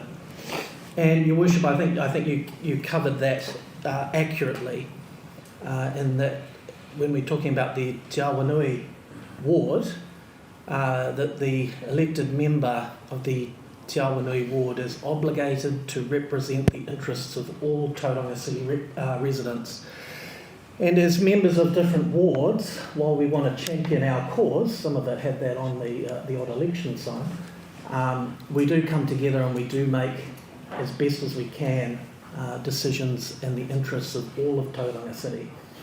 And that means, for me, sometimes saying, well, what's best for Papamoa is not necessarily what's best for the 160,000 residents of Tauranga. And that's just the reality of it. So that's what gives me a little pause in this, in that the elected representatives of council do swear an oath to act in the interests of the entire city. And Mr. Mayor, you made the distinction, and the report makes the distinction, that an appointee by Rangapu is not there to represent the interests of everybody in Tauranga City. And so I think that's where the disconnect is. And I think that's why it's only appropriate that the elected members have the vote and that the mana whenua appointee does not, because there is a tension there is a difference, and there is a distinction. And I do want to acknowledge the 2,300 emails that I've personally received over the last 4 days. That is unprecedented, and I do fully acknowledge that many of those, probably most of them, are from outside of town. But even if a small minority of them are from within town, and geez, I recognise a heck of a lot of the names, which makes me wonder about the company I keep. But I do recognise a lot of the names, and so we have to acknowledge that there is discontent about this decision today. And Mr. Mayor, you said it earlier around people and being involved in decision making. You said if they haven't been involved in the decision, quite often the answer is no.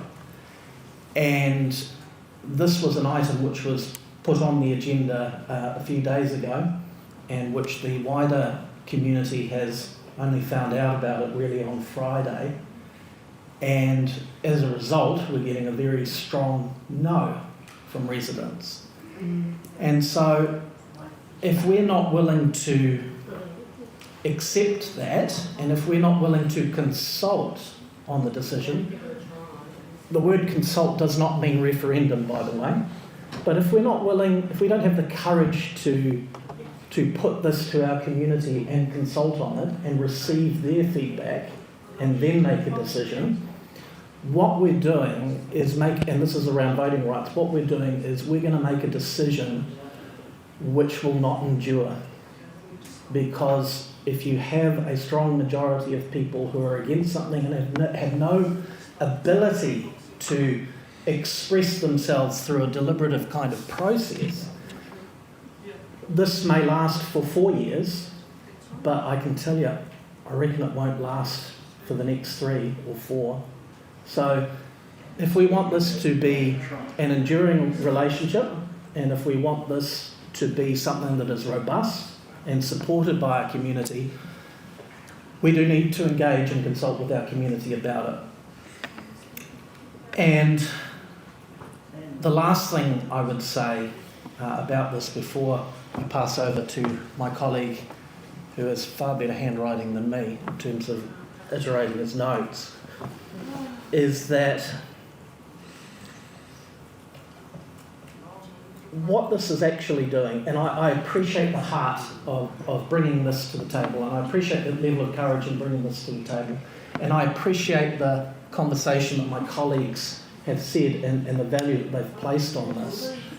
But what it's actually doing, particularly because our community at large hasn't been engaged, is it's actually dividing. So rather than pulling people together, this is a subject which is dividing our community.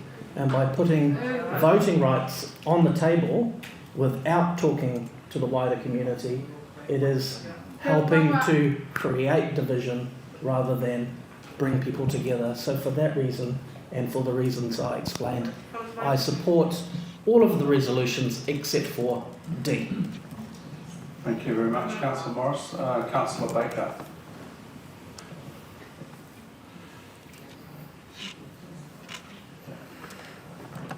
Tēnā tātou. Yes, I take your point about the 10 minutes, and I think considering a few of you didn't speak for that long, I might take a few of your minutes so we're not rounding up to being the same. Kia ora, I appreciate the call level. I've sat here contemplating, and even over the last week or so, about how much do I say on this matter, knowing that this isn't the first time we've had this discussion, and there's kind of somewhat general consensus, touch wood, at the table that mana whenua will not only have a voice but have voting rights. So I was going to say pretty toe, pretty chill, but kind of considering the current political climate, the over 2,500 emails we've received from predominantly members of the Hobson's Pledge across the country opposing the recommendation, I feel compelled to say a few things and to share some truths. So you're right, Steve, there is a lot of discontent, probably nationally but within Tauranga, and a lot of that comes down to a lack of understanding. So today I want to provide that understanding. So for those of you that are here today, by my side and online, just relax. If you've got a cup of tea, you might want to fill it up because you'll be here for a while. And if you're feeling the Christmas cheer, have an open mind. Have an open mind to what I have to say, to the rest of the kōrero that has been shared by those that support the kaupapa, and let's get into it. So some of these emails, was actually the majority of these emails that we received from members of Hobson's Pledge had a lot of the consistent messaging, right? We know, well, I mean, I'm sure we gave up after a while once they started ticking up, but it was, the general themings were, we don't need Māori wards, we don't need mana whenua representation, they use me as a scapegoat, and how supporting this recommendation is race-based, racist, undemocratic and unlawful.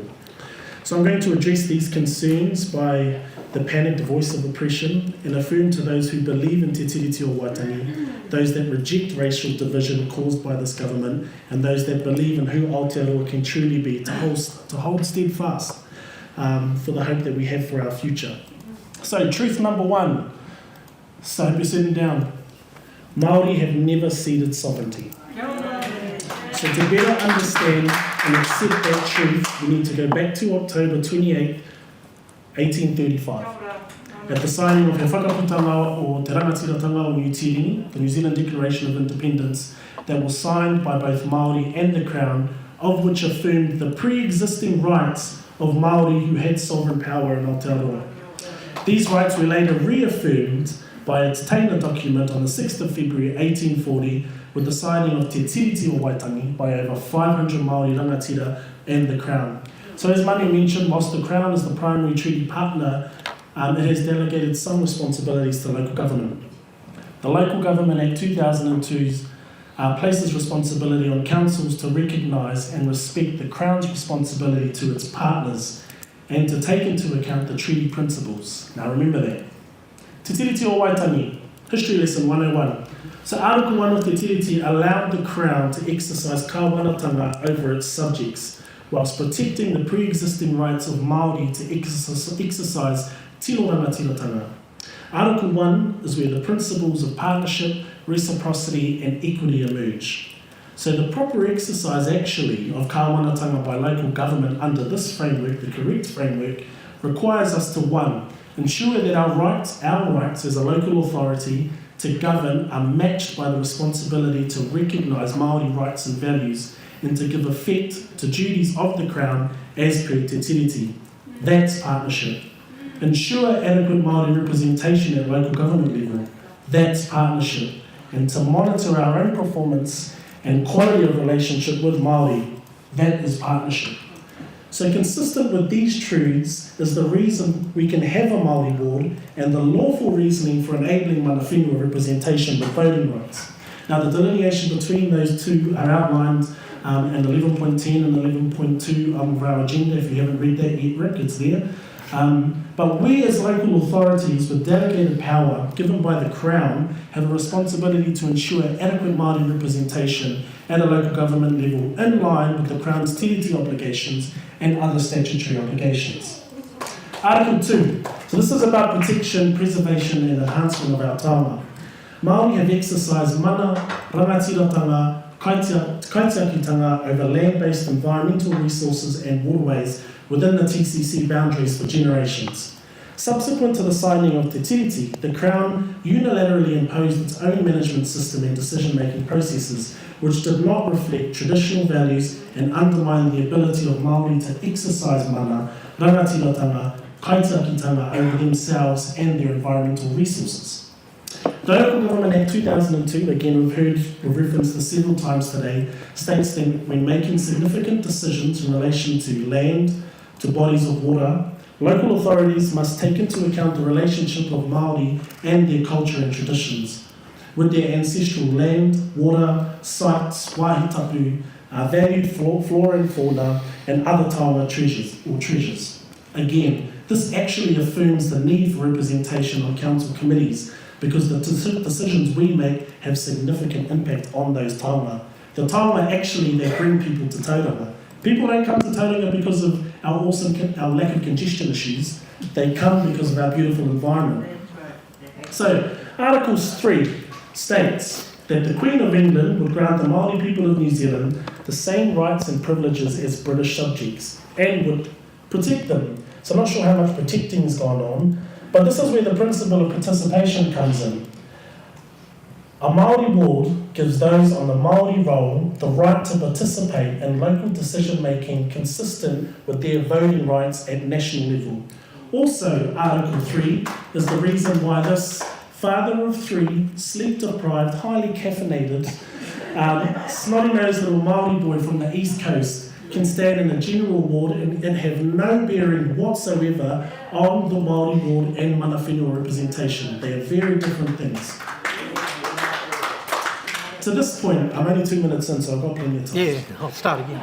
To this point, to the point of these positions being undemocratic, which was one of the issues raised by the thousands of emails we received. In accordance with the principles of partnership and reciprocity, local authority and Māori are required to act reasonably towards one another, with the utmost good faith and with each party acknowledging the needs and interests of the other. This requires cooperation, compromise, and the will to achieve mutual benefits. It also needs respect for each other's sphere of authority. I'll repeat that again. It also needs respect for each partner's sphere of authority. The sphere of authority mana whenua have to determine who represents them sits only with mana whenua. It would not be appropriate in a partnership like ours to assert our authority over that decision-making process. So to claim that this decision is undemocratic is misleading and inaccurate. All we are doing is enabling and empowering the equal partnership that was formalised in 1840 within our own capacity as the local authority. So to the notion of this whole thing being race-based decision-making, cracks me up. This idea is grounded in the notion of racial superiority, which stems from the belief that the white race is superior to others and that they should have control over people of other races. Here is another truth. It is hypocritical that race as a construct is used as a shield by the people who hold the same oppressive beliefs as those that use racial superiority to justify colonisation, marginalisation, rape, plundered, murdered and enslaved Indigenous communities across the world. In contrast, central to a Māori worldview is the value of manaakitanga, which is the deliberate action by individuals or people to care, protect, nurture and enhance the well-being of others and one another. You see, this recommendation has nothing to do with race, but everything to do with upholding the principles previously mentioned, the very principles that bind two nations together, which in turn means that the other partner should sit side by side at our table. So to the point about this being a racist decision, and I'm coming to a close. So quickly, racism is defined as prejudice, discrimination, or antagonism by an individual, community, or institution against a person or people on the basis of their membership of a particular racial or ethnic group, typically one that is a minority or marginalised. By virtue of this definition, supporting mana whenua representation is the opposite of racist because we are lifting up, empowering and enabling decision-making responsibilities for our treaty partners who are a minority group and one of the most marginalised in our city. The majority argument, it's an interesting one, Councillor Roseman, and I appreciate you for raising that. The flaw with that argument in the context of tauranga, and again you might want to sit down for this, all of those listening at home, is that we are dominated by white conservatism. And I know for some people that might be hard to accept, but that is the truth of our city. We are dominated by white conservatism whose ideologies have dominated the landscape of tauranga for generations. If we look at some of our own research that Tauranga City Council has done, Vital Updates as an example, it shows that racism is the biggest barrier for Māori and other minority groups to experience well-being in our city. That racism is the precedent set by the majority. Our role as leaders and governors to actually weigh up and lift up the voice of the minority with the established majorative norms that impact us every day, whether consciously or unconsciously. More than anyone, that goes for mana whenua. And honestly, Councillor Roseboom, if I was to go out and ask the Welcome Bay Ward what they thought about this matter, I was entirely transparent about who I am, what I stand for when I ran. These questions were asked and I said what I said and I believe what I said and they still voted me in. Now that's probably not fair to the rest of you because the Welcome Bay Ward is the coolest ward in the city. And I get that, but I can tell you, hand on heart, I believe that the Welcome Bay Ward would support this decision. So in closing, because I know we're all hungry, we, as people of Tauranga Moana, are truly fortunate to live in a city with a name like Tauranga. You see, Tauranga isn't some random, poorly thought out, AI-generated name, Carl. It's a name given by the tipuna or the ancestors of which sit in this room. Are people who lived in deep relationship with the environment and understood its unique characteristics and potential.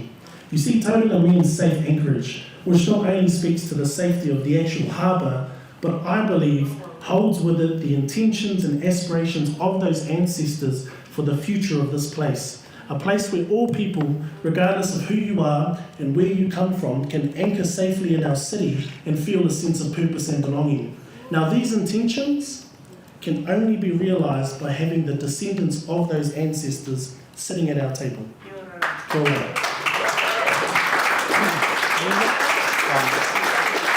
Councillor Baker. Councillor Morris, 7 minutes. Yeah, Mr. Chair, moving an amendment to D that changes approves voting rights to consult on voting rights. And the reason for that is that we need to take people with us on this decision, and if the arguments are strong, then they should be put to the community. And we've heard that some very strong arguments by my colleague here, who says that the Welcome Bay ward would support that. Let's put it to the Welcome Bay ward. Let's put it to the people of Tauranga, because we know that if we don't, the answer from them is no. If we consult with them, the answer, depending on the strength of the argument, might be yes. So that's my motion. Happy to second it. Second. Okay, so we've got, and do you want to talk to Councillor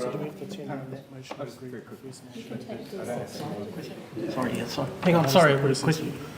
Sorry, yeah, do you want to ask? Oh, so this is a motion to... So do we have to turn down this motion before getting to the main motion? Correct.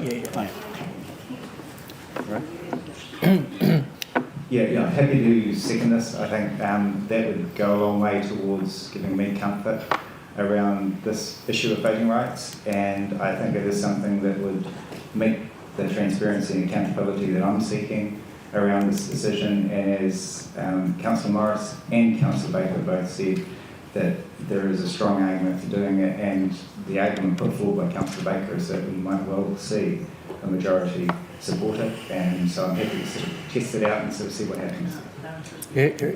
Councillor Baker. For starters, I said Welcome Bay was the coolest ward, and that they would hypothetically support the situation. I disagree with the presented amended motion. And I mentioned it before, if we allow the majority voice to have its say, we already know that outcome.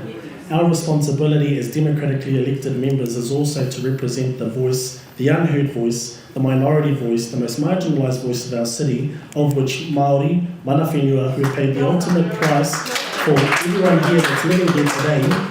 So I don't think that we need for a decision like this to actually go to the public, because the right thing to do is, according to legislation, according to Te Tiriti o Waitangi, according to the arguments that you say I presented so well and so eloquently and on time, that is rationale enough for us not to go to consultation, because the right decision is to support the recommendation as it originally stood. Councillor Kura.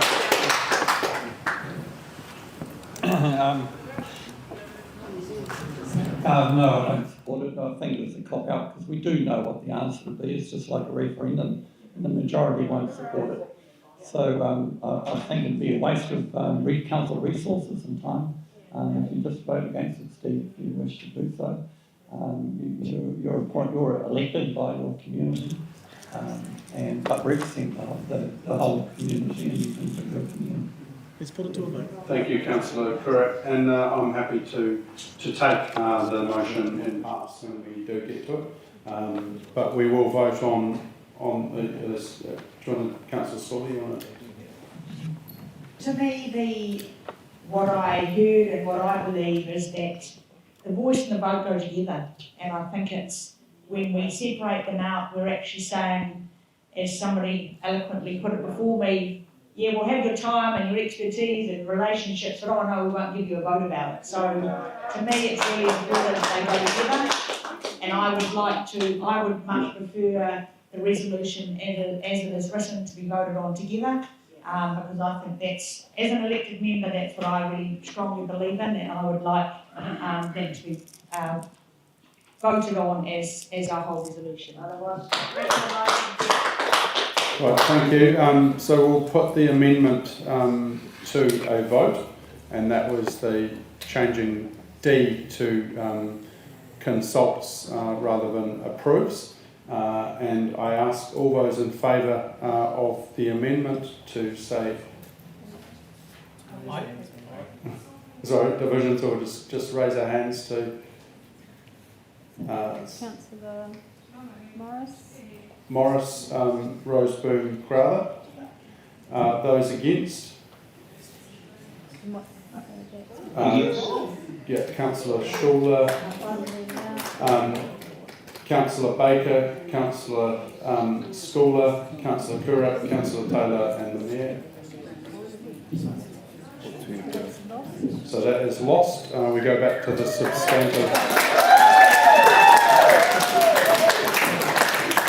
substantive motion. Now, I would like to wrap up. We've heard a lot of different views around the table, and I appreciate the different views because we represent a whole lot of community that have different views. I guess just coming back, I think everything that needs to be said has been said, but I will come back to the elected versus non-elected. And I believe that this will give us better outcomes. But as I've already said today, if things aren't working, we can change it. The difference between elected and non-elected is I can't fire any of you. You guys are here to stay. If we don't get the better outcomes and tangata whenua are ineffective and don't add to our decision making or add to our council, I can get rid of them because they are appointed.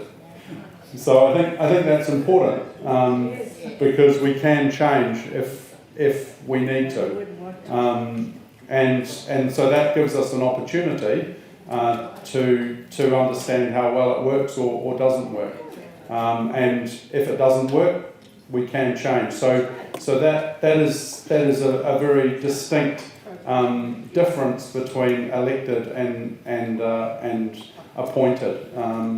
Is one is here to stay. We are elected by the people, and we are here until we decide to leave or get voted out at future elections. Whereas appointed are there for as long as they're adding value to our decisions. So that would just be a final thing that this is an opportunity to see how it works, and I reserve my right to change it if there is no value added. So what I am going to do is I'm going to take this motion in parts.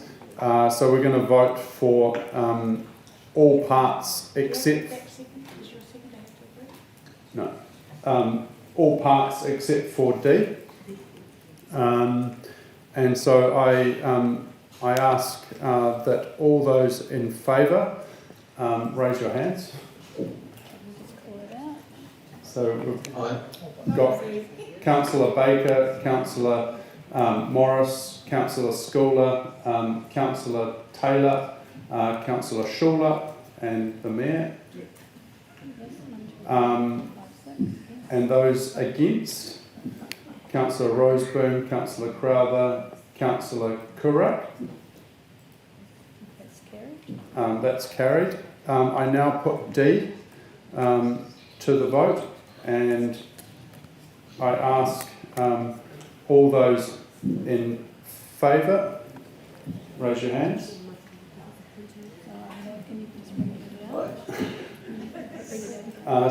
Sorry, was that Councillor Schuler?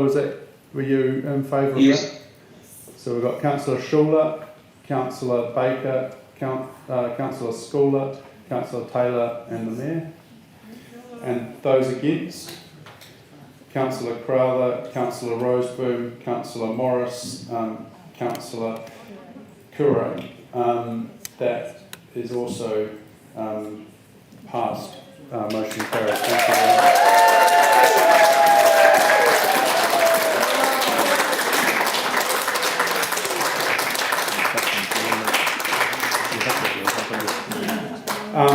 Okay, thank you very much for that.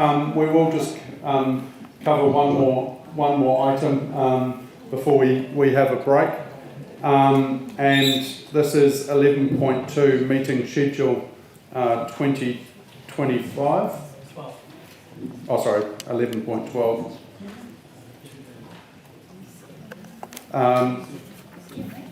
Just briefly, this was, as discussed, trying to be more effective, and the general schedule is that we have Council Committee 1 a week off, and that will involve workshops, etc. And then we have Council Committee 2 week off. So that is the general thinking behind this, and I'm happy to answer any questions. It's the one that's tabled, so it's in. Oh, there was a new one that was tabled rather than the one that was in the agenda. If there's, you should have received it. Hopefully not by email. Hopefully not by email. It's the same one. It's the one you received last week. It's just not the one that was originally in the agenda. Yeah. So the resolution will be as tabled. Yeah, it is different. Do you want some time? Yeah, just. Okay. What we might do then, we might just break now and we'll 13. Yeah. Okay. We'll switch over to 11.13. We'll come back to 11.12.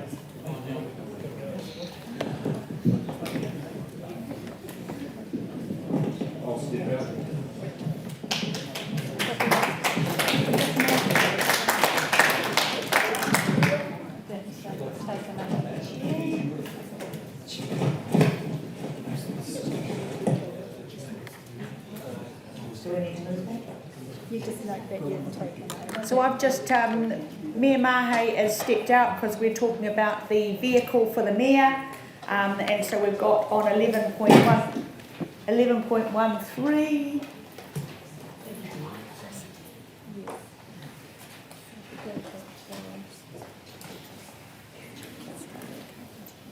Sorry, he has his spreadsheet set up differently to mine. So I'm going to take the report as read. Are there any questions to the report? Yeah, I've got one. Councillor Roseburn.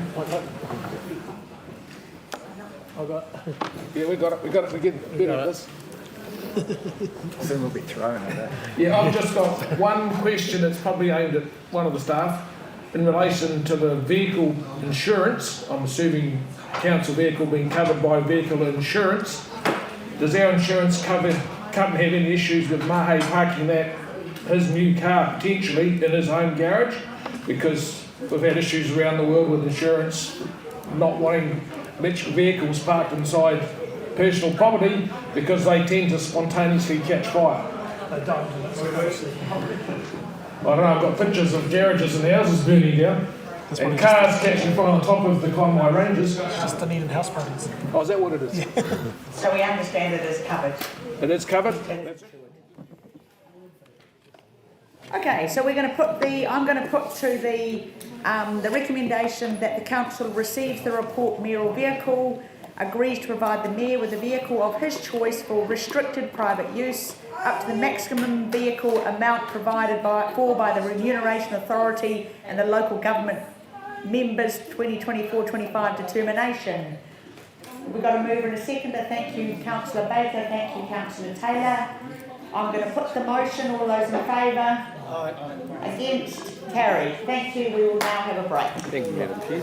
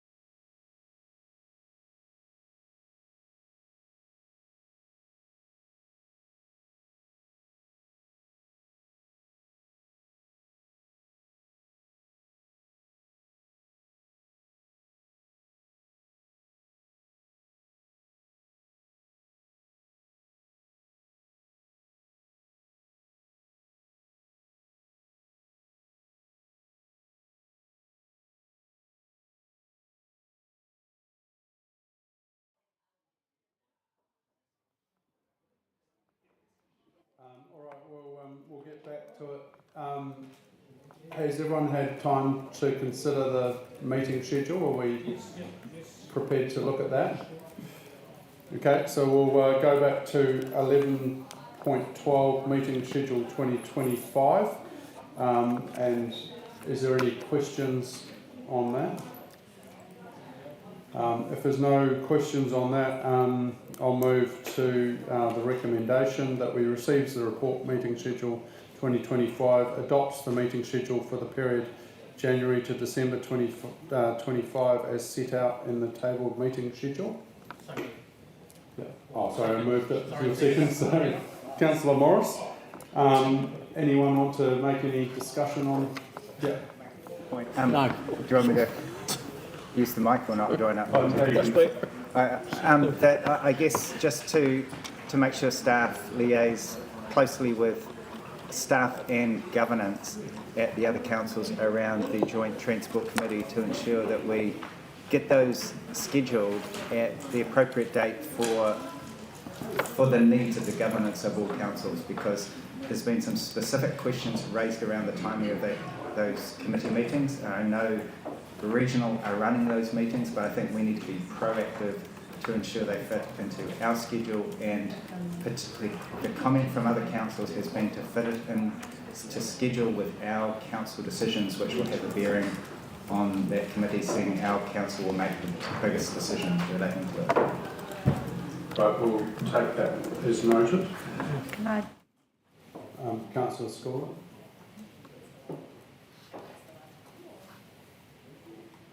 Thank you, and I just wonder if I can suggest one change of the August Audit and Risk Committee, because that's 2 days before my daughter's getting married in Scotland and I won't be there. So I would ask if it could be put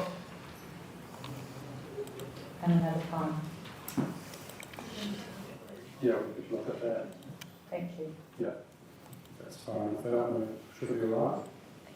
So we'll just make a note of those two things. I'll now put the motion to council. All those in favour? Aye. Those against? That motion is carried. Thank you.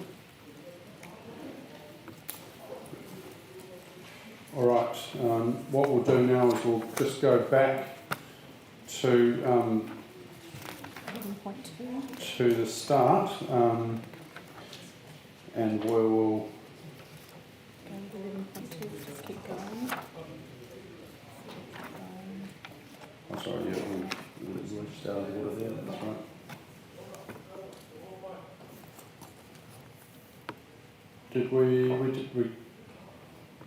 We've covered that one? Oh, no, sorry, so we can put to that one here. Yeah? Transport system update, we haven't done that. We haven't done that, I don't think that No. Oh, sorry, that's the projects. Yeah. But we have... No. Do we not do that's the? Is that not IFF? Yeah, we. No. No, we haven't done it. No, we've only done the annual plan. We only did 2 items yesterday. Okay. 11.2, so I don't have page number. Who's speaking to us? Are you speaking to? Okay, that's how much we've done. Or not. I've forgotten that we haven't spoken about that, so we'll. It's only 4 o'clock. It's on page 120. Page which? 120. 120. Thank you. Catherine will introduce and Fraser will. Right, I invite Catherine and Fraser, please, to talk to this report. So I'll just introduce Fraser Smith and Andy Elliott from our finance team. So they're just going to give an update on where we're at with the transport system plan. So introducing Fraser Smith and Andy Elliott from finance, and they're just going to give an update on the transport system plan, IFF funding arrangements and implications of the slowdown in delivering some of that transport capital for that financing arrangement, and the plan work from here.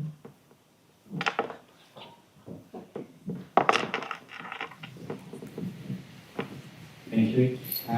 Just I'll try and keep this brief. The good news is there's no decision to be made here. This is just really an information one. So yeah, the IFF was a process that Council went into. It is an off-balance sheet funding tool that Tauranga was the first one to pick up on. The original projects were included in the 21 to 31 LTP, but they were rates funded at that stage. and there was a whole pile of debt retirement that was included in that LTP. When we did the LTPA, we amended that to IFF funding, which off balance sheet, and pretty much we were able to decrease the rates by a certain amount that the levy went through. That's just a little bit of background. So we put the debt in place. It's about $177 million worth of debt, covering about $800 million worth of actual capital expenditure. So there was a whole pile of other money that was also brought in terms of NZTA funding, Infrastructure Acceleration Fund, lots of other three-letter acronyms in terms of shovel ready and things like that, where we got external money that was part of that part of those projects as well. In terms of we did the best as we could at the stage in terms of getting assurances from the Crown and everything like that. That would all be great. With the change in government and their change in priorities, what's happened is a number of the projects that were included in there where we had NZTA funding, that NZTA funding has not arrived. And particularly the two biggest ones, Cameron Road Stage 2 and Turret Road. So they've initially had the funding pushed down on that. So if we didn't do those projects, the way the IFF is structured, we are required to borrow the money. So we're borrowing $177 million. This is just about how we actually are, what we're actually able to spend.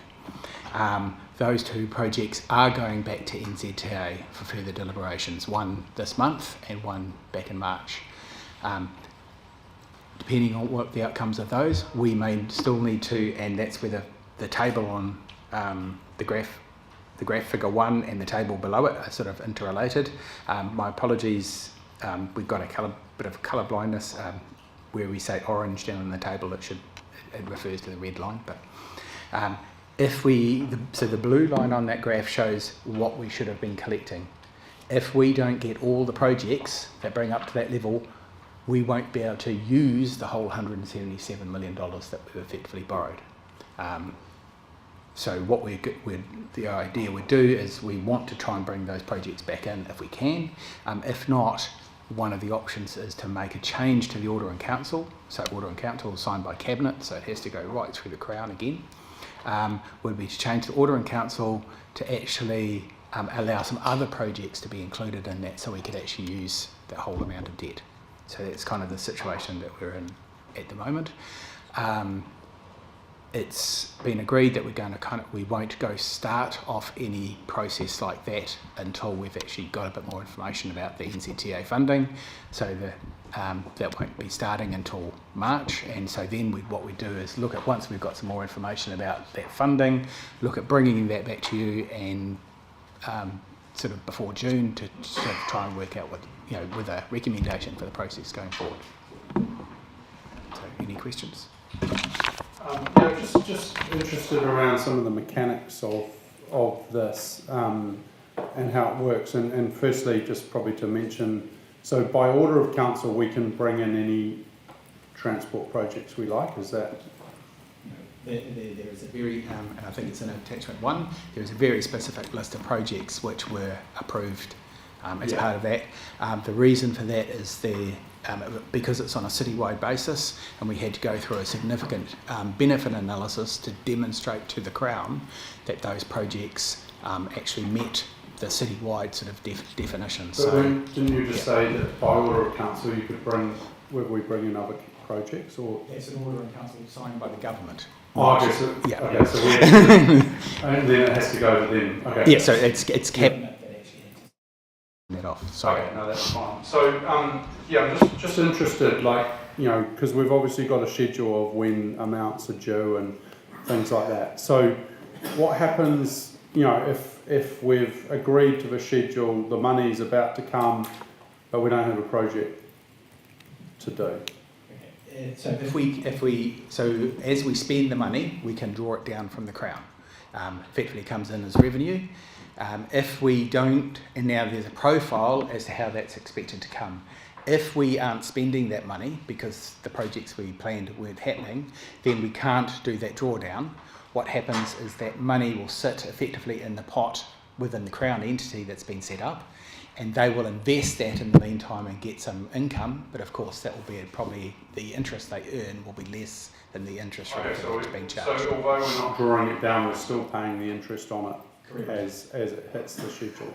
Correct. Okay, no, that's and then the other question I had was around the amounts per project, because I see, like for example, Tauriko is it 15 million max or something? Like, can we increase those by council, or is that again, is it got to go and get signed off?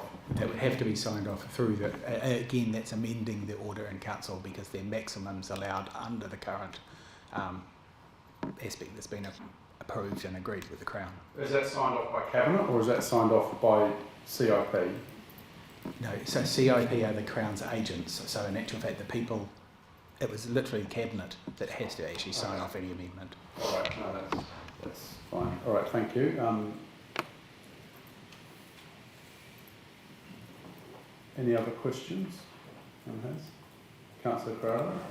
Yeah, do we have, I'd asked in regards to the graph, or the table, sorry, not graph, the table, to show the timings and the amounts, because I guess I'm not understanding how big an issue this is.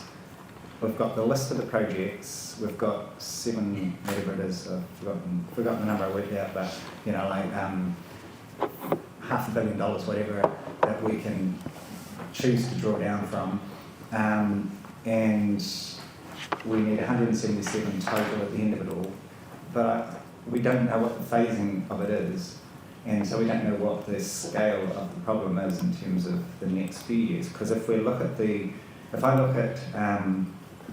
Tauriko, Cameron Road Stage 1, the Tauranga Crossing bus facility, which one is it? Oh, of course, the 15th Ave, and again, sort of a potential game changer, and the deal could be something around Helix. That would take us well beyond that amount. I'm just trying to understand, have we got a real problem, or is it just that we've got a little period where we're having to get through once these projects get up and cranking? Because it all depends what we've signed up to in the IFF, and we don't know what that is. Good answer, or shall I? Yeah. So the drawdown schedule had the whole amount being drawn down by 2027. Yes, the whole 177. And so if those projects still happen but they take longer, then obviously we can draw it down later. But I guess what we're kind of looking at is a timing issue because we don't know when those projects will happen and go into construction. That is an issue. Yeah. And so, sorry, what you could see, so for example, if you looked at the grey line in there, which was kind of the worst case, you can see where that line ends. So the blue line ends up at 177 million. Yeah. The grey line ends up below that. So that would effectively mean, and if only those projects were able to be claimed under IFF, you would have the gap between those two lines would be the amount that effectively we would be unable to draw down. And so you're saying the grey line is which? I mean, it hasn't got the code on the graph, so just remind me what the... Okay, sorry, if you look at that in conjunction with Table 2. Yeah. So the grey line there is the remaining IFF projects plus the low cost, low risk. Or if you looked at the purple line, that is the worst case where we can't claim Cameron Road Stage 2 Turret. Does that make sense? Yeah, I hadn't understood that without that, but I see it. Yeah.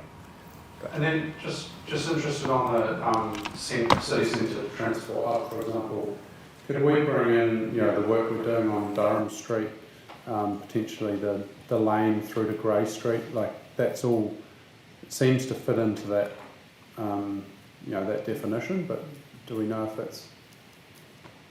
So we'd have to get a confirmation if we bring that laneway work, because that transport hub was originally a transport hub. Right now it's bus stops on Durham Street and some other work. But that's all, like, what's being proposed there is all part of that, isn't it? So we're trying to look for, I guess, So that's why for projects that we can bring in, because it seems ridiculous to be paying interest on money we can't use. So, yeah, I think that would be great. And then I guess if we just look at all these, we go through, because we've got Tauriko, so that's 15% of that. So do we have the quantum of what that is? So 3 goes between 10 and 12 million. Well, that's all we can.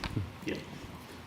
We've got other funding sources for that project, such as NCTA and the developers and IAF. One of the options as part of the change of order in council is to increase the sum that we can draw down against each project. So that will be part of the process. Also introducing other projects, transport projects that we know are going to happen between now and 27. And then it will need to go through a process where there's a beneficiary analysis to ensure that the geographical spread still aligns with the all of city approach. So it's quite a complex process, and we'll have to do that before we put it in front of CIP before it goes to Cabinet. Yeah, I'm just going through, so, let's assume we're going to get 15th Ave Welcome Bay done, so we could draw 50 million for that. Yeah, which I think it counts to 50. Yeah, so the cap is 50 million or 65% of the total. But we'll be able to get to, we think we can get to 50. Yeah. Well, maybe not, even if it's not quite in that time, it's still. Yeah, and then, so you think it's about 10 or 12 for Tauriko. So there's 60.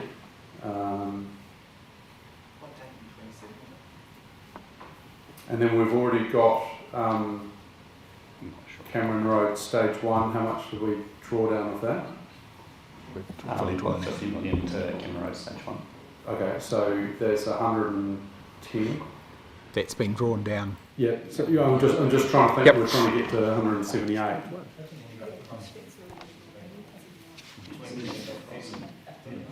And then the crossing, what are we expecting? Do we think we're going to get out of? So the crossing is a budget of 28 million. So assuming that obviously 28. So we're still got about 40 million to find. So if we could get some of Durham Street. Is there any of these other? None of these others are kind of going to happen realistically, are they, in the time frame? Not in the short term, not in the next 2 to 3 years, I would guess. Some of the walking and cycling projects obviously don't have funding through NCTA, and obviously about Cameron Road Stage 2. Yeah, so we've got about 40 million that we need projects for. Okay. Sorry, just on that, does that mean, do we have to stick within the confines of this graph for that allocated 40 million? Does that make sense? Well, in these, unless we get another order, we're confined to this list of projects. So. I was going to say, I know some places. Okay, no, that's really helpful. So just as an understanding, I guess. Is there any other questions? Yeah, thanks, Craig. We will be provided with the date in 27, so we know if it's in the 26, 20, like late in that 26, 27 financial year, or what, just roughly when it is. And also, could we have the risk analysis that was done around the IFF, please, in terms of when it was taken on, for taking it all on so soon? All right. Just in the trying to get through the agenda and knowing that there isn't big decisions to be made, I think we've had a good understanding of what this is, and obviously this the recommendations are very much around what more work to be done to try to solve a budget. There's not many times that you've got money that you can't spend, and we seem to be spending a lot. So it's an interesting problem to solve, but don't get an IFF when it's dependent on someone else's decisions. Is the lesson out of that?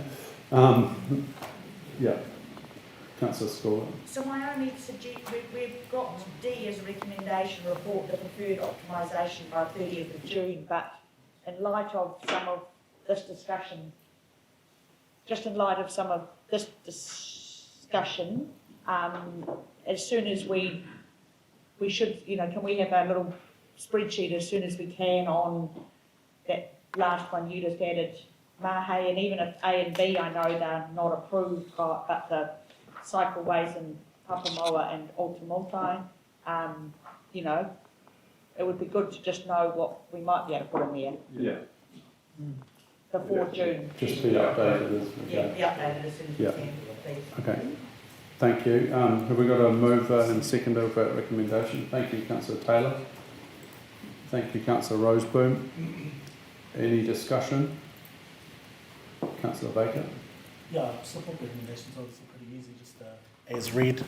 So putting on my Welcome Bay Ward Councillor hat with the connecting 15th Ave to Welcome Bay, there are conversations in place around the enabling Haerini bus lane. So if there is scope to include the supporting works for that, that would be really great and a huge benefit to, not even just Welcome Bay, but Haerini, Mangatapu, Ohauiti, Poike, throughout the day. But I think a report on that kaupapa will come later, but money isn't allocated yet. If there's money there, I think it aligns with the 15th Ave Welcome Bay kaupapa, and there's scope to support that initiative if the Pūtea allows it. Sorry, one more question. Could we, for example, use this money for a business case for connecting Mount Maunganui? Is that? Okay, perfect. Yeah, no, that's good. Help us when we're thinking about it. Councillor Corella. Yeah, thank you. I'm happy to support the recommendations. I guess some people in the room know I had a lot to say about this, and so did some other members of the community. And I guess, I want to say we told you so. And I think I'm really interested in the risk analysis around when the drawdown dates were decided and the risk around the political risk that there'll be a change of government. Because I think, if we could see it, it does make me concerned that we are planning things without maybe a proper risk framework being built into it. And hopefully this won't cost us much, and may not cost us anything if we have a bit of luck. But as my colleague here has quietly said to me, that we have had some bad luck recently with government decisions, but that's part of a risk analysis. We have to look that through, and I think this seems a really sort of high-risk strategy to take a high-interest borrowing approach because of council want to do other things. So I just urge us all to sort of have a look at the risk monitoring and analysis and try to learn from it. Thank you.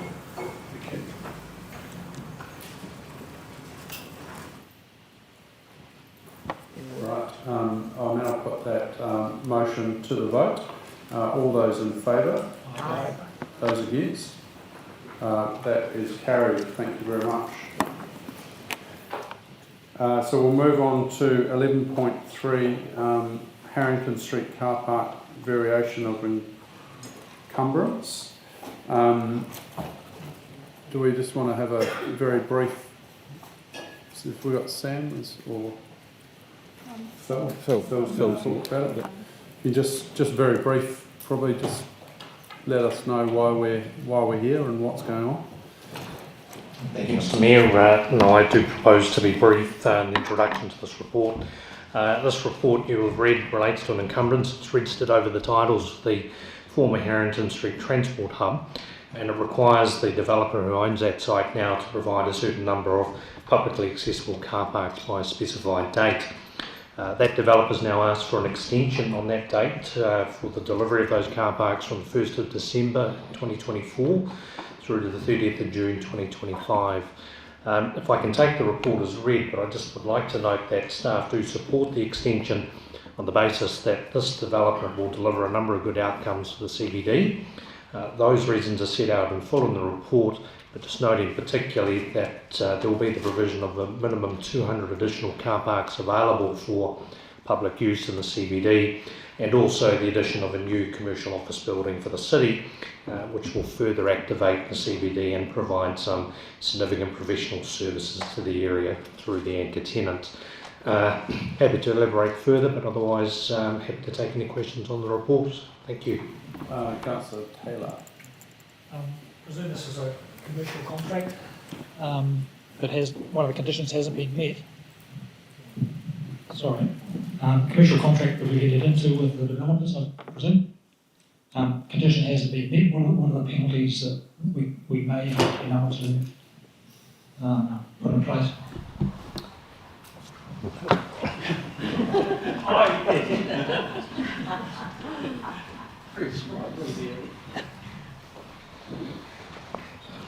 Thank you, Councillor Taylor. Yes, this relates to the original contract, which is prior to my time working on that project. It was set out in the encumbrance registered over the titles. The original encumbrance really only included one option, which was to be able to take the titles back together with any improvements that were on the land. That would likely trigger some significant legal resistance to that, and there were some parameters where council had to be reasonably satisfied that there had been no material progress on that development, which the developer I think would strongly resist now at this stage. Is there any other further questions? All right, thank you very much for that. Yeah. You've got a question or a comment? Yeah. Thank you, Mima. Hey, so I'm just, again, it's a late in the day, but so this change is, it's still meaning that we're getting the 200 car parks, but we're getting them 6 months later. But is this where we're actually allowing 74 car parks of construction vehicles to park, where those 200 car parks will start? Or am I muddling two pages up? Oh. I think you are correct there, that they'll be, yes. Yeah, they'll be coming off the street very shortly. Phil, ask the question. Okay, two parts to that question. So I guess it does provide for 200 public car parks effectively 6 months later than the current extension date of the 1st of December. When we were talking to the developer, David Lambie from 22 has been our key contact with Craig Watts, and in discussions there they had indicated that one of the assurances they could provide to council was that a number of the contractor and subcontractor vehicles would be able to be taken off street and parked within the development. That's something we're just following up now with the developer, just to see if they've been able to put that into place.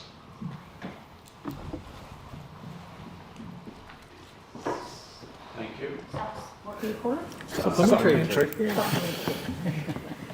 So, because we're going to have a paper shortly on making the bottom of Harrington Street two-way, if we're taking lots of those vehicles that were parking down there away from there, I would just like that to be taken into account when we're considering making bottom of Harrington two-way, because part of the reason that it's one way is for the car parking. And I also wonder, based on Councillor Taylor's comment, whether 77 contractors are no longer having to pay, what's our daily charge in the city, $12 a day? Whether that is actually something we should get half of back in compensation for a change of contract. Good luck enforcing that.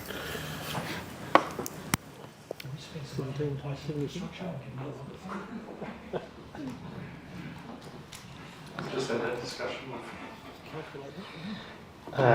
Sorry, Deputy Mayor, I'm not sure if I've quite got the gist of your question there, but one thing perhaps I will just say, and this came up the last time an extension was requested, it's probably worth noting that Council's not going to be due any revenue out of these publicly accessible car parks within the new development. So these will be owned and operated by the developer, or they'll be able to engage a third-party operator to do those. So while we're not losing any income from the use of that car park at present. It will just free up those car parks on street for other people to come into the CBD and use those car parks that the contractors have previously been taken up.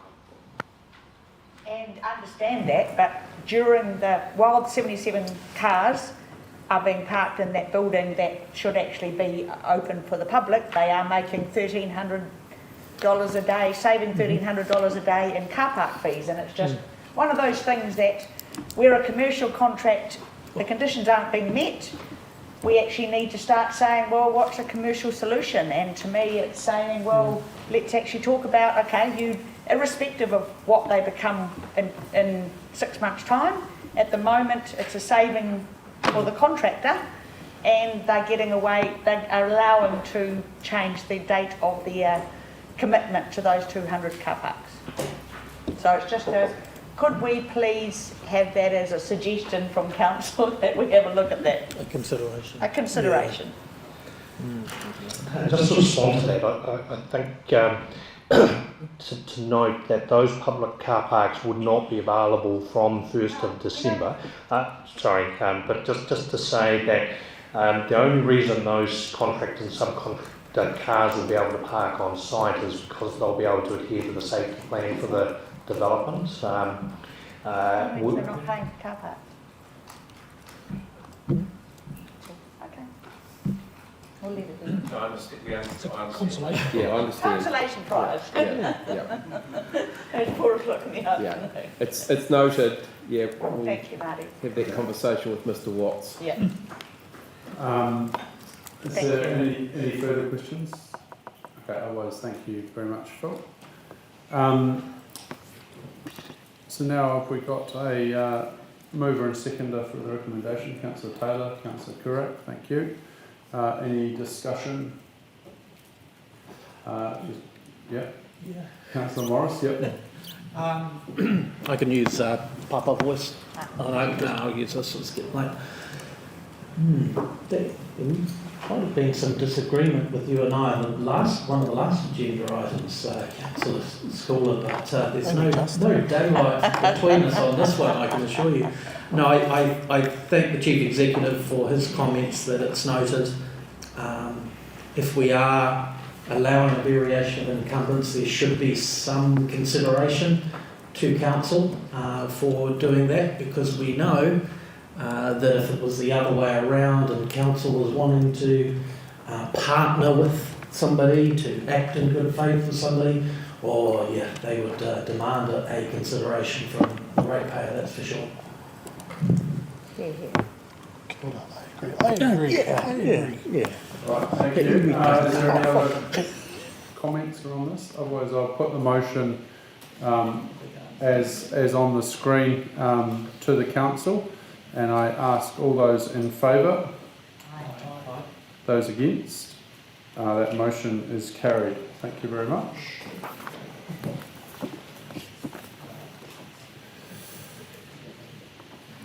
Right, next item on the agenda is 11.4, and that is the city centre movement plan just down the road on Lower Harrington Street.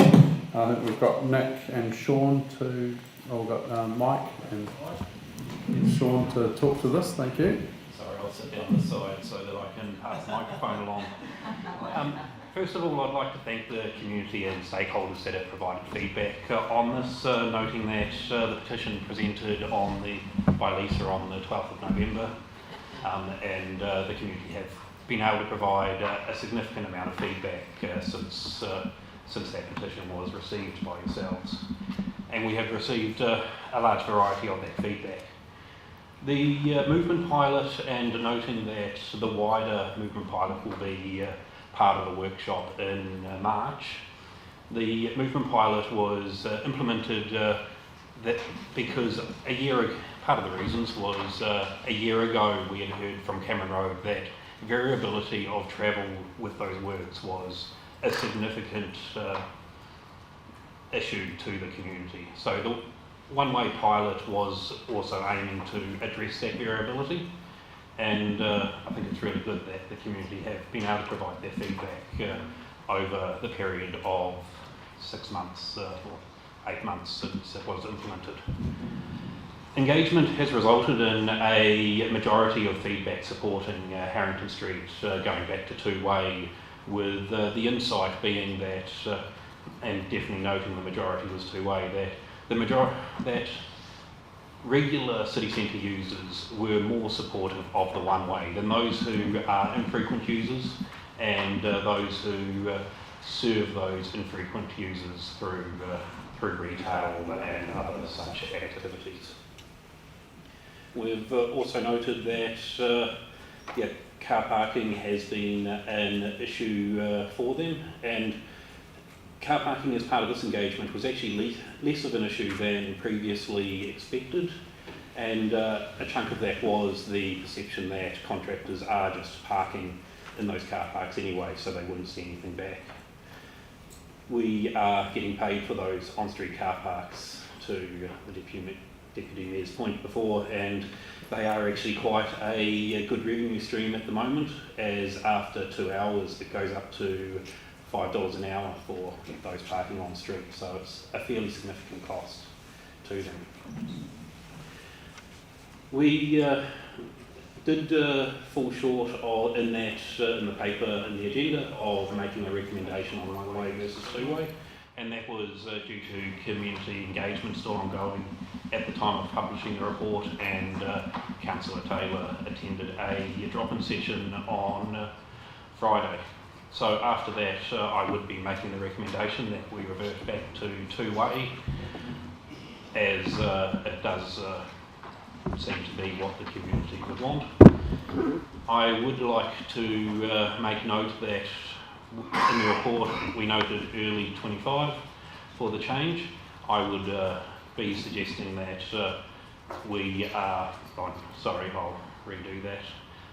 At the moment we are still going through some details of what that time looks like.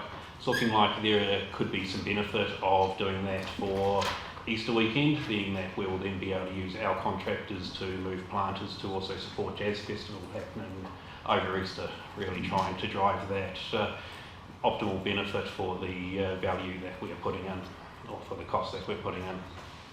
This would also allow us to retain maximum car parking over summer.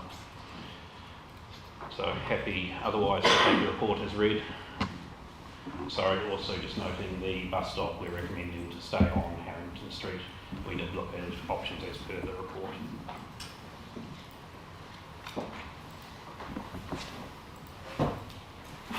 Yeah. Through you, Mr. Chair, please. Yes, Councillor Morris. Thank you. One of the options is a relocation of that bus stop onto the Strand. Is the business that operates at number 31 the Strand aware of that this is on the agenda today? Is that a point of discussion?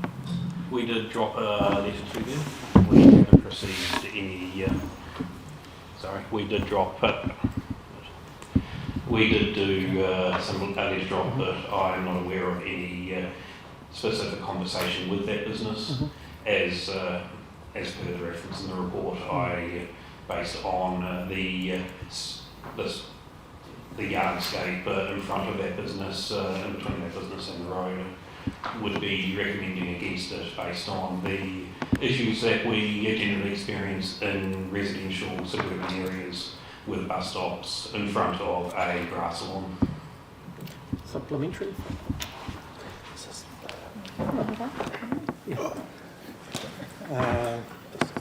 Thank you, Chair. A supplementary question on that. How can we, as council, accommodate the concerns by the petitioner, bearing in mind that we have at our disposal resources beyond moving the bus stop, in terms of city centre, and is there some way that we can accommodate the petitioner's concerns? You can answer them. Yeah, thanks. Yeah, tell me. I think, having done other bus stops or progressed with other bus stops in the city centre, I think it's fair to say that everybody wants a bus stop at least 3 doors down, but they do want bus stops in proximity. So it's a very difficult question. It's about making sure that, and I believe the answer is about making sure that we can provide adequate surveillance and try to balance that negative impact, be it perceived or actual, versus the benefit of providing these facilities around the city centre.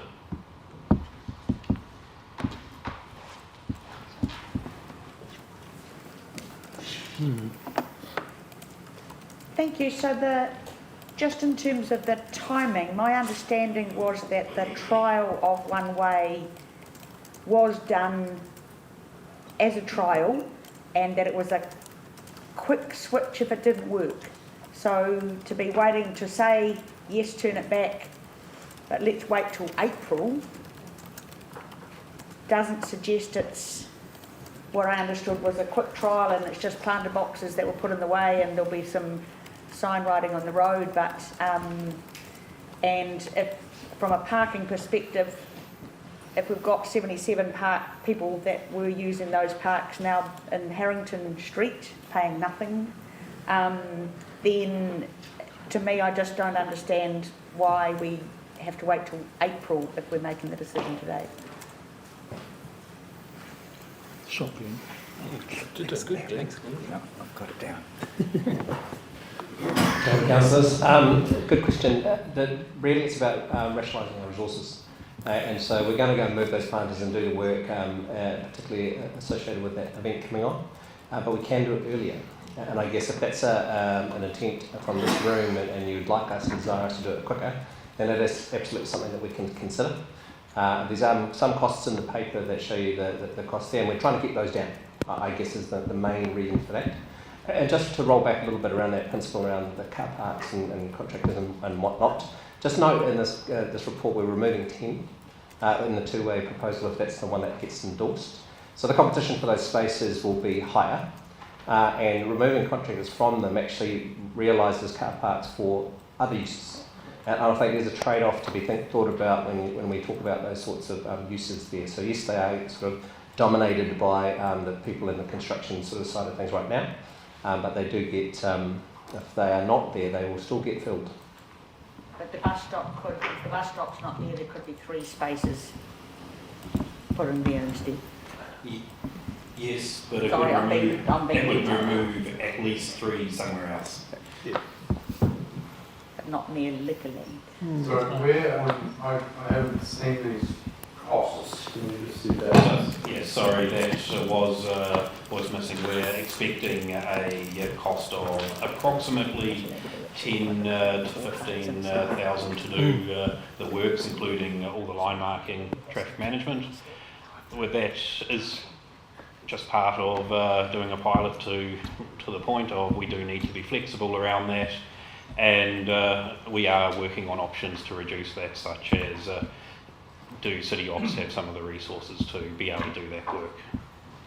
And sorry, with that, so is that's 10,000 if we did it now compared to what would it be if we did it as part of the jazz festival? The cost would be the same. It would be a ability to provide additional benefit and likely reduce the cost on the jazz festival. We could have some conversations about that share, but yeah. Right, thank you.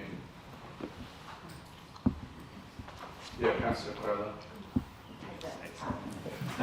Yeah, 2 questions. One is how many respondents were there, and the other is what is our default plan now, bearing in mind the lack of funding from NZTA and the issues around the bus hub on Durham Street. What is our timing now looking like for the bus hub / super stops down at the end of the city that we're talking about? So we had approximately 25 respondents. Our timing for providing these bus split stops in the central area of town are It's with the exception of the one on Low Street in between Hamilton and Harrington Street, which will move to Hamilton Street in 27, along with the implementation, the opening of Seaway. That is the only change. We will be looking at providing improved facilities alongside streetscape upgrades to all those stops, which I expect to be part of that March workshop as the initial conversations. Noting that those split stops they do have a limited capacity, and at some point, noting that it's likely pushed out because of funding, the regional council service will exceed capacity of those split stops, which will then mandate an additional bus facility on dive present. So just to be clear, are we? Oh, that's right. Just to be clear, are we talking now that at one point I recall, I think it was last time we spoke about it, and I can't remember if it was a council or a joint transport committee, but we were talking about a transitional arrangement for that end of the city. So this is sort of a permanent facility. But I'm just trying to understand in terms of how this will, the time frame for this two-way, and because I think we've got a bit of water to go under the bridge before we get to the full. So is this a transitional arrangement, or is this a permanent arrangement for the bus hub, which will have an impact on the functioning of the current? It's a transitional arrangement in what we have proposed and was previously agreed, noting that it is likely to require additional conversation, and what we had proposed was the permanent position. Right. Okay, well, I think we just need to keep moving. And I ask if there's a preference for moving and for a mover. There's a couple of options there. And whether you want to move, Councillor Stoller, and do you want to add in some timing? Yes, so I think we're endorsing the B, that we're having two-way travel, and that I would like. So I think endorsing, as we had recommended, that we do go back to two-way travel, and that I would like that to happen as soon as possible, and yeah. Definitely not looking at Easter as a good option. In January. It might be early January. You just put some cones across the end of each end of the street and save yourself some traffic management when there's no one. It's the most practicable, earliest option that the staff could do. Well, I think as soon as practical, I think is probably. Yes.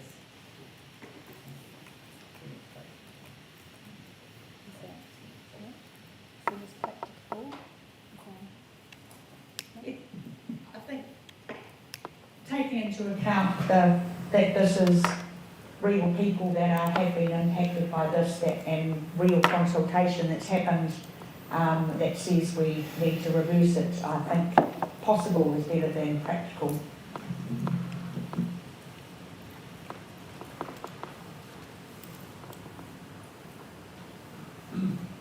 Is there any further discussion? Oh, good. Yes. Yes. Councillor Morris. Thank you, Mayor. Thank you, Deputy Mayor.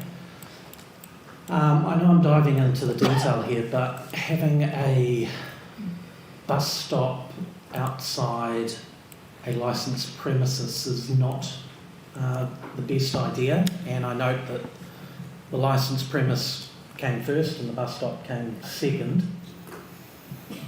Sorry, just confirm, it's not right outside though, is it? No, it's the next block. Yeah. And it's within 20 metres though. It's within 2 metres if you measure. It's not over the front, it's not over the building. It's it's almost right over the driveway. It is so close. If I lay down, I'd be able to touch both probably.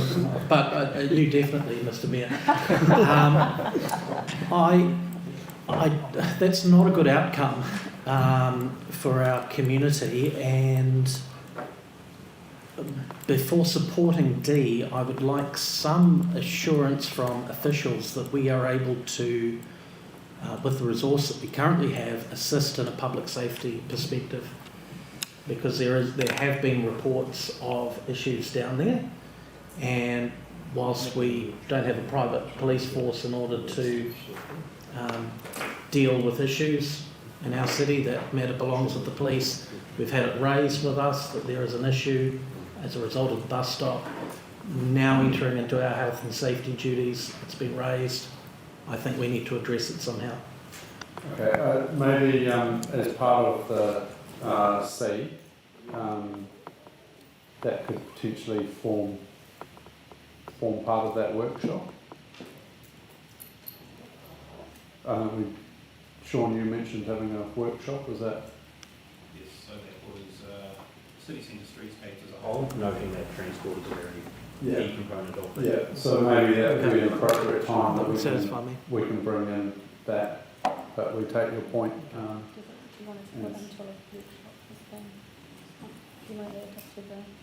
Sean, you referred to a workshop in March, didn't you? Yes, so that's currently, as a placeholder, I understood in the agenda. Okay. We'll do some work prior to that and be able to have an informed discussion at that workshop in March. Any changes that come out of that, we'll be able to implement. Yes. Thank you.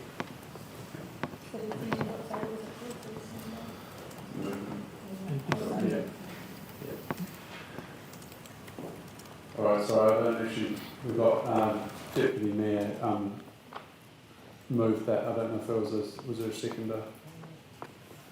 Vice Councillor, correct, thank you. Out of order. Is there any further discussion on this, Councillor Crowder? Oh, you want Mike?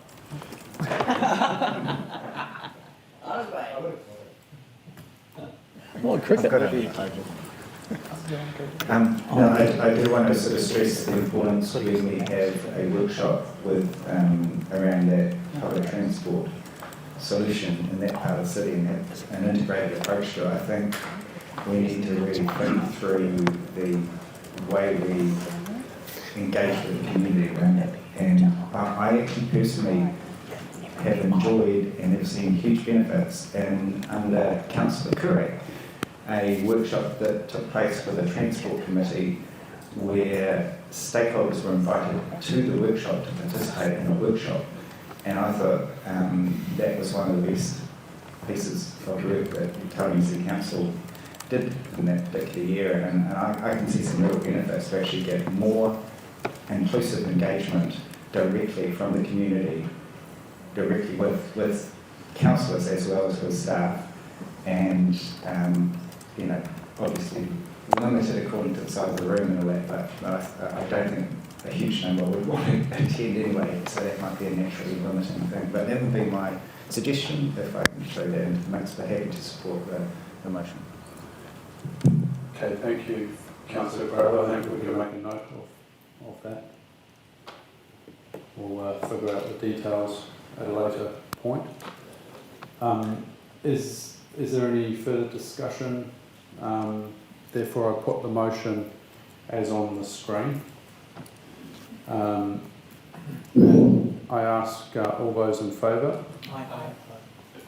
Aye. Just got it in time. Those against? That motion is carried. Thank you. We're making good progress. Thank you very much. Got a tasty one next. 11.5 options for access to unfluoridated water. Got Peter. Who's going to talk to this one? Yeah, Peter. Afternoon. Yeah, Peter Barnes and Rodney Clark. So this paper is as a result of a previous council meeting where staff were asked to bring back, investigate options to provide a non-fluoridated water supply for those who chose it. Effectively, the report covers a variety of options with 2 recommendations. In the interest of time, we're going to take it as read, and happy to take any questions.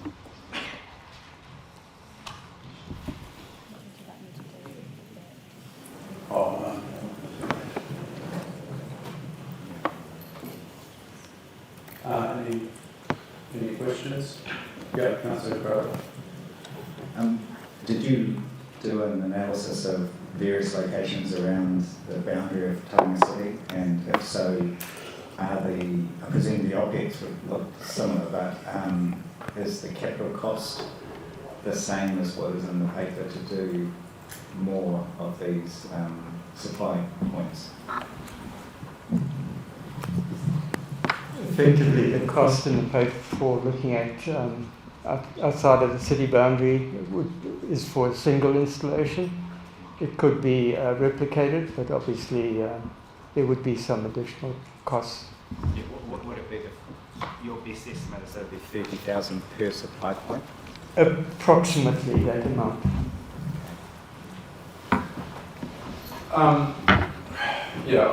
I guess I'm probably a little bit underwhelmed by the report from Becca and the options that we've been given. The directive was we want a good option, which it doesn't cost us the earth, and I feel like we've kind of gone for the Rolls Royce options here. Like if we're looking at the boundary, we literally need a tap, and I understand that we need backflow device and we need a meter, but what does a backflow device and what does a meter cost? The installation would be about $5,000. So I can't get to how we get a supply point that costs us $30,000, and then another $5,000 per annum of OPEX. So working with Western Bay, we'd have to provide a design in the first instance. We would then supply the connection. There'd be a need for a dispenser. There'd be some stormwater arrangement that would be required, together with, all the installation that goes with that. Okay. All right. Thank you. I'll get a picture put up.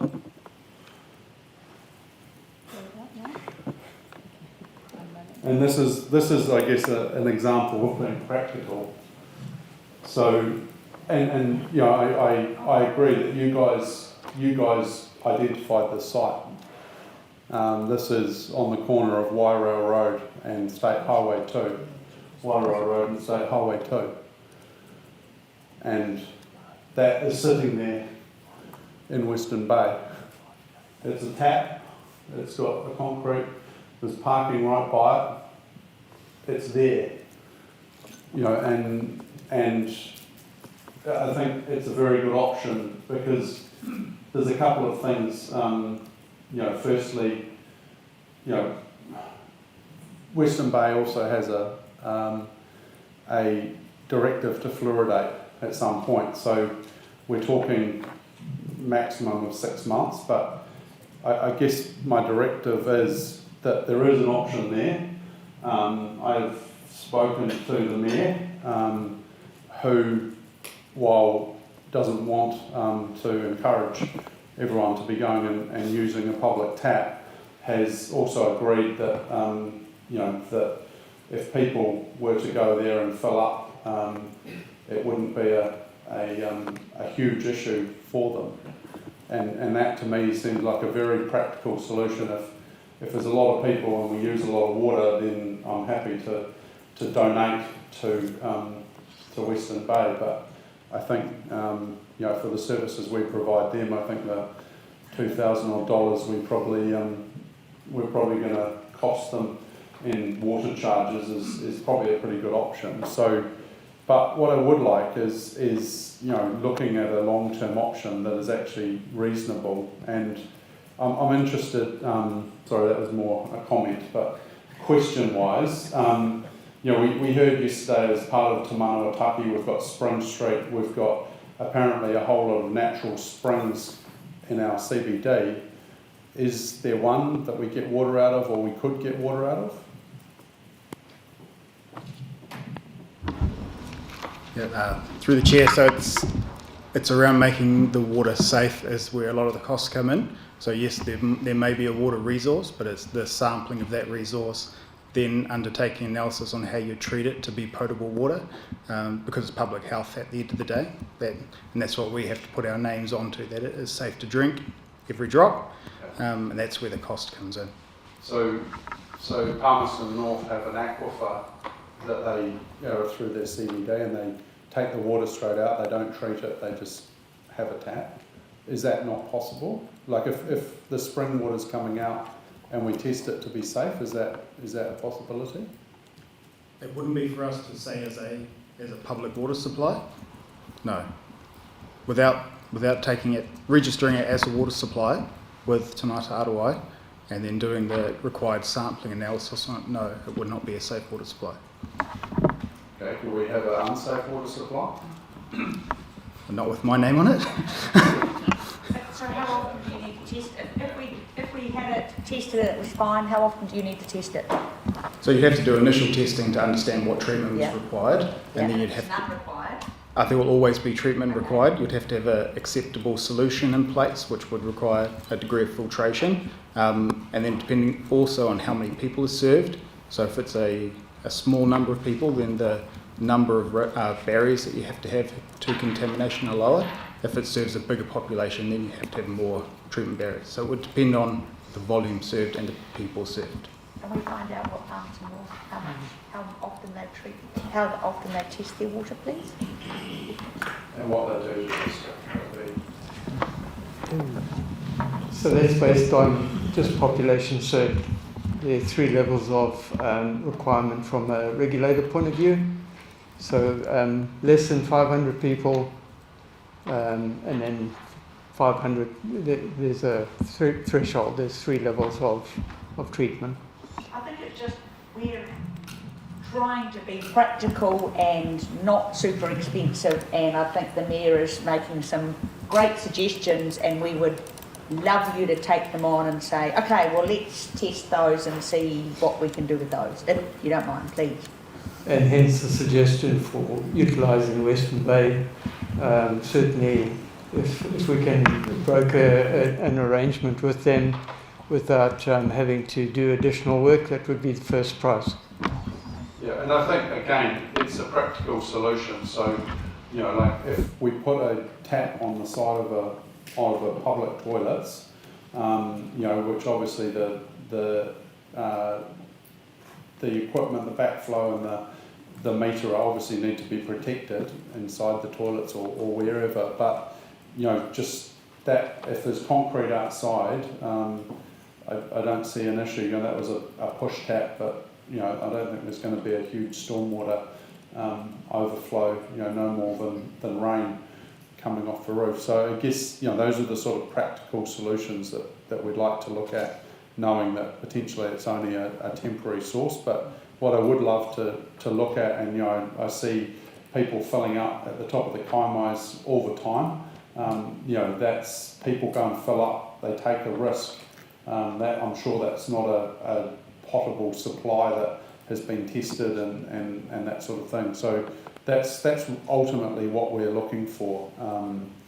You know, to try to find even, you know, like I understand we have regulations, but you know, if these people want water and you know, however we do it, trying to find a way, can we provide water that's not at our risk? You know, that people make a choice whether they go and fill up from it. I've travelled around the world. In Switzerland, there's little springs everywhere across the country, and people are quite happy to fill their drink bottles up and drink it. I'm sure it doesn't go through any testing or anything like that. So, let's find a practical solution. We want safe water, obviously, but I don't think we need to go through a full-on testing or treatment process to deliver it, because those options just put us out of kilter with what we're actually trying to achieve here. So. Mayor Nahe's water drinking tap. Is there any? Yeah, Councillor Baker. I was just saying I'm happy to support A and propose B, being we do nothing until the court hearing, so we can actually prepare and plan for a longer-term solution. Just to indicate that the suggested supply from Western Bay is not under the current direction. So although it's under consideration for direction, it doesn't fall into the time frame of the two suppliers that have got directions under them. Oh, okay, so it would be, the two that have directions over them doesn't supply that tab. Correct. Okay. Right, okay.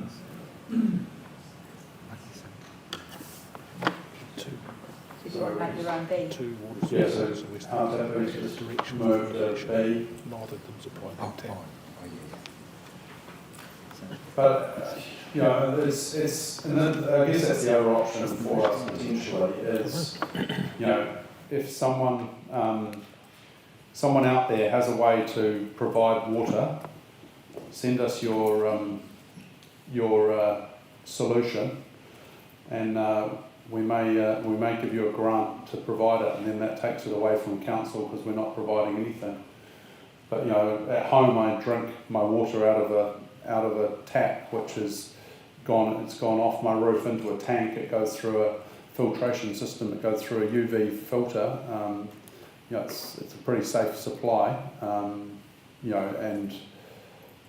again, I don't see how that's an issue if people choose to drink that.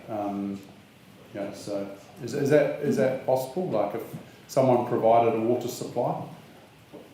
My understanding is if we are offering it as a service, we can't contract out, but I'm happy to take that under legal advisement. Okay. So if a member of the public wants to provide it. Councillor Schuller, have you got a question? Yeah, thank you, Mayor. While we're questioning, under point 4, just the 1,000 litres a day. I hope I haven't missed this from anyone else asking this question. 1,000 litres a day from Hamilton, and then noting that in Tauranga the average household usage is 500 litres today. So simple maths would suggest that that's 2 households, but it clearly won't be. I suppose if you talk about the drinking component of what someone's going to drink a day, how many households do you know? Did you have a number of households or any understanding of what the actual uptake was when the source was provided in Hamilton, or no? So I guess that was the biggest challenge for us, is trying to understand what the uptake would be. So hence we modelled it on the Hamilton situation, where 1,000 litres a day is a fairly regular number for them.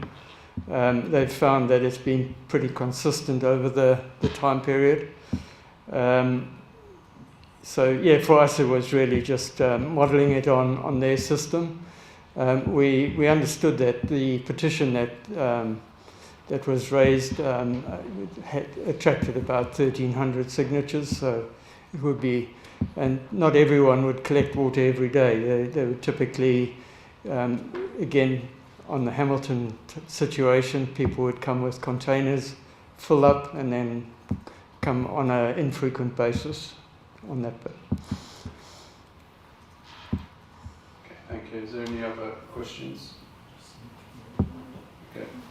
I'll just have a look at Councillor Baker's suggested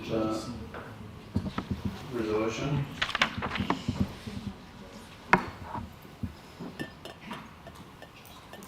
Oh, is he sent to me or to? Shall I send it to you?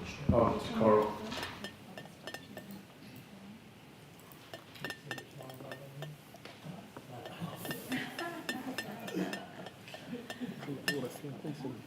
I'm not sure whether they were actually quite prefer it, but at least quite different tangent water sources.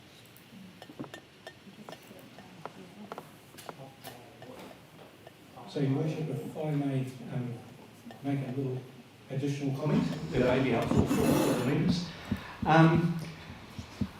So if in Hamilton, if they're going through 1,000 litres a day and the average person takes away, say, 2 20-litre containers, that's 20 people. So we're talking about somewhere between 20 and 50 people per day filling a container.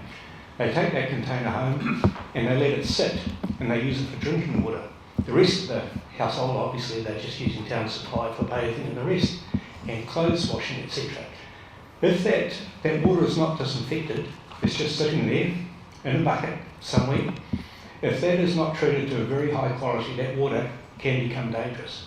So I don't want to sort of cry wolf here, but I do want to remind the members that we do have a health and safety obligation here, and if we're supplying a water supply, it does have to be safe, and it should really have a disinfectant residual if it's going to be sitting in people's homes, not refrigerated or anything like that. So it's just something to be aware of. No, appreciate it. Can we ask a question? Yeah. Yeah, thank you very much for that. I think it's an important point. Can you clarify then what the difference is between filling up our own containers and storing them at home, which I know a number of our residents have done, and slowly working back through, and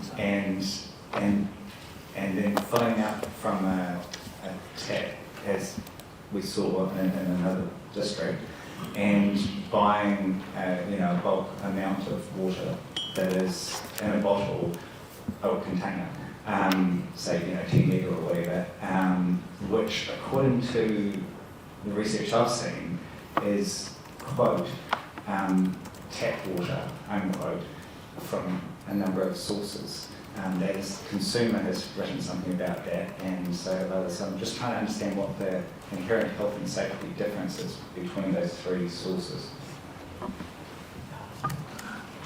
It all depends. Sorry, there's not a clear answer to that. It depends on the way it's stored. If a bottle is sealed, there's no dust or anything like that getting into it, there's no other contaminants, and it's been well treated before it's stored, it probably has a good shelf life for a while. But a bucket, most of these people we expect will be filling 20-litre containers or something like that, which is going to be open to the air and open to other things. I think it's just something that we need to keep in the back of our minds around providing a safe and sanitary supply to our community. One more question. I think we have discussed the carbon filter option as potentially. Do we know sort of approximately what sort of percentage of fluoride that would remove if we popped it into a carbon? There are certain types of carbon, like bone char carbon, that is effective in removing a degree of fluoride, but it's not activated carbon on its own is not effective at all. And do we know, like bone carbon, the percentage? The ones that we looked at, the activated alumina and the bone char filter, from what we read on the spec sheets, are anywhere between 50 and 80% removal.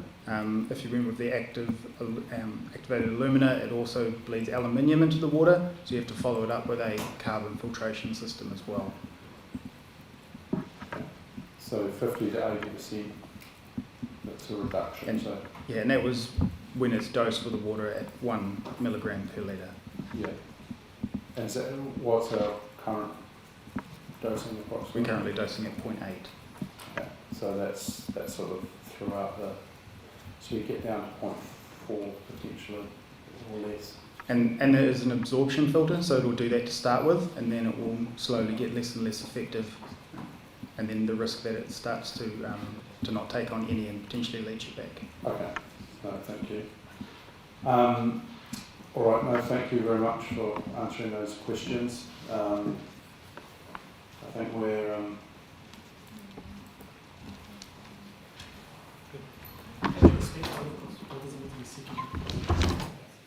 yeah, we'll just get it up so everyone knows what we're talking about as well.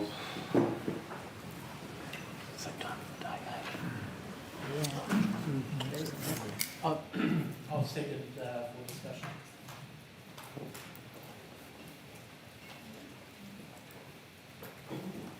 So you're going to replace all of it? Because it's not binding yet, so it's just words on the paper. Oh yeah, I told them to just So you're happy with that? How to be? I can't see, but yep. I think as long as you understand, yeah, there we go. Receives the report as per original B or A.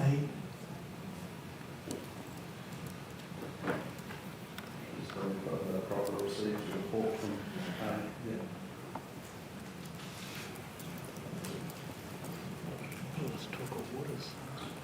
All right, so Councillor Baker, Councillor Morris, Yeah, happy to speak. Yeah, cool. Kia ora tātou. Yeah, appreciate the questions and the discussion that's been had. The reason I've put this in, sorry that I didn't organise this earlier and that you're having to do this now, Coral. I understand that best practice is to have something a bit more thorough written, so they've taken that on board. But with regards to option, well, with 2 or B, yeah, the current, obviously, as you mentioned, Mahi, the current options aren't the greatest. We've spoken at length about our priority and desire to get to a balanced budget.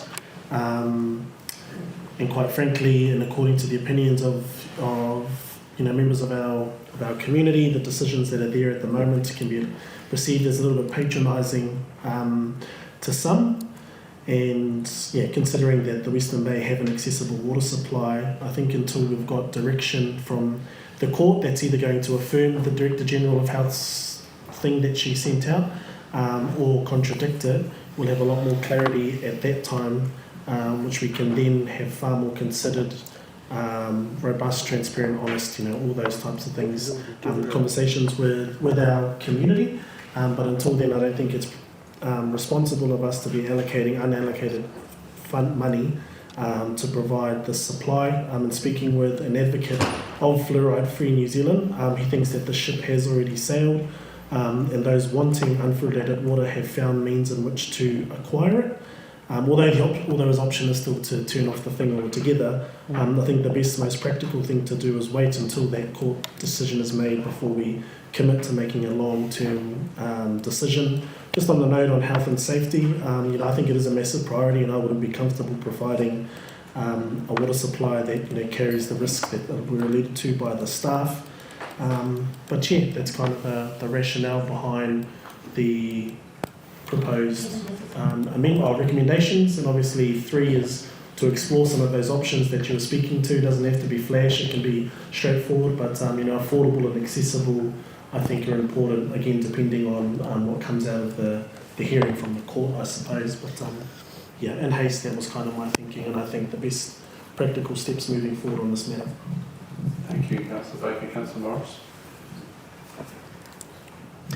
I appreciate the opportunity to second a motion of Councillor Baker's. I don't support it because despite the legal process that's being run, Parliament is sovereign and has the ability to overrule court orders through legislation. And I think, from what I've heard of the Minister's perspective on fluoridation, I think there is a Bill of Rights Act element that is being considered by the court, but I can't see that being overcome by Parliament's ability to make laws And so I think we do need to, in good conscience, provide an alternative for our community. Sadly, I can't see that being at no cost. And I was looking at the water bore at Papai or Air. Sorry, Kilda. Right. Yeah. Papai or Air Park. Challenge anyone else of my colleagues to say that other than Councillor Baker. That's a hard one. They had an issue with their bore in which bacteria got into it, and they had to then install a UV treatment plant. The cost of some $310,000. So I don't think there's a way through this without there being cost. I think the original resolutions do provide a way forward and may in time provide an unfluoridated access to water for our residents who value that. Thank you, Councillor Baker. I think, I do support this. I think the important thing we probably, and I just suggest that our staff, again, take a practical look at this, not asking consultants to come up with a whole lot of different ideas. We need to provide that accessible and affordable options, and let's have a look at what we can do for 5 or 10 grand. Let's have a look at what some of the others do. I understand if there's springs in the city that potentially we have to treat it, but then how do other cities around the country get away with not treating it? Just be interested to understand the rationale behind that. I think in the interim, I suggest that if you want fluoride-free water, we are surrounded by Western Bay. If you know someone in Western Bay, you can go and fill up your water bottles at their house. Obviously, there is a backup option. There is a tap on the corner of Wairoa Road and State Highway 2. I just do stress that there is a tap there. Please respect it because Western Bay have provided that, and we certainly don't want to take advantage of that. And I think just the message to staff is let's work with Western Bay. We heard potentially you could the cost of installing a tap could be $5,000. We'll be quite happy to help with those sort of costs. If there's a reasonable option for it, but let's look at some good ideas. And I was it was staff's idea. It wasn't in the Becker report that we could get a source from Western Bay, and I think that it is a pretty practical solution because we're not a big city, and Western Bay surrounds us at all stages. Obviously, it would be much better if we could have something around our CBD, a reason for people to come here and fill up their water bottles, another reason which would be great.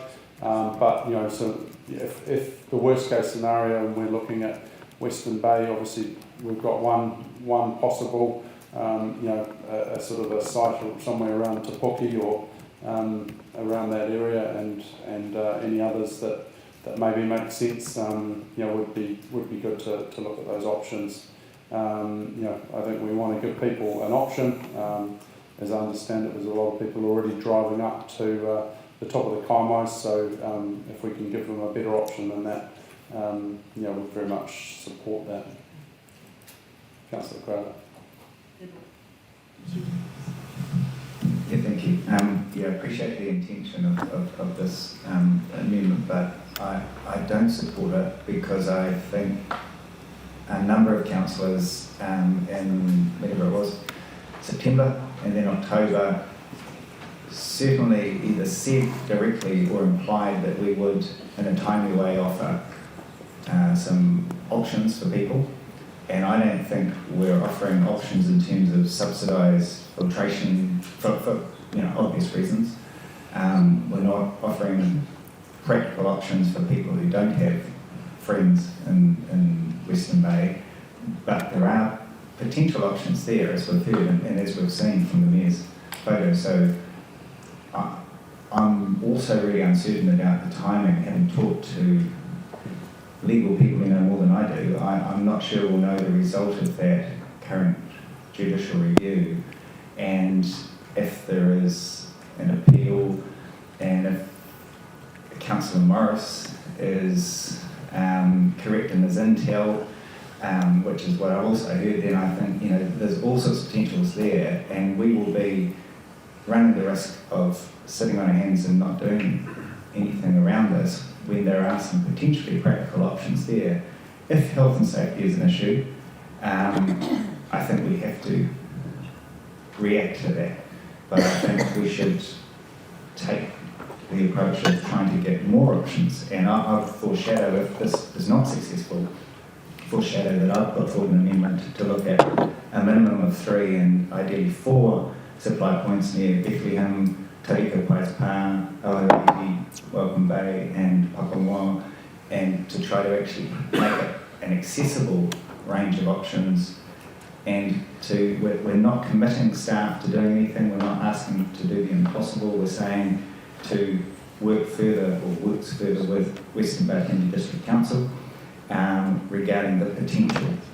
And so I would prefer to go back to the original motion and to put an amendment to that continues along that vein but makes it a better range of options for the people of Tauranga who wish to. And I will conclude by saying there is a strong demand from some people, both, not so much in terms of the way they're asked. I don't mean strong. There are a lot of people who are raising this issue, and I think we will only know how strong that is in terms of numbers when we actually offer it. Councillor Schuller.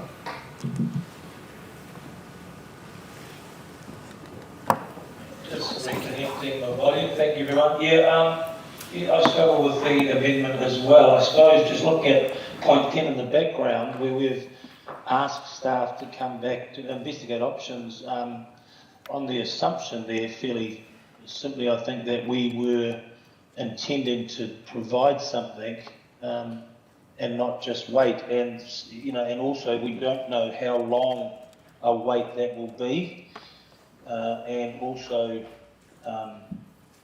I suppose hearing we need to provide, if we do it, have to be a good quality source of water. I do agree with Councillor Crowther about having some practical solutions. So I would like to see us try and work from within the options we've got to provide something in line with the reason why we asked staff to investigate this.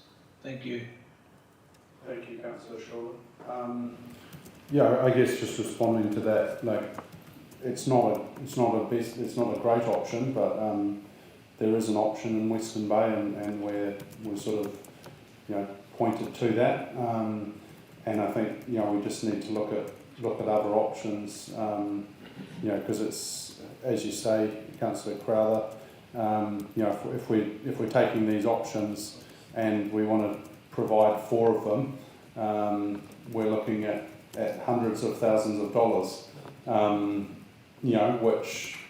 which I'm not sure that is value for money for our ratepayers. So I'd just like to see some alternatives. As I say, I think 3 points to that, being accessible, affordable options, and obviously being practical after following some other things. So, can I request you take it in parts? Yes, certainly. It gets a bit like that at this hour of the day. Yeah. Thank you. Is there any other discussion on that? You want to talk any further? Yeah, just quickly. I do support the options of providing options for our people who want unfluoridated water. I just don't support the ones that were there. I share your sentiments, Glenn, about providing those options. It's just right now we don't have our budget allocated. We need to make sure that part is sorted, which I kind of as referred to with D. But yeah, that the options we provide are accessible and affordable. So I just explained myself from the beginning. I want to stop. Kia ora. Okay, well, we'll take this in parts now. So 1, all those in favour? Aye. Those against? That's carried. 2, all those in favour? Those against? No. Okay, sorry, those 4? No. 4 is Mayor and Councillor Bacon. Yeah. And those against? Okay. Sorry, and that was, No. Shula is no? Yeah. Okay. Shula, So everyone else is no? Roseburn, are you? Yes. You're a yes or a no? Yes. Yeah, sorry. Okay, so Roseburn was a yes. Roseman was a yes. And everyone else is a no? Yeah. Alright. Okay, that is lost. And 3, those in favour? Aye. Those opposed? That is carried.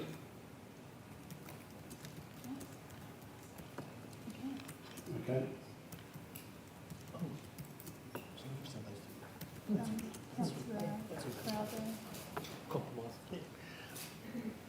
And how does this fit with the original motion, with the ABCD?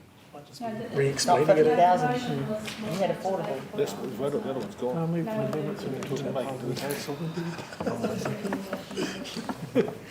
Yeah, so that is carried, so we're done with that. Yeah.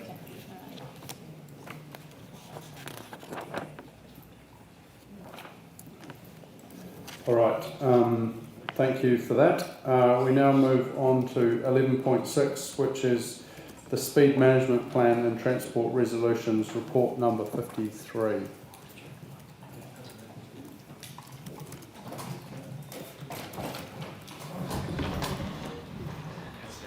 Kia ora, councillors. We'll speed you through this report. We're going to take the report as read, except to make a couple of key points made in the executive summary under point 4. The report is in two parts. One is a policy change around the speed management rule. The second part is around transport resolutions. Going to transport resolutions, those are the housekeeping regulatory actions that we need to take to keep the network up to date in terms of how we can enforce yellow lines, speed limits, so on and so forth, and they're listed through the report there. The first part of the conversation is particularly around the speed management plan and the changes as a result of the changes in legislation that we're required to implement. Key in that is on point 4, the 3 dimensions of what we need to do to update towards that. So I'm going to leave it there, open it up for discussion and questions.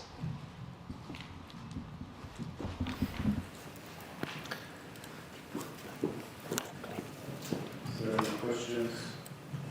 Councillor Taylor. Thanks, guys. I agree generally with most of the stuff you've got there. I do question G, and so this is about putting no parking zones into subdivisions. Have we done any consultation or engagement? I look at subdivisions that are currently pretty high density in Papamara, for example. Good question. They're already struggling with car parks, and if you take half of them out, what happens to the amenity of the situation?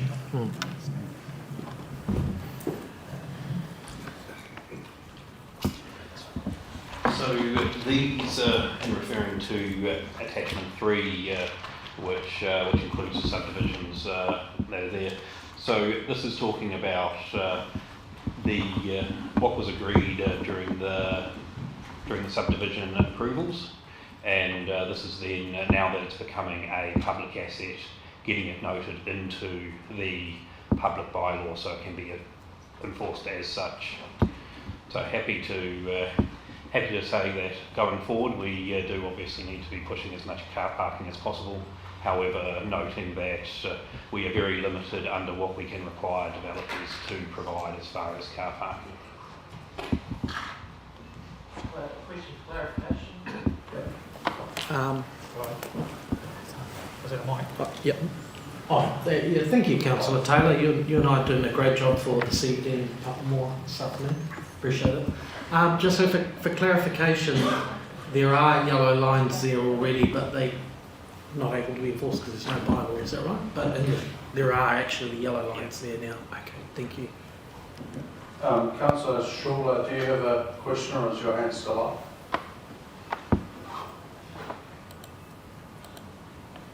He's just taken his hand. No, sorry.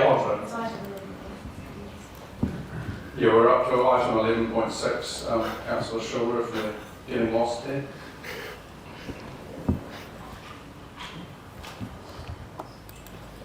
Yeah, Councillor Schuler. Thank you. Just so in terms of, I did first of all question why we were asking for the money when it doesn't have to be done till July 26 to go from 40 to 30. I then realised, well, you wrote further down that it's because it needs to go in the annual plan. But when are you intending to actually do that, take the action if it's required by 1 July 26?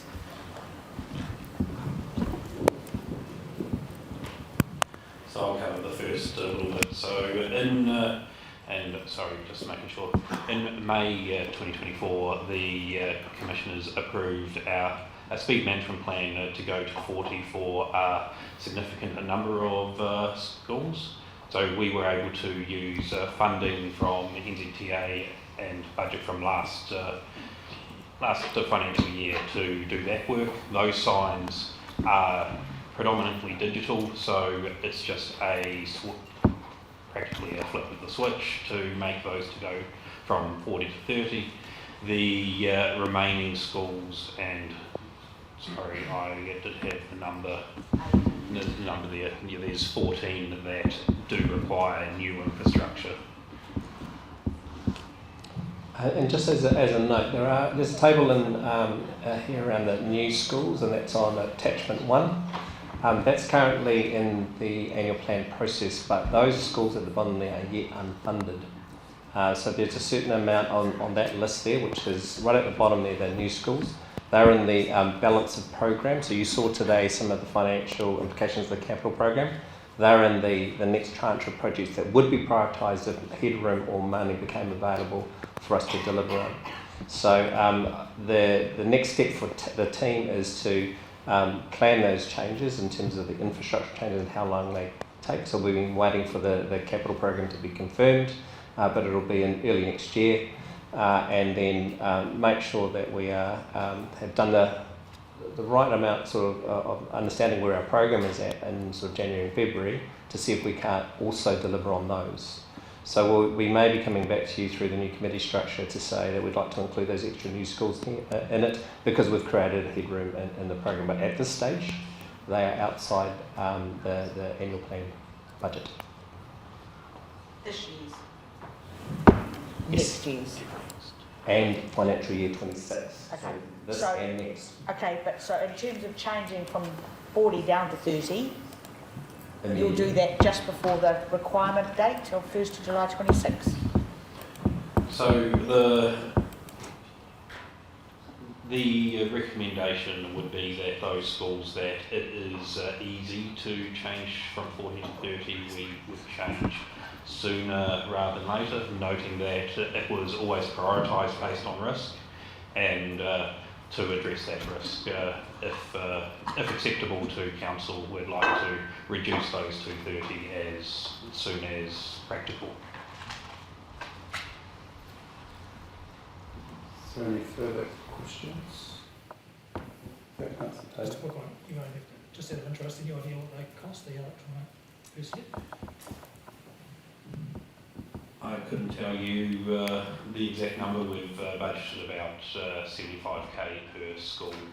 So the digital electronic signs for the schools that we were implementing from the May report cost us just and only $1,000 less than $500,000.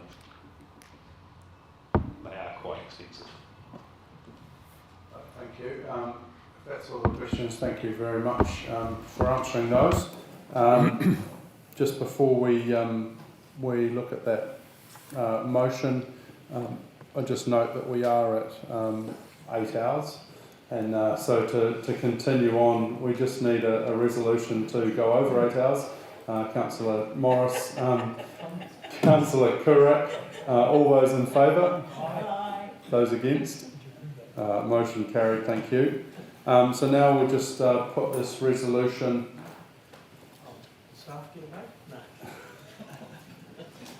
We do have the end in sight. Yes. So are we all comfortable that if we, even though we don't have to, are we all comfortable that even if we don't have to change from 40 to 30 until July 26th, we'll do it straight away or as soon as possible? Are we comfortable with that? I think it seems to make sense. Personally, I think it makes sense. It's a variable speed limit. Unless we think the government's going to change between now and then, and it's going to change back. Yes, Councillor. Sorry, just like my personal experience, when I was at my school, sometimes I come to work through there. This car's doing ridiculous speeds, and I think if we get it down, come to 40, it's down to 30, I think it's just a situation. So, certainly that's what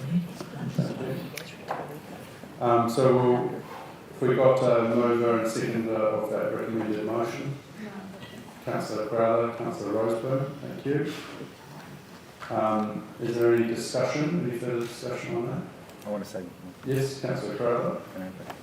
Oh.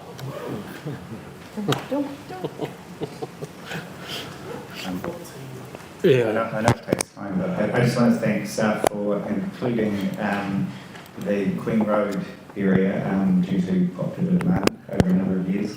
And what was the other one? Sorry, lost my list. Anyway, there was another one there. Linksat, yes, Linksat. And I think that when you've got strong community demand and support for this kind of thing, and I think it is illustrative of a comment that Martin next door just made to me, which is some of these roads you'd be lucky to be doing 30 after school or before school, and that would be the case on Windsor Road at times. But on the back roads like Queen Road, I think it's a really good point to look at the big picture. So I just like to commend staff, and thanks for that. Thank you. Councillor Ross. Thank you. Yeah, there is an issue in Papamoor East around the width of the streets. It's real. Folks who move in there and rent or perhaps buy off the plans may not be aware of how narrow those are at the time that they do that transaction. Pleased to hear that the yellow lines are there already, because if it were something to come in over the top, it would perhaps not be very popular.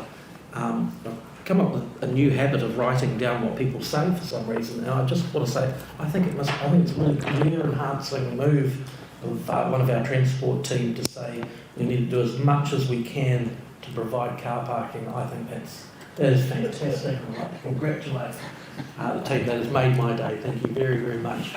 Bless you. For a fee.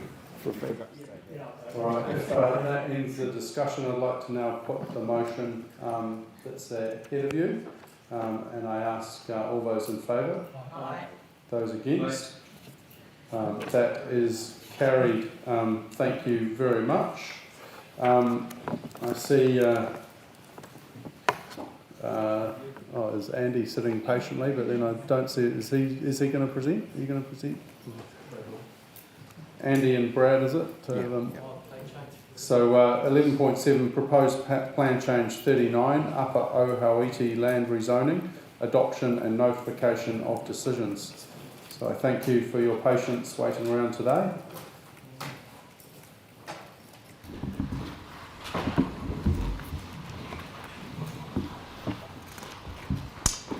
Good afternoon, your worship and councillors. Everyone's patient, so that's great. So the paper I've got in front of us today is regarding the adoption of the Independent Hearings Commissioner's recommendations for Plan Change 39, which was a private plan change put forward by Lansdale Development for the rezoning of land on Upper Ohauiti Road. So in September, staff came looking for a resolution around a commissioner being appointed to hear submissions on this plan change. So the hearing took place in November on the 20th, and on the 27th, the Commissioner was able to prepare a final recommendation. So the purpose of today's report was to present and put to Council the recommendations of that Commissioner, which was to approve the plan change and seek then to notify that decision on the basis that Council was prepared to accept that recommendation as its decision on the plan change. So that's a very quick summary of what it is, and happy to take questions on that. Thank you. Thank you very much. Is there any questions? Yes, Councillor Scholar.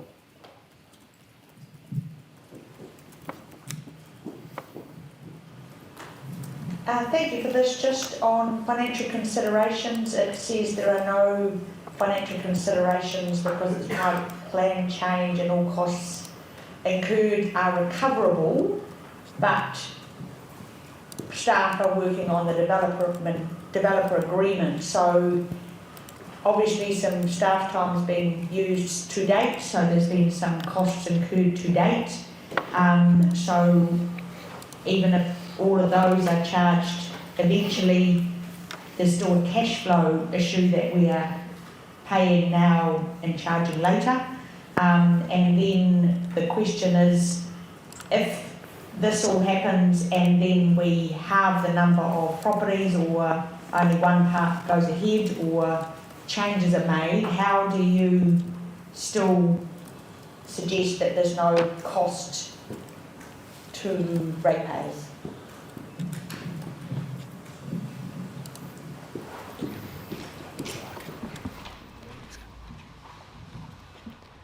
Yeah, so in terms of cost recovery for the plan change, it's related to getting, I guess, the plan change process completed, not to the actual development of the plan change itself. So those costs will be recovered in full when the process is completed. But there's still a cash flow that we've paid them now and they're not picked up till later. So it's still a cash flow. We get that money now. As soon as this plan change. Okay. Yeah, we don't have to wait years or anything like that. Yeah. Okay, cool. Right. Thank you, staff. You've got a question? Or? Yeah, Councillor Taylor, whoever. I was going to ask you one as well. Like your poster. Probably too late to change anything, but just trying to understand how we've got a 15 unit per hectare figure here when we're talking 25. We're trying to get in Tauriko. That's great. Great question.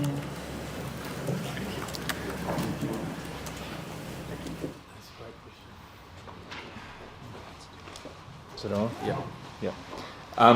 Yeah, so we looked at the context of this plan change. It's on the, I guess, the outskirts of the city, not well serviced from the perspective of public transport, walking, cycling options. There's no significant commercial centres or schools there.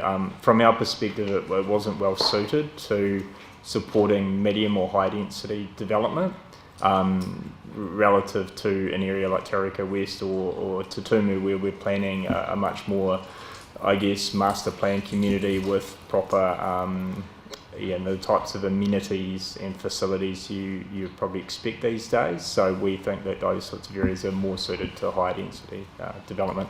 Also, there are the transport limits.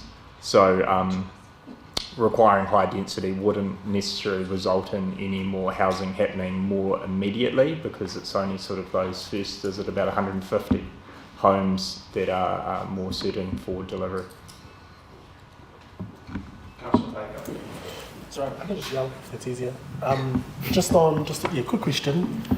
So a few of the submitters spoke about, I guess, access or the lack thereof for residents of Ohauiti. So, I'm curious to know how we as a council actually, are going to cater, I guess, to the holistic needs of the residents. Because while this is about enabling growth, I think we still have a duty of care to the well-being of our people and congestion and all that type of stuff. So, what is the plan after enabling to accommodate the well-being of our residents? So when the plan change was put to council, it didn't limit the number of houses across the entire growth area. So there was 2 blocks, an east block and a west block, and they had modelled some transport impacts.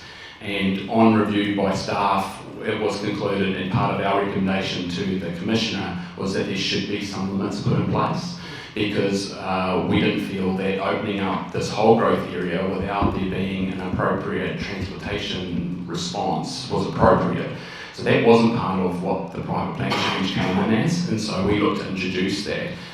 Through the hearing process that was discussed, there was evidence exchanged, etc., and the Commissioner concluded that the approach of council was appropriate, including the fact that by the end the applicant agreed that that was an appropriate response as well. So we were able to get to that point where we were able to put a limit on that until there was either an appropriate state highway response, because that unfortunately is where the choke point is, or that they can then go through an additional consenting process to address how they could get additional houses through a proper consenting process, because that wasn't what was part of the original plan change. Awesome.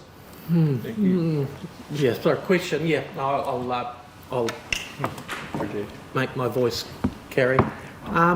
How feasible is it to put conditions of consent around changes to the state highway network? That sounds pretty ambitious.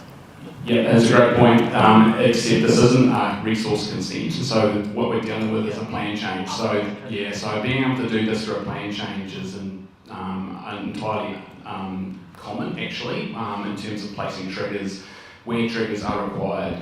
The consenting process is a slightly different one, where a consent holder has the responsibility of delivering what is required, and so those challenges do come later on, and there are some practicalities around where those upgrades may be required. But what we also looked to introduce was the mechanism for them to be able to step through that process if those upgrades weren't there, but through a consenting process that would require considerable more modelling to justify their position.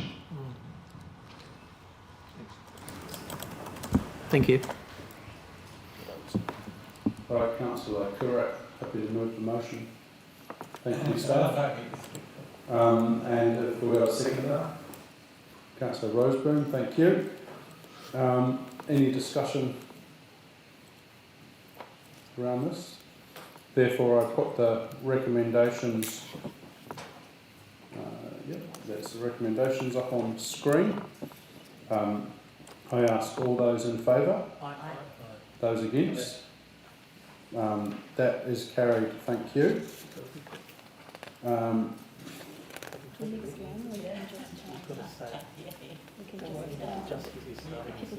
They can give us feedback, and staff then will just get you to delegate the authority. So I just made a change to that. I can just bring it up on the screen if you like. Andy, you have to say to me, no? Just to save time, really. It doesn't really need a resolution. Right, the next one, which is 11.14, submission to local electoral reform issues paper. So we're just looking at potentially just taking this as read, accepting the resolution, and how we'll deal with this is if you've got any thoughts or anything that you want to go into the paper, you can email me around any of these that you have, and then obviously the last one there is delegating the authority to the Mayor to approve the submission on behalf of the Council, based on, it won't be, I think I've just changed it on behalf of the Council, and yeah. So therefore I will obviously take your thoughts into account when if we can do that by the end of the year. So should we just take, on D, should we just take out provided at today's meeting? Yes. Yeah, so, sorry, on the screen, C, delegates to the Mayor the authority to approve the submission on behalf of the Council in time to be lodged. And I suggest that if we could get feedback within the next week, would be good. So someone has to write that up. Yeah, Councillor Taylor. So I'm just going back, we had a big discussion on this at the previous meeting at Warren. Mm. We gathered all the information about that for you. Yeah, yeah. Submission and send it out. Yeah. Yeah. A and resolution C. Yeah. And then we're going to formally work in the background and do a draft and about it. If you've got any particular comments, feed them through to us and incorporate that in the draft. If it's something you feel particularly passionate about. Okay. So we'll take A and C as the resolution. Yeah. Oh, sorry. We'll take it. I think we can take it as all. Yeah. So I think we can take it, the whole thing as on the screen. Moved by Deputy Mayor Schooler. Thank you, Councillor Taylor. Any discussion? No? Okay. We'll put that to Council. All those in favour? Those against? That is carried. That now ends the public part of the meeting.